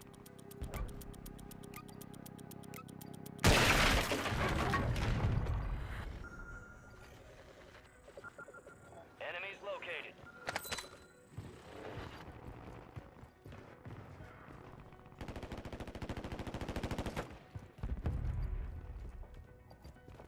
Top floor.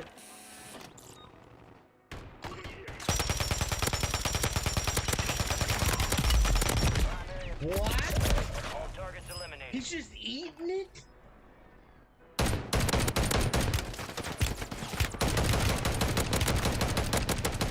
Wow.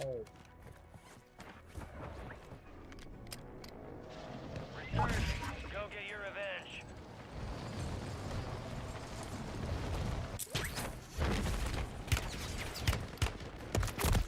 Bro, come the fuck on. Hostiles deploy the mosquito. Yeah, they got me. You fucking camping pieces of shit. Get a better life, you fucking faggots.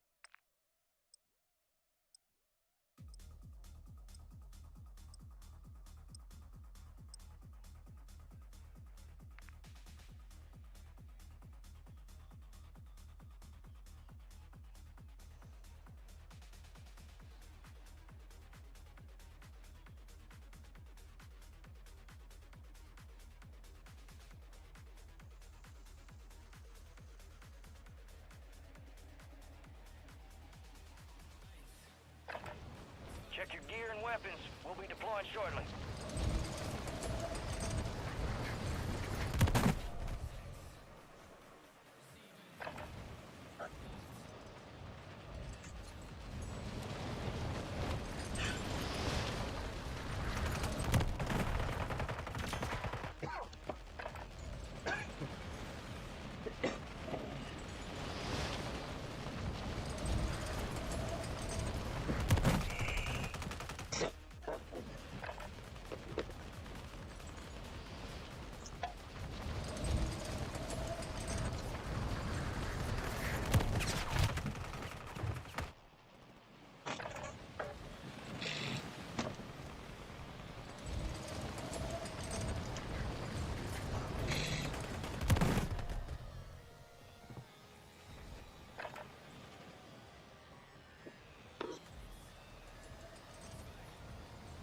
All stations, we are green to go. Stand by for deployment.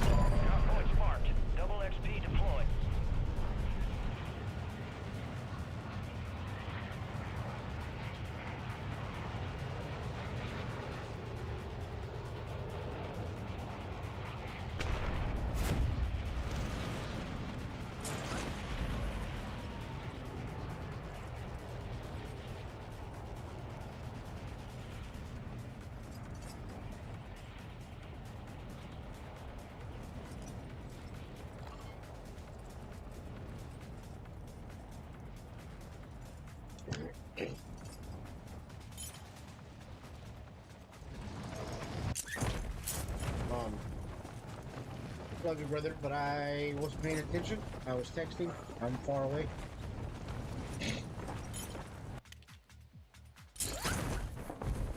Coming up. I'm making my way downtown. I'm walking fast and I'm homebound.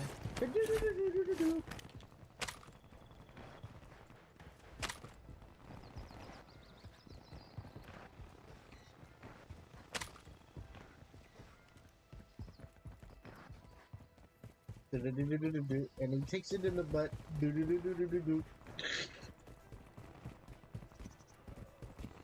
And his name is Josh. He said only doctor's fingers have been in my butt. You can't tell me your girl hasn't been sucking you off and put a finger up there once or twice. Squad is down. Stay alive to bring them back. I'm gonna avenge you. Ugh. You got reinforcements inbound.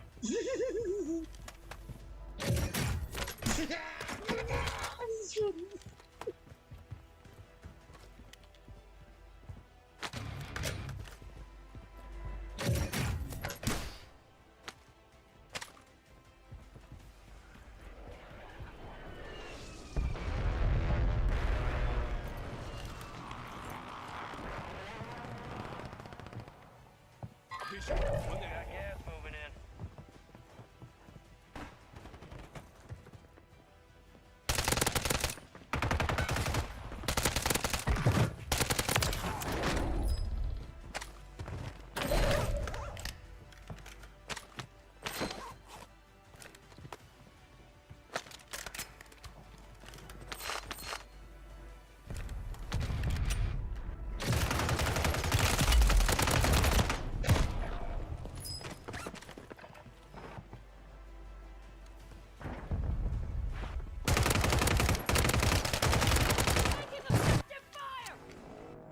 You're back on station. Go get after it.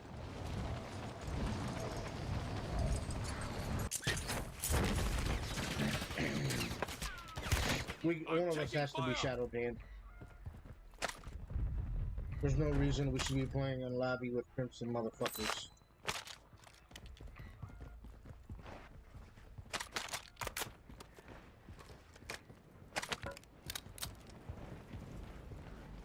I've had 3 straight deaths by a guy that has a crimson outfit on. There's no fucking way You got a loadout drop inbound. we're in lobbies with these motherfuckers unless we're shadow banned.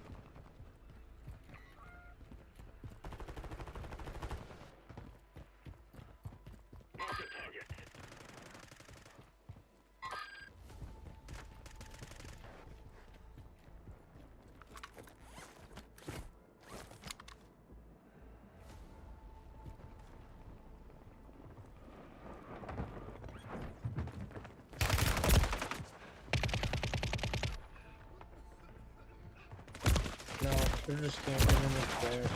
Several teams.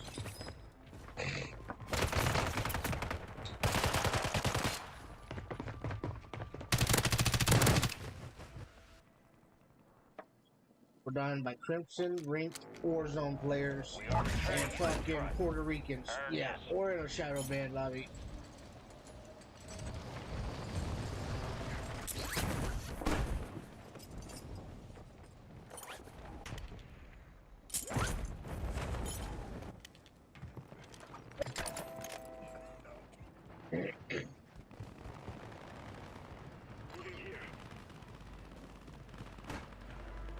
Well, I shit on my dick now. Dick.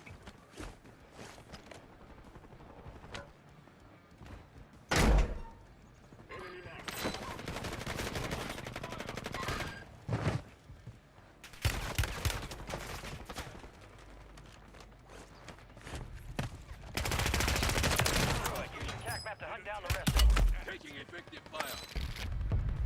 I'll get you fixed up.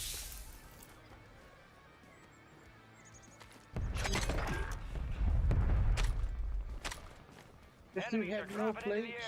Oh no.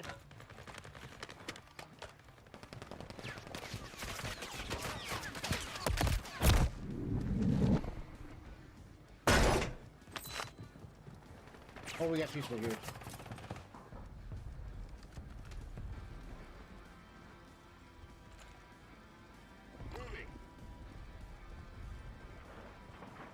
He's in the water. Someone's in the water. Oh my god, bro. Just camping. Crouch walking and camping. Fucking prick.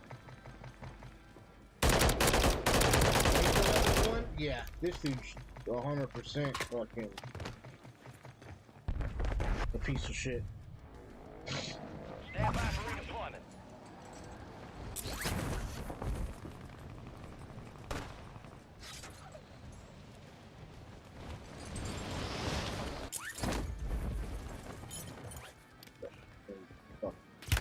Here,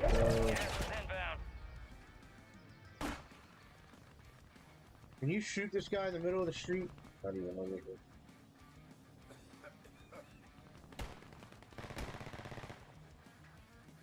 Moving here. 25 remaining. Head to the safe zone.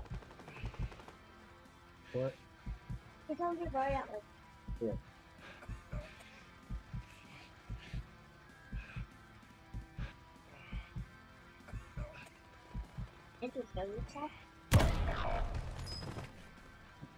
I did, because I wasn't giving that dude camping no kill. He's chasing you. That is not so good. Less than 25, we're still standing. Failure ain't That's not so good. No.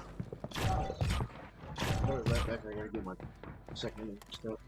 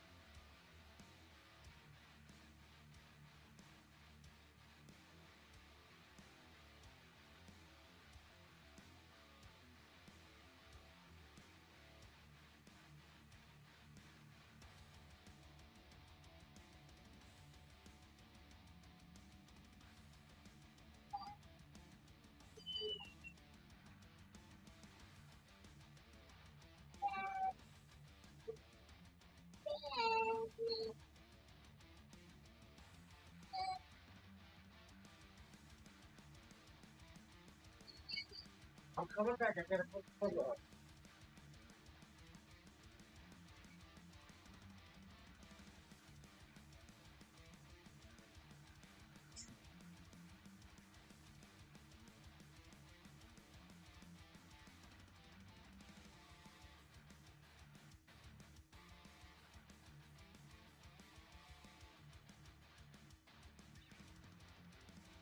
Oh, careful. You can go ahead and start it. I'm finishing up.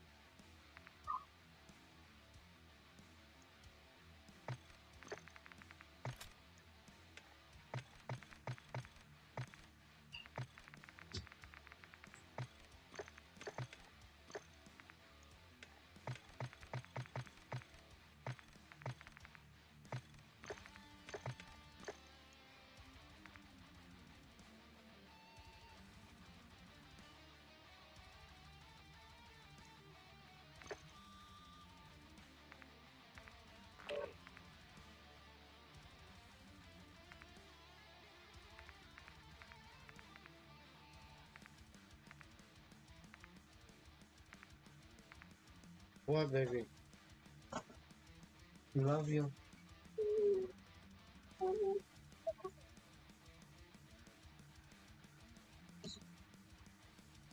There.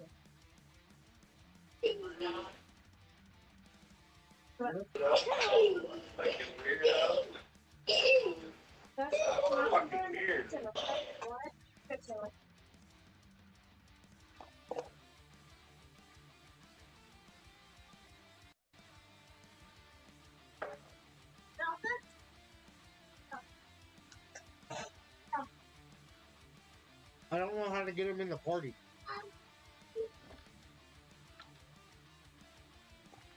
I don't know if he's Xbox.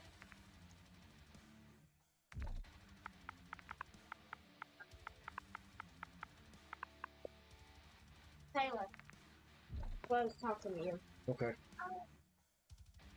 What? Hot water? It was It said vengeful, right?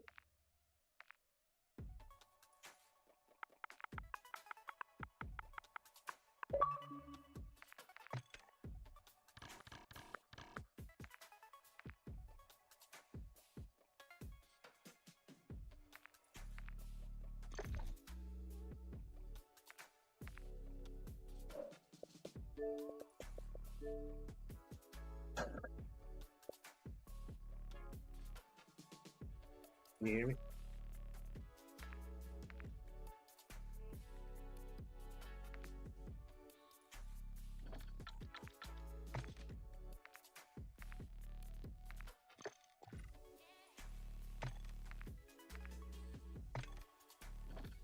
Alright, where'd you go?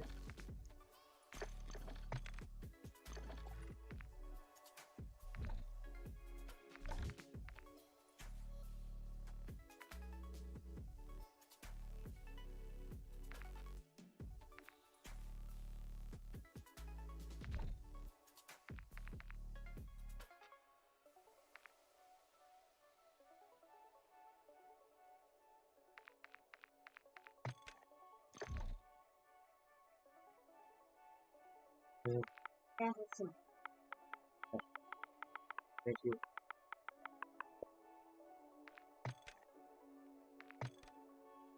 Oh, he might have found somebody else. I don't know.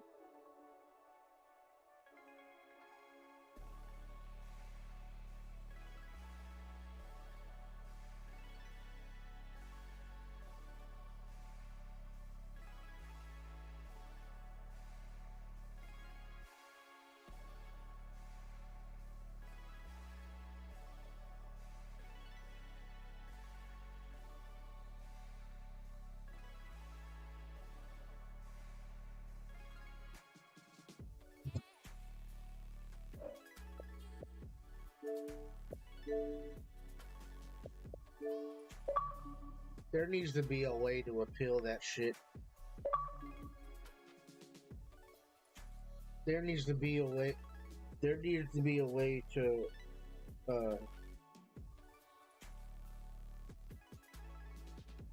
That's what I'm saying. That's what I'm saying. There should be.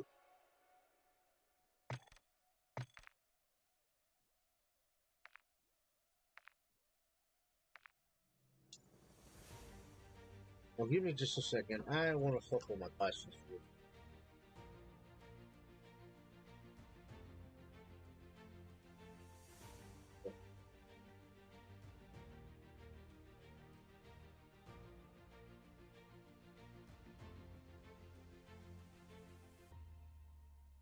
Yeah, yeah, the favorite.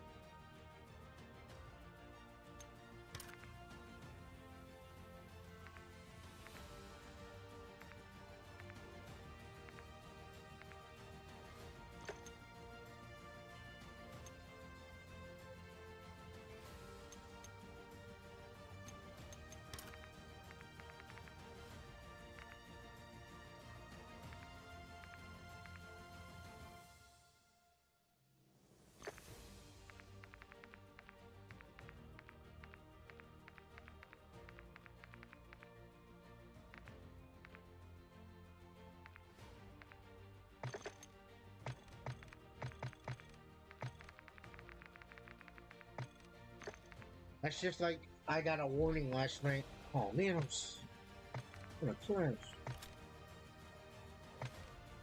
Oh.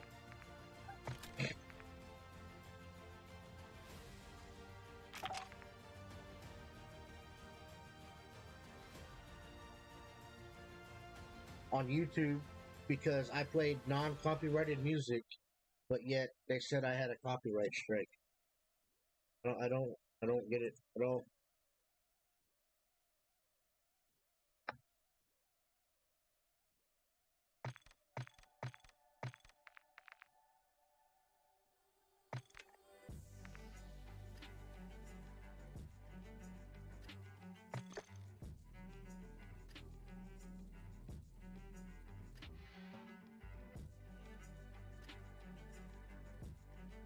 Mm-hmm.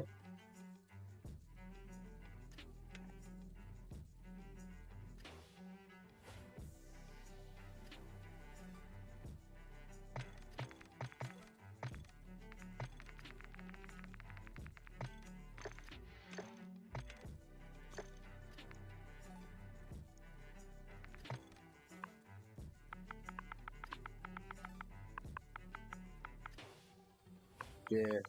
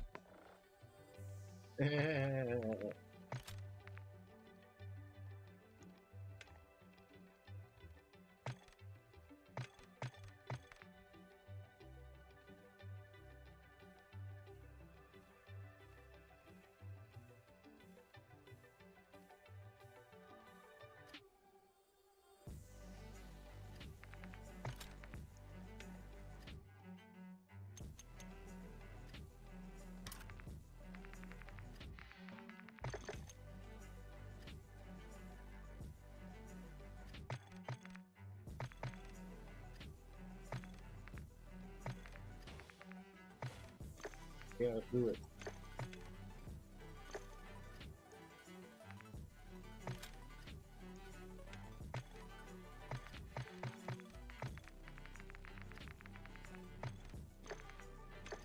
That'd be cool.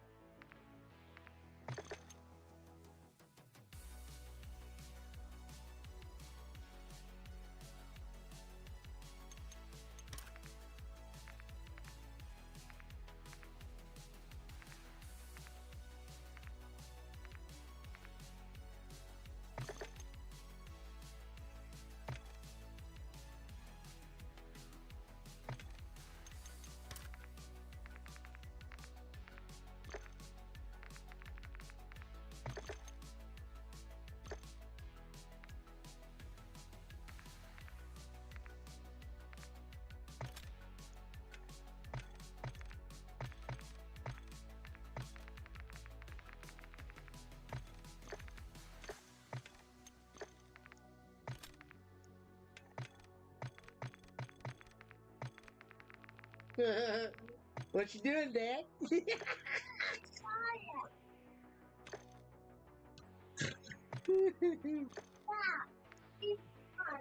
Okay, I'm sorry.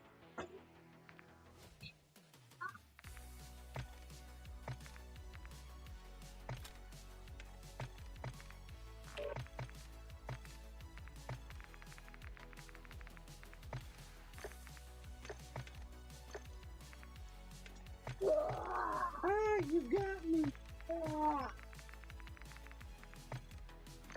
Careful, baby. I can't get up. What? And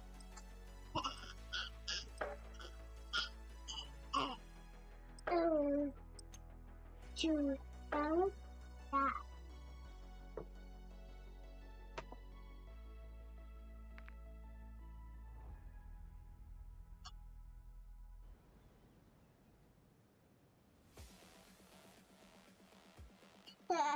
That's it. That's it. Little panda. Yeah, shoot to get it, but Fuck yeah, you're an awesome motherfucker. Thanks for the follow. Check your weapons, check your gear. We're holding for deployment. Thank you for the follow. Thank you, thank you, thank you. that big fire. We get you with that follow back. There we go. Thank you, my brother.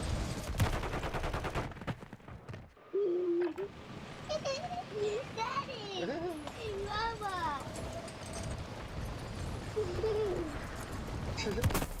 Hey, Mama! Enemies dropping into the AO. Hey, can you go let Mama Tango? The baby's starting to get thirsty. Hey, I gotta change a diaper. Oh. Prep time's over. Now you deploy to the war zone. She's not good. She was good.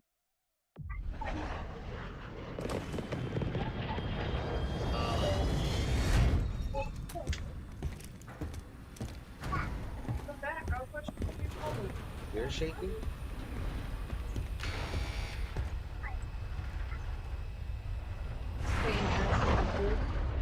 Resurgence.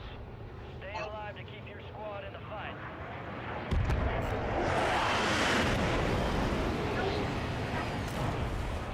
Sure. That was the end fight.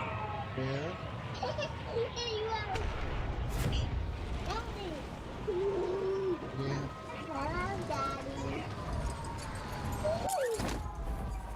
Hello, Careful, baby. That was the one. Be advised, there's an enemy squad gunning for you. Open right here. Baby girl, come on. Sit back. You want to stand and play? Yeah. Your objective's simple. Eliminate all bounty targets. I saw him. That's my buddy. That's my teammate. Seen him. Seen him. Seen him. Just there. Oh, he hit me. He got me.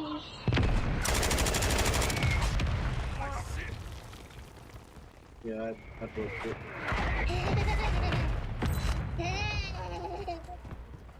Oh,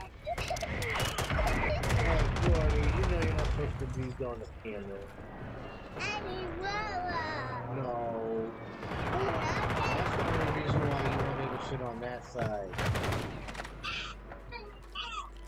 There's a holder. Custom weapon here. Daddy? Can I land it up?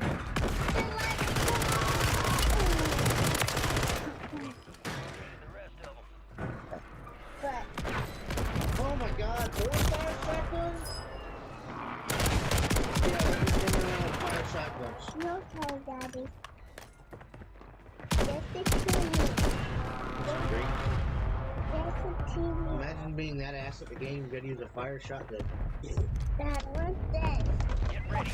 You're redeploying. What's this? So, alright, there's not enough room right now. You gotta sit on this side, or grab your phone and get on the bed. How was this? Okay.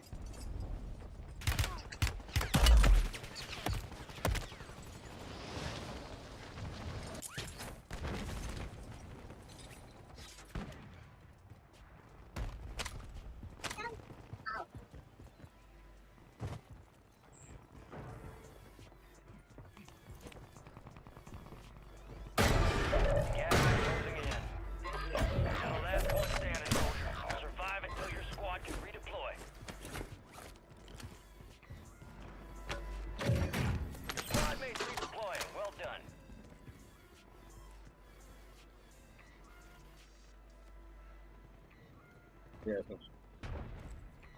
Yeah, alright. Enemy here.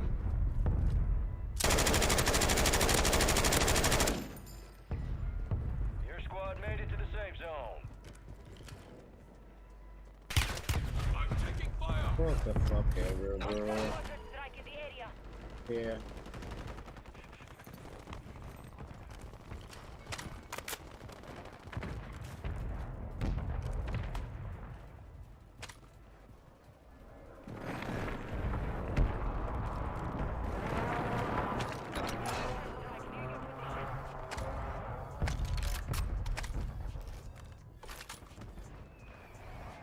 Enemy soldier incoming.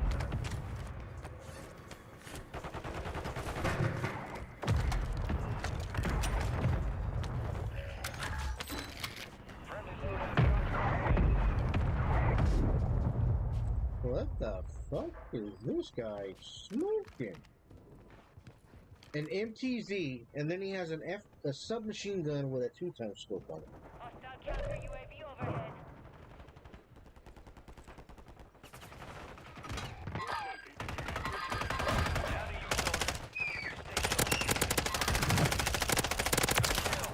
Marking the rest of that squad on your tac map. Get hunting.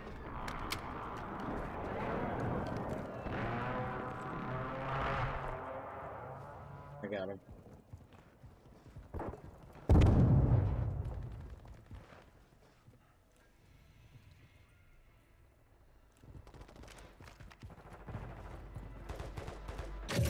There's more.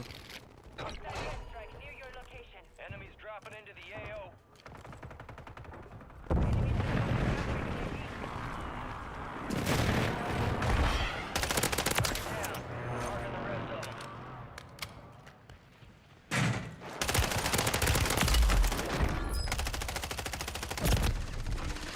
One more. That's what I get for shooting bodies. He's in the tunnel by gas. I just knew there was one. I didn't know there was multiple. That's what I get for shooting bodies. Dude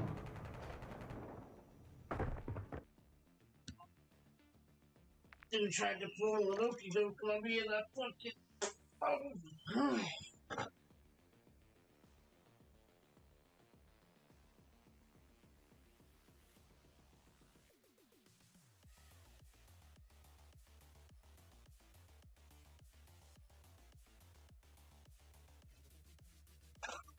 Oh, hey, Drew the God was here. Yeah.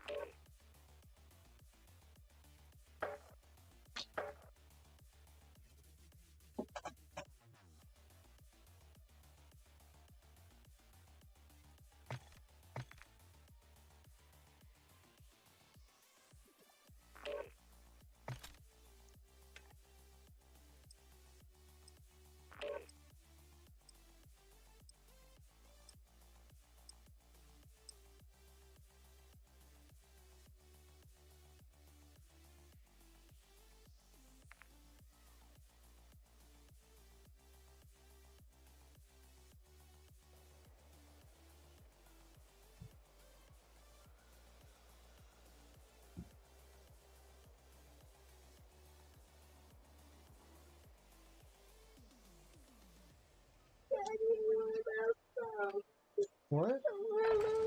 Gear up What'd you fast. do We're with about to it? get evil. No, get it. Come on.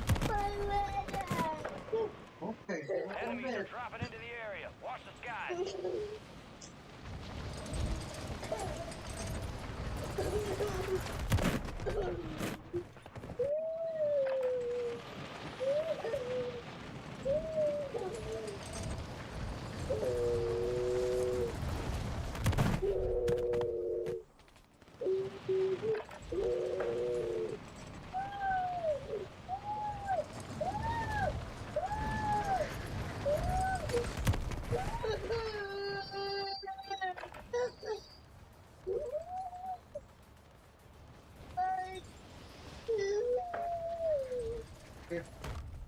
All stations, we are green to go. Stand by for deployment.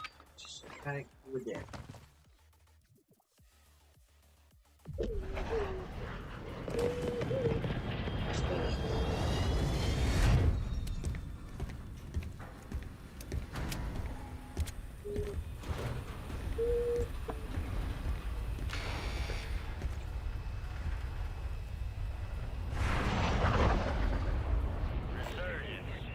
Surviving your team can redeploy.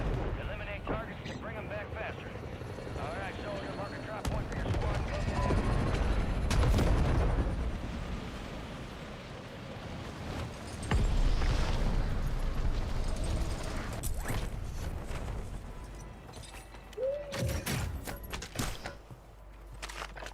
Enemies dropping into the AO.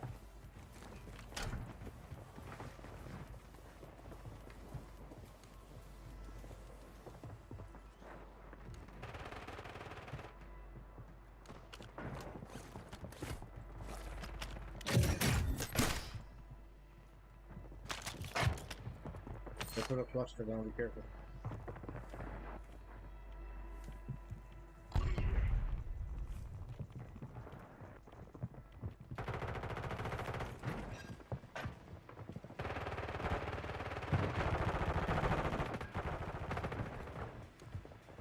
Somebody.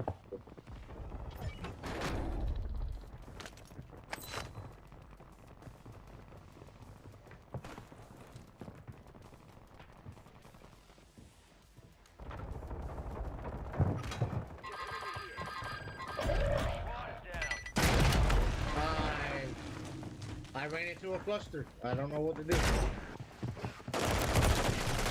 That's so stupid, bro.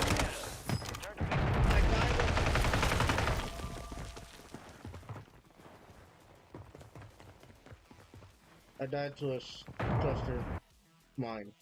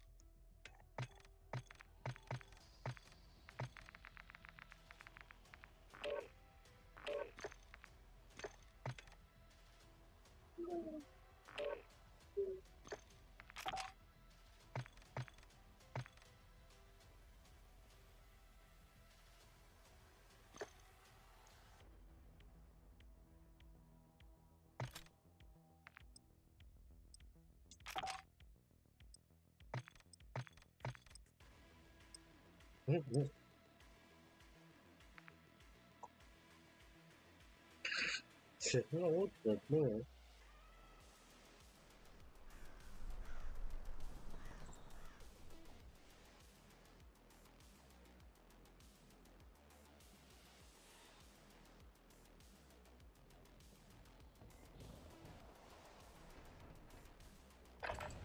Use this time for some target practice. Real thing's coming soon.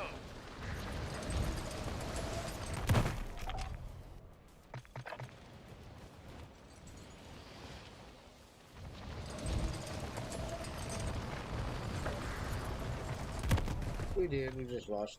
Enemy soldier incoming. We did, we just lost. Yeah.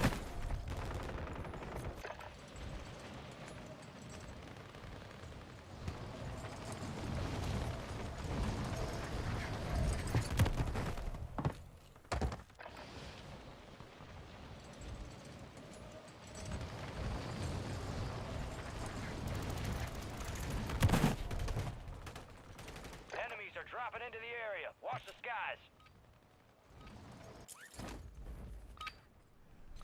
Playtime's over. Stand by for deployment to the war zone.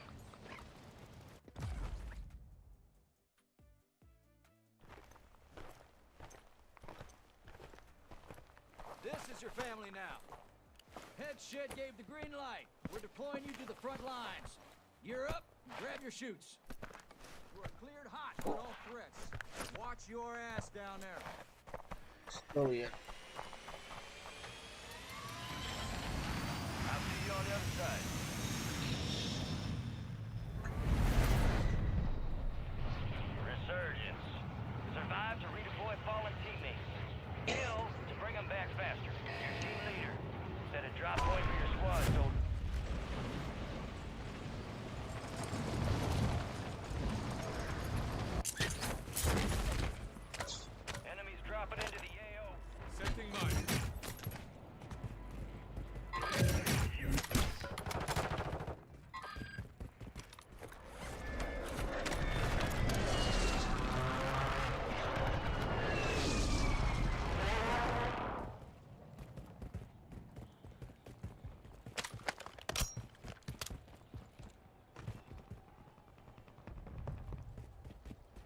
Counter UAV online.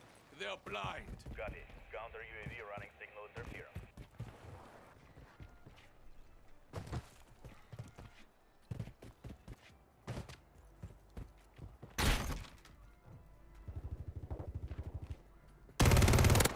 He just went down. He just went down. Bottom, bottom. And he went down the hole. Counter UAV is offline.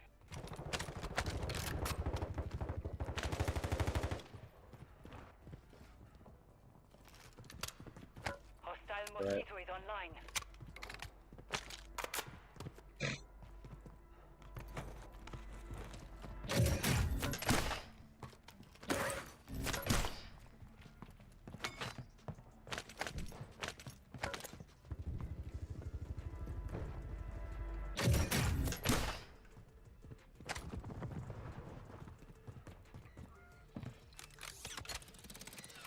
Hostile counter UAV overhead.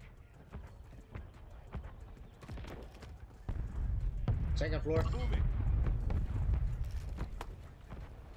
Second floor.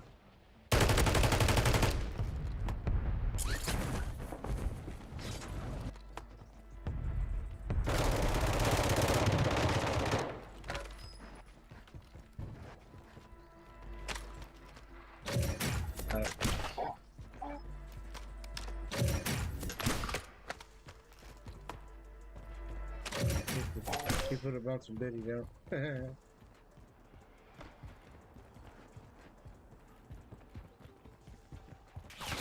Behind! Whoa! You know! Behind, behind. I don't know, I think below.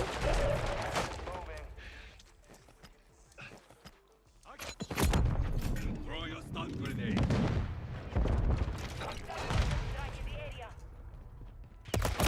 I couldn't. They're on top of they're on top of what you call it?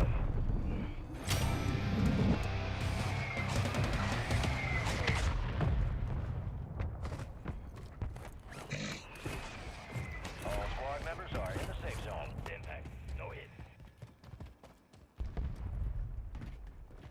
If that don't make your butthole fucker, I don't know what. Plenty Claymore. I should.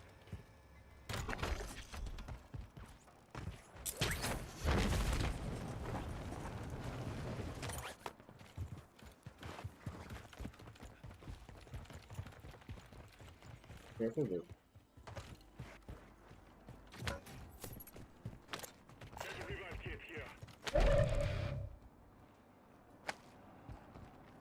Hostiles deploy the mosquito. Hostile mosquito is Go ahead. online. What? Loadout drop headed your Alright, way. I'll take you just right after this game, okay?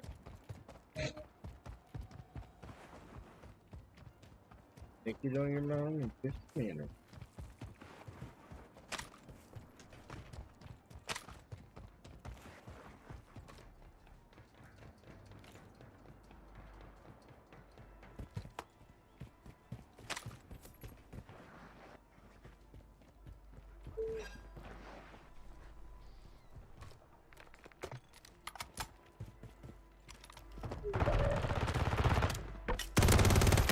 Yeah, hit a couple times, he's running. Detecting an encrypted transmission. Prep for orders. One on you, one on you. To decode the signal, prioritize opening loot caches. Grenade out!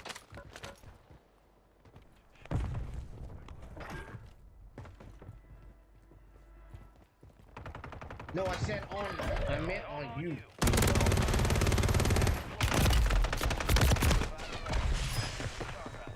They hit us hard that time. Back up there, yep. And he knew I was there.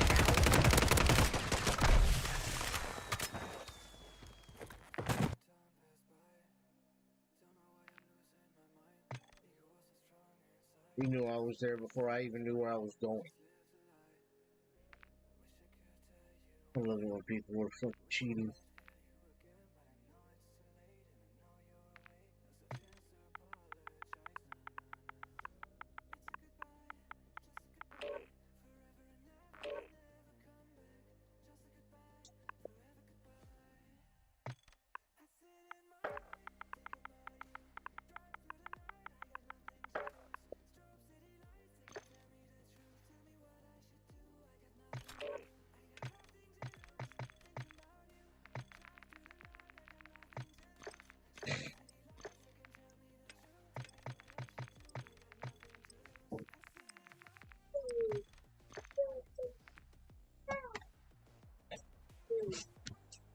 Check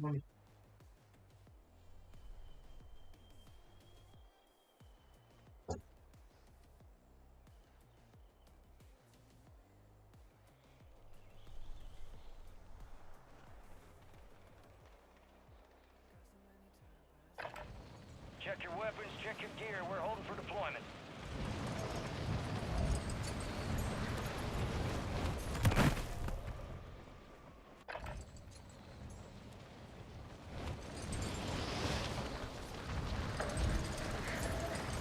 Enemy soldier incoming.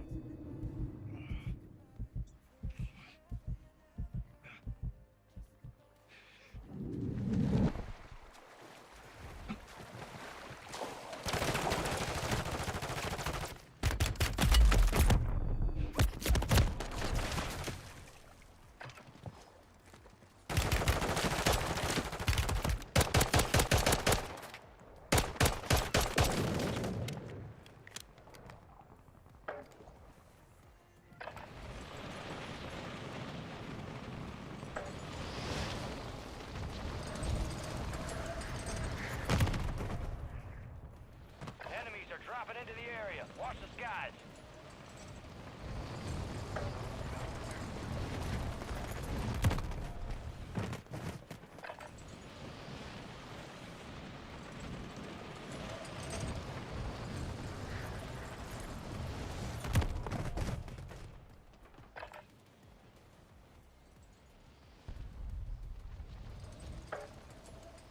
All stations, green light. We are deploying to the war zone.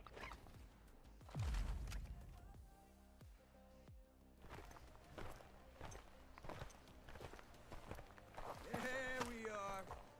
Head shed gave the green light. We're deploying you to the front lines. You're up. Grab your chutes. We're cleared hot on all threats. Watch your ass down there.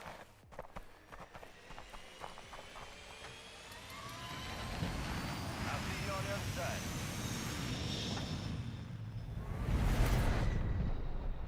Resurgence. Stay alive to keep your squad in the fight. Mark a drop point for your squad and lead them in.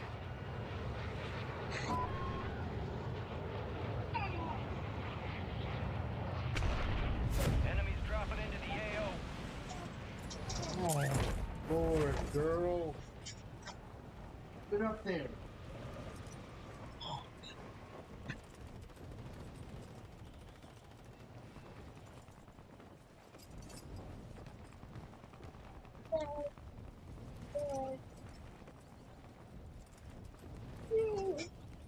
Hostiles deploy the mosquito.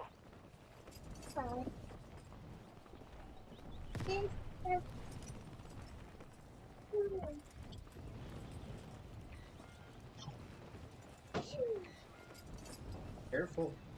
I wanna play that too. Go. Enemies deploy the counter UAV. You can play a game in a little bit, okay? Hostile Guardian is active.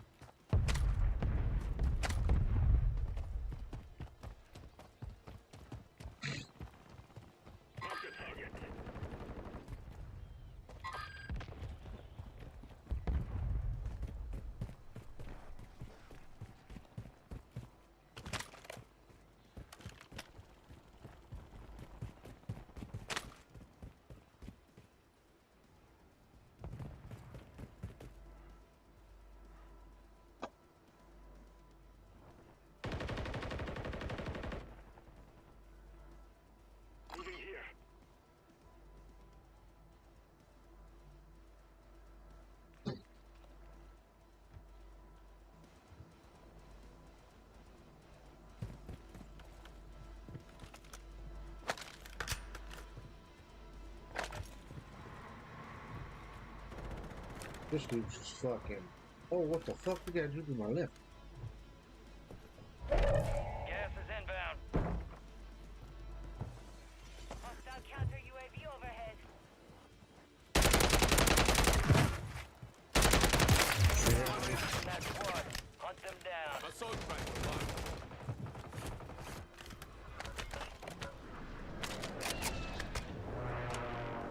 He's pushing to the left. Here. There's another guy.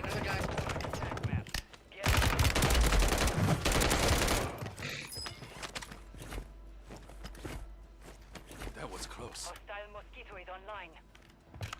One's pushing. It sounded like anywhere.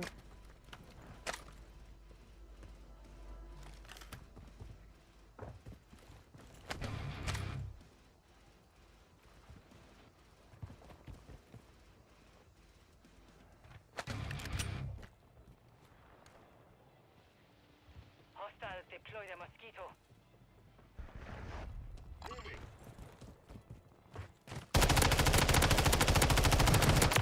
Drops on the way. Good kill. Marking the rest of that squad on your tac map. Go get hunting. Over towards that. You see where that mosquito is? Over towards there.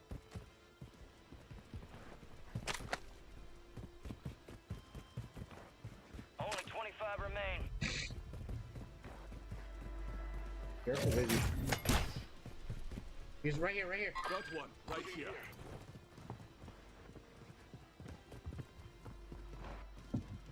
Careful, baby. Enemies deploying. Target down. Marking the rest of them. That dude's buddies. We got to do that. Decrypt the enemy signal. Kills. You're the last one standing, soldier. Survive until your squad can redeploy.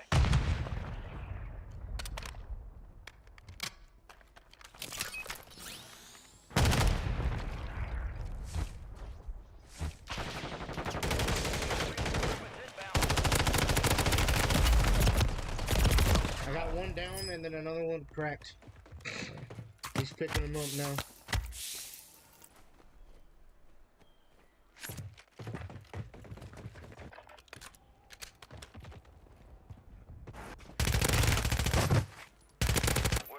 The top squad. Let's push hard. He got his boy cherry picking. That's funny. He got his teammate cherry picking. Keep the pressure on.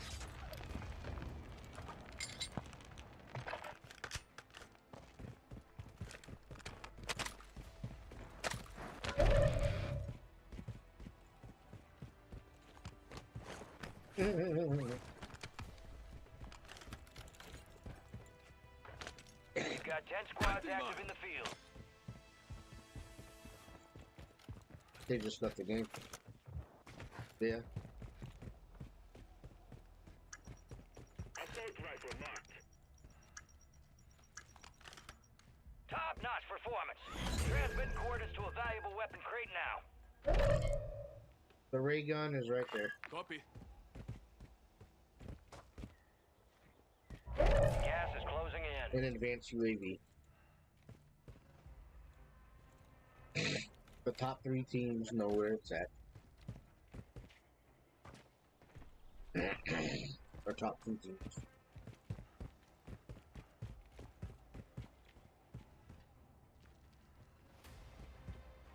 Get to the safe zone.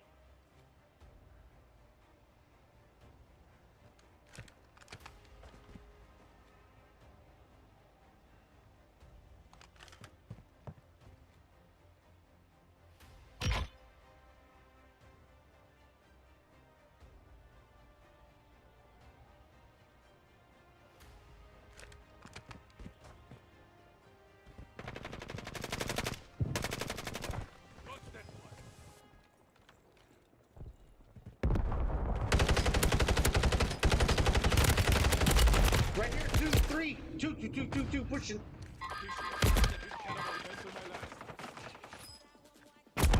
I'm good.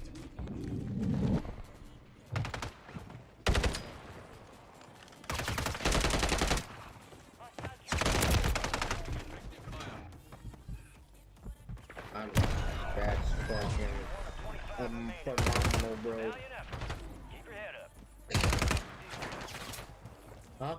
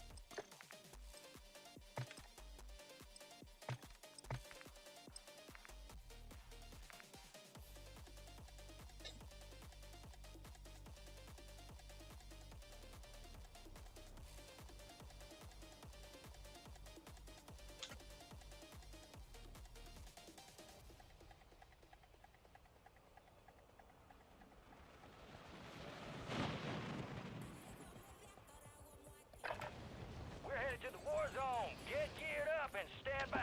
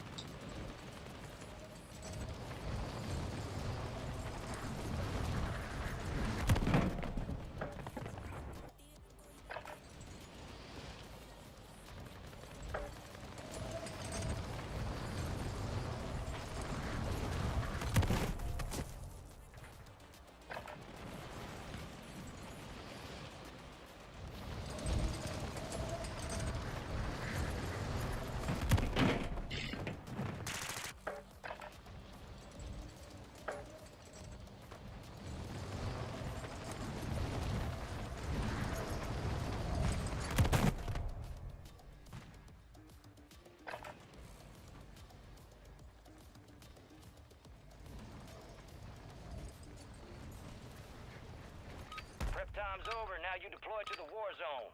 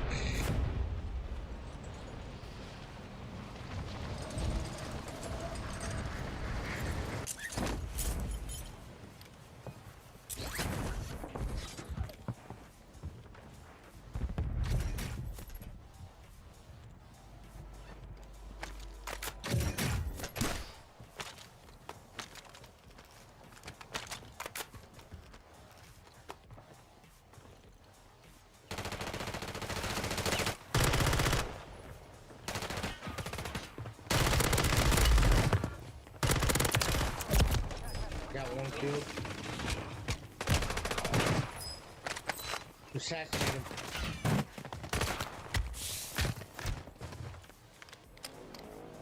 You get another chance. Make it count. Yeah. Yeah. Rolled it.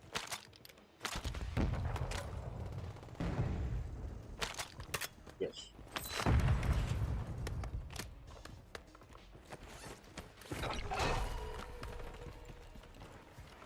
Right.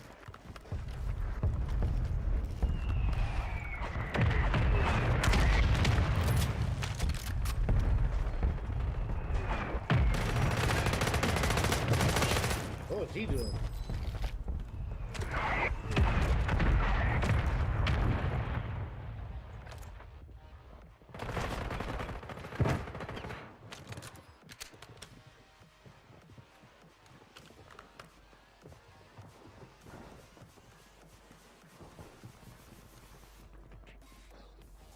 Enemy soldiers incoming. Right here.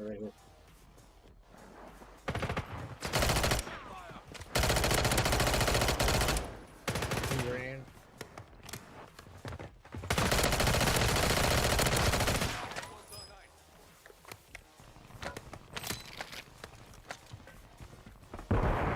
Yep.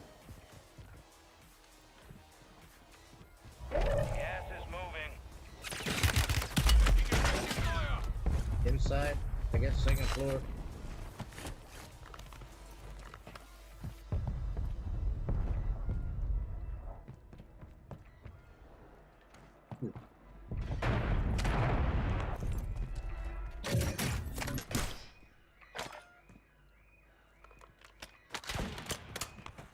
He's on the roof. Alright, your squad's in the safe zone.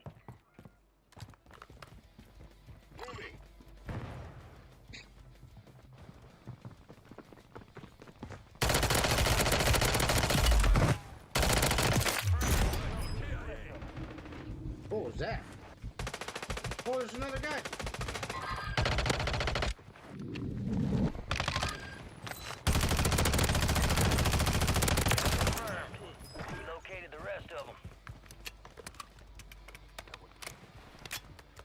Someone's chasing you.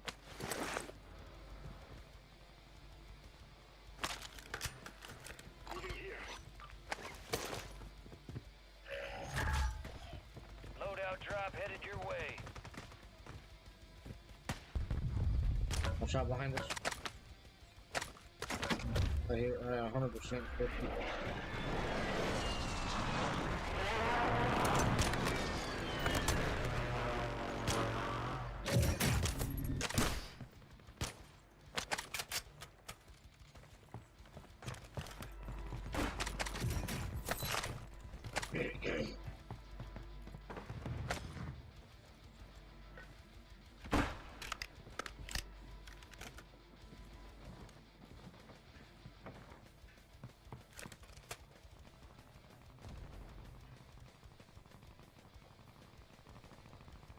Yeah, they're over there.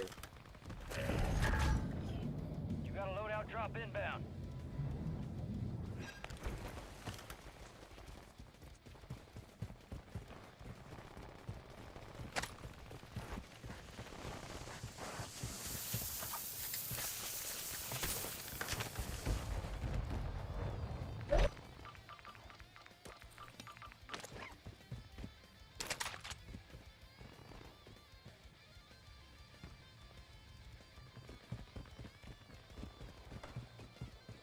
Wait a second.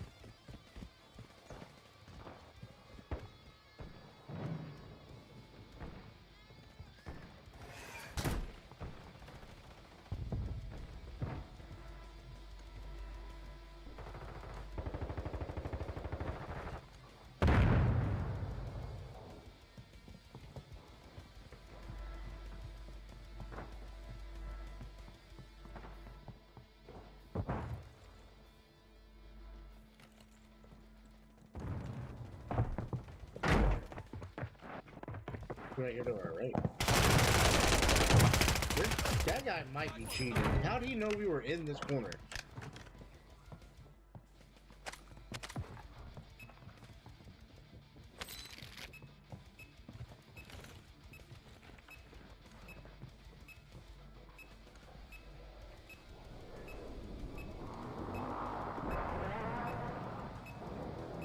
Enemies are dropping into the area. Watch the skies.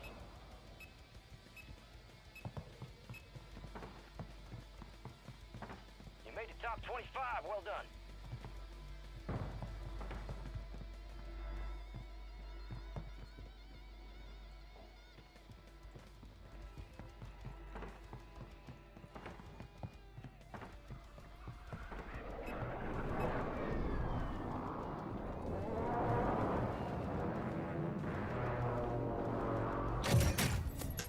You're losing ground. Move it.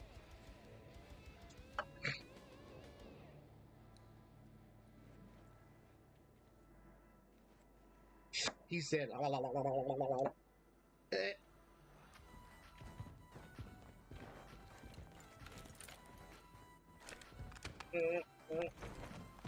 squad made it to the safe zone.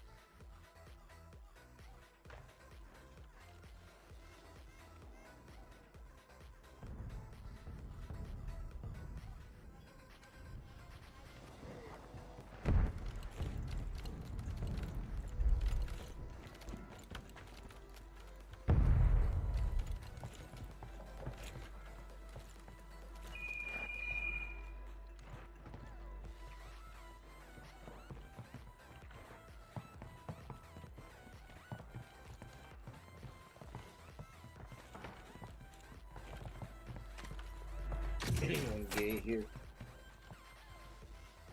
Enemies dropping into the AO.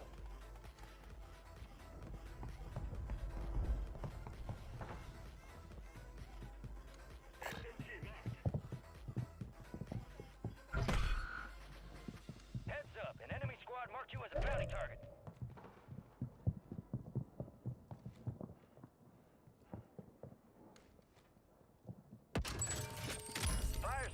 active. Buy station prices are adjusted.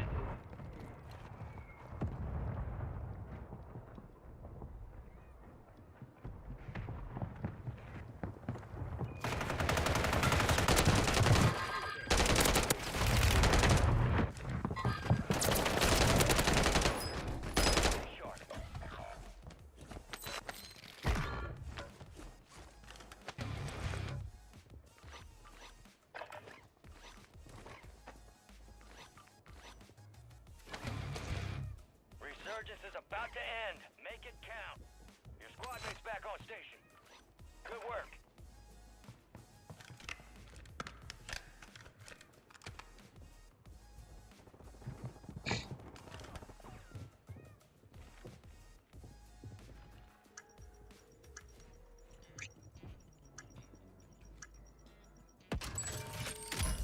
Fire sale's done. Prices are back to normal. Got gas moving in.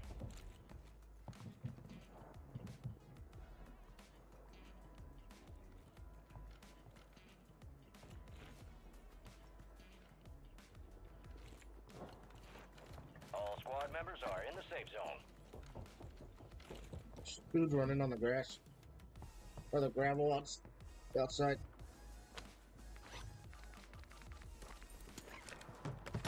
Dropping ammo here.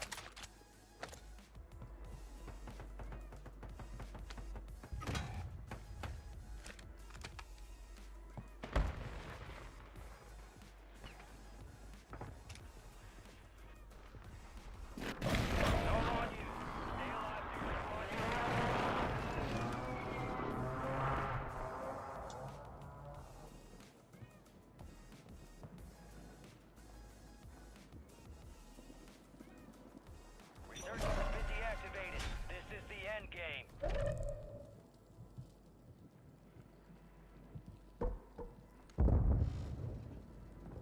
She really cares about Moni. Oh.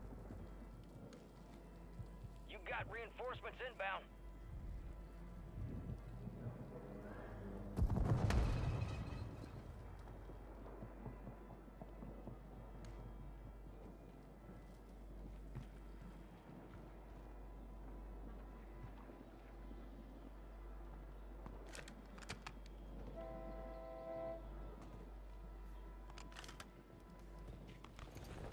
Bottom of the bridge.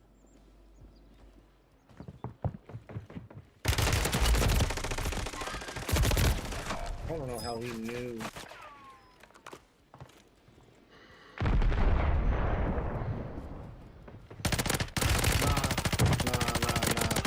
That dude 100% cheated. Dude looked at me, watched me jump from up top down to the bottom floor and around the corner, and then it went straight to where I was going. Get the fuck out of here, bro.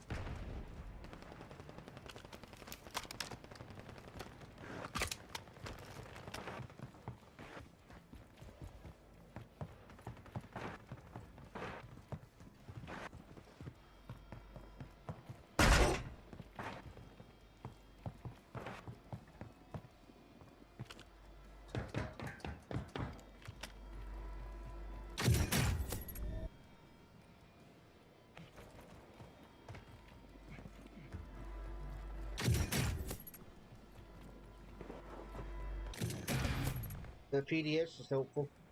Only 10 left.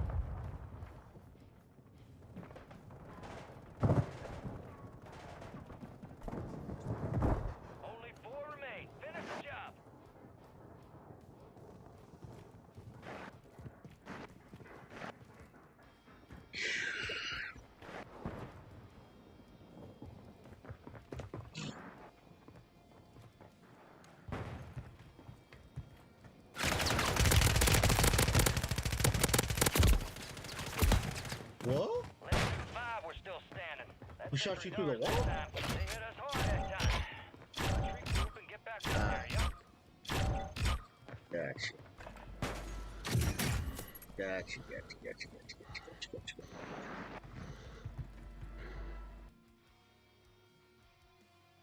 Alright, if I'm not on, I'll be back on tomorrow afternoon. Just hit me up and get on. Alright, mate.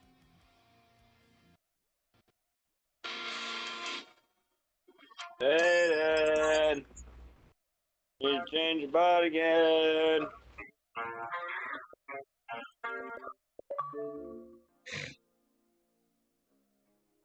Alrighty, stream. That is gonna do it for me. Thank you, Chasing Bags, for the follow. Thank you, Mr. Butter Brown. Thank you, Muggs and Drew, for stopping in. I love you guys, and I will see you tomorrow afternoon.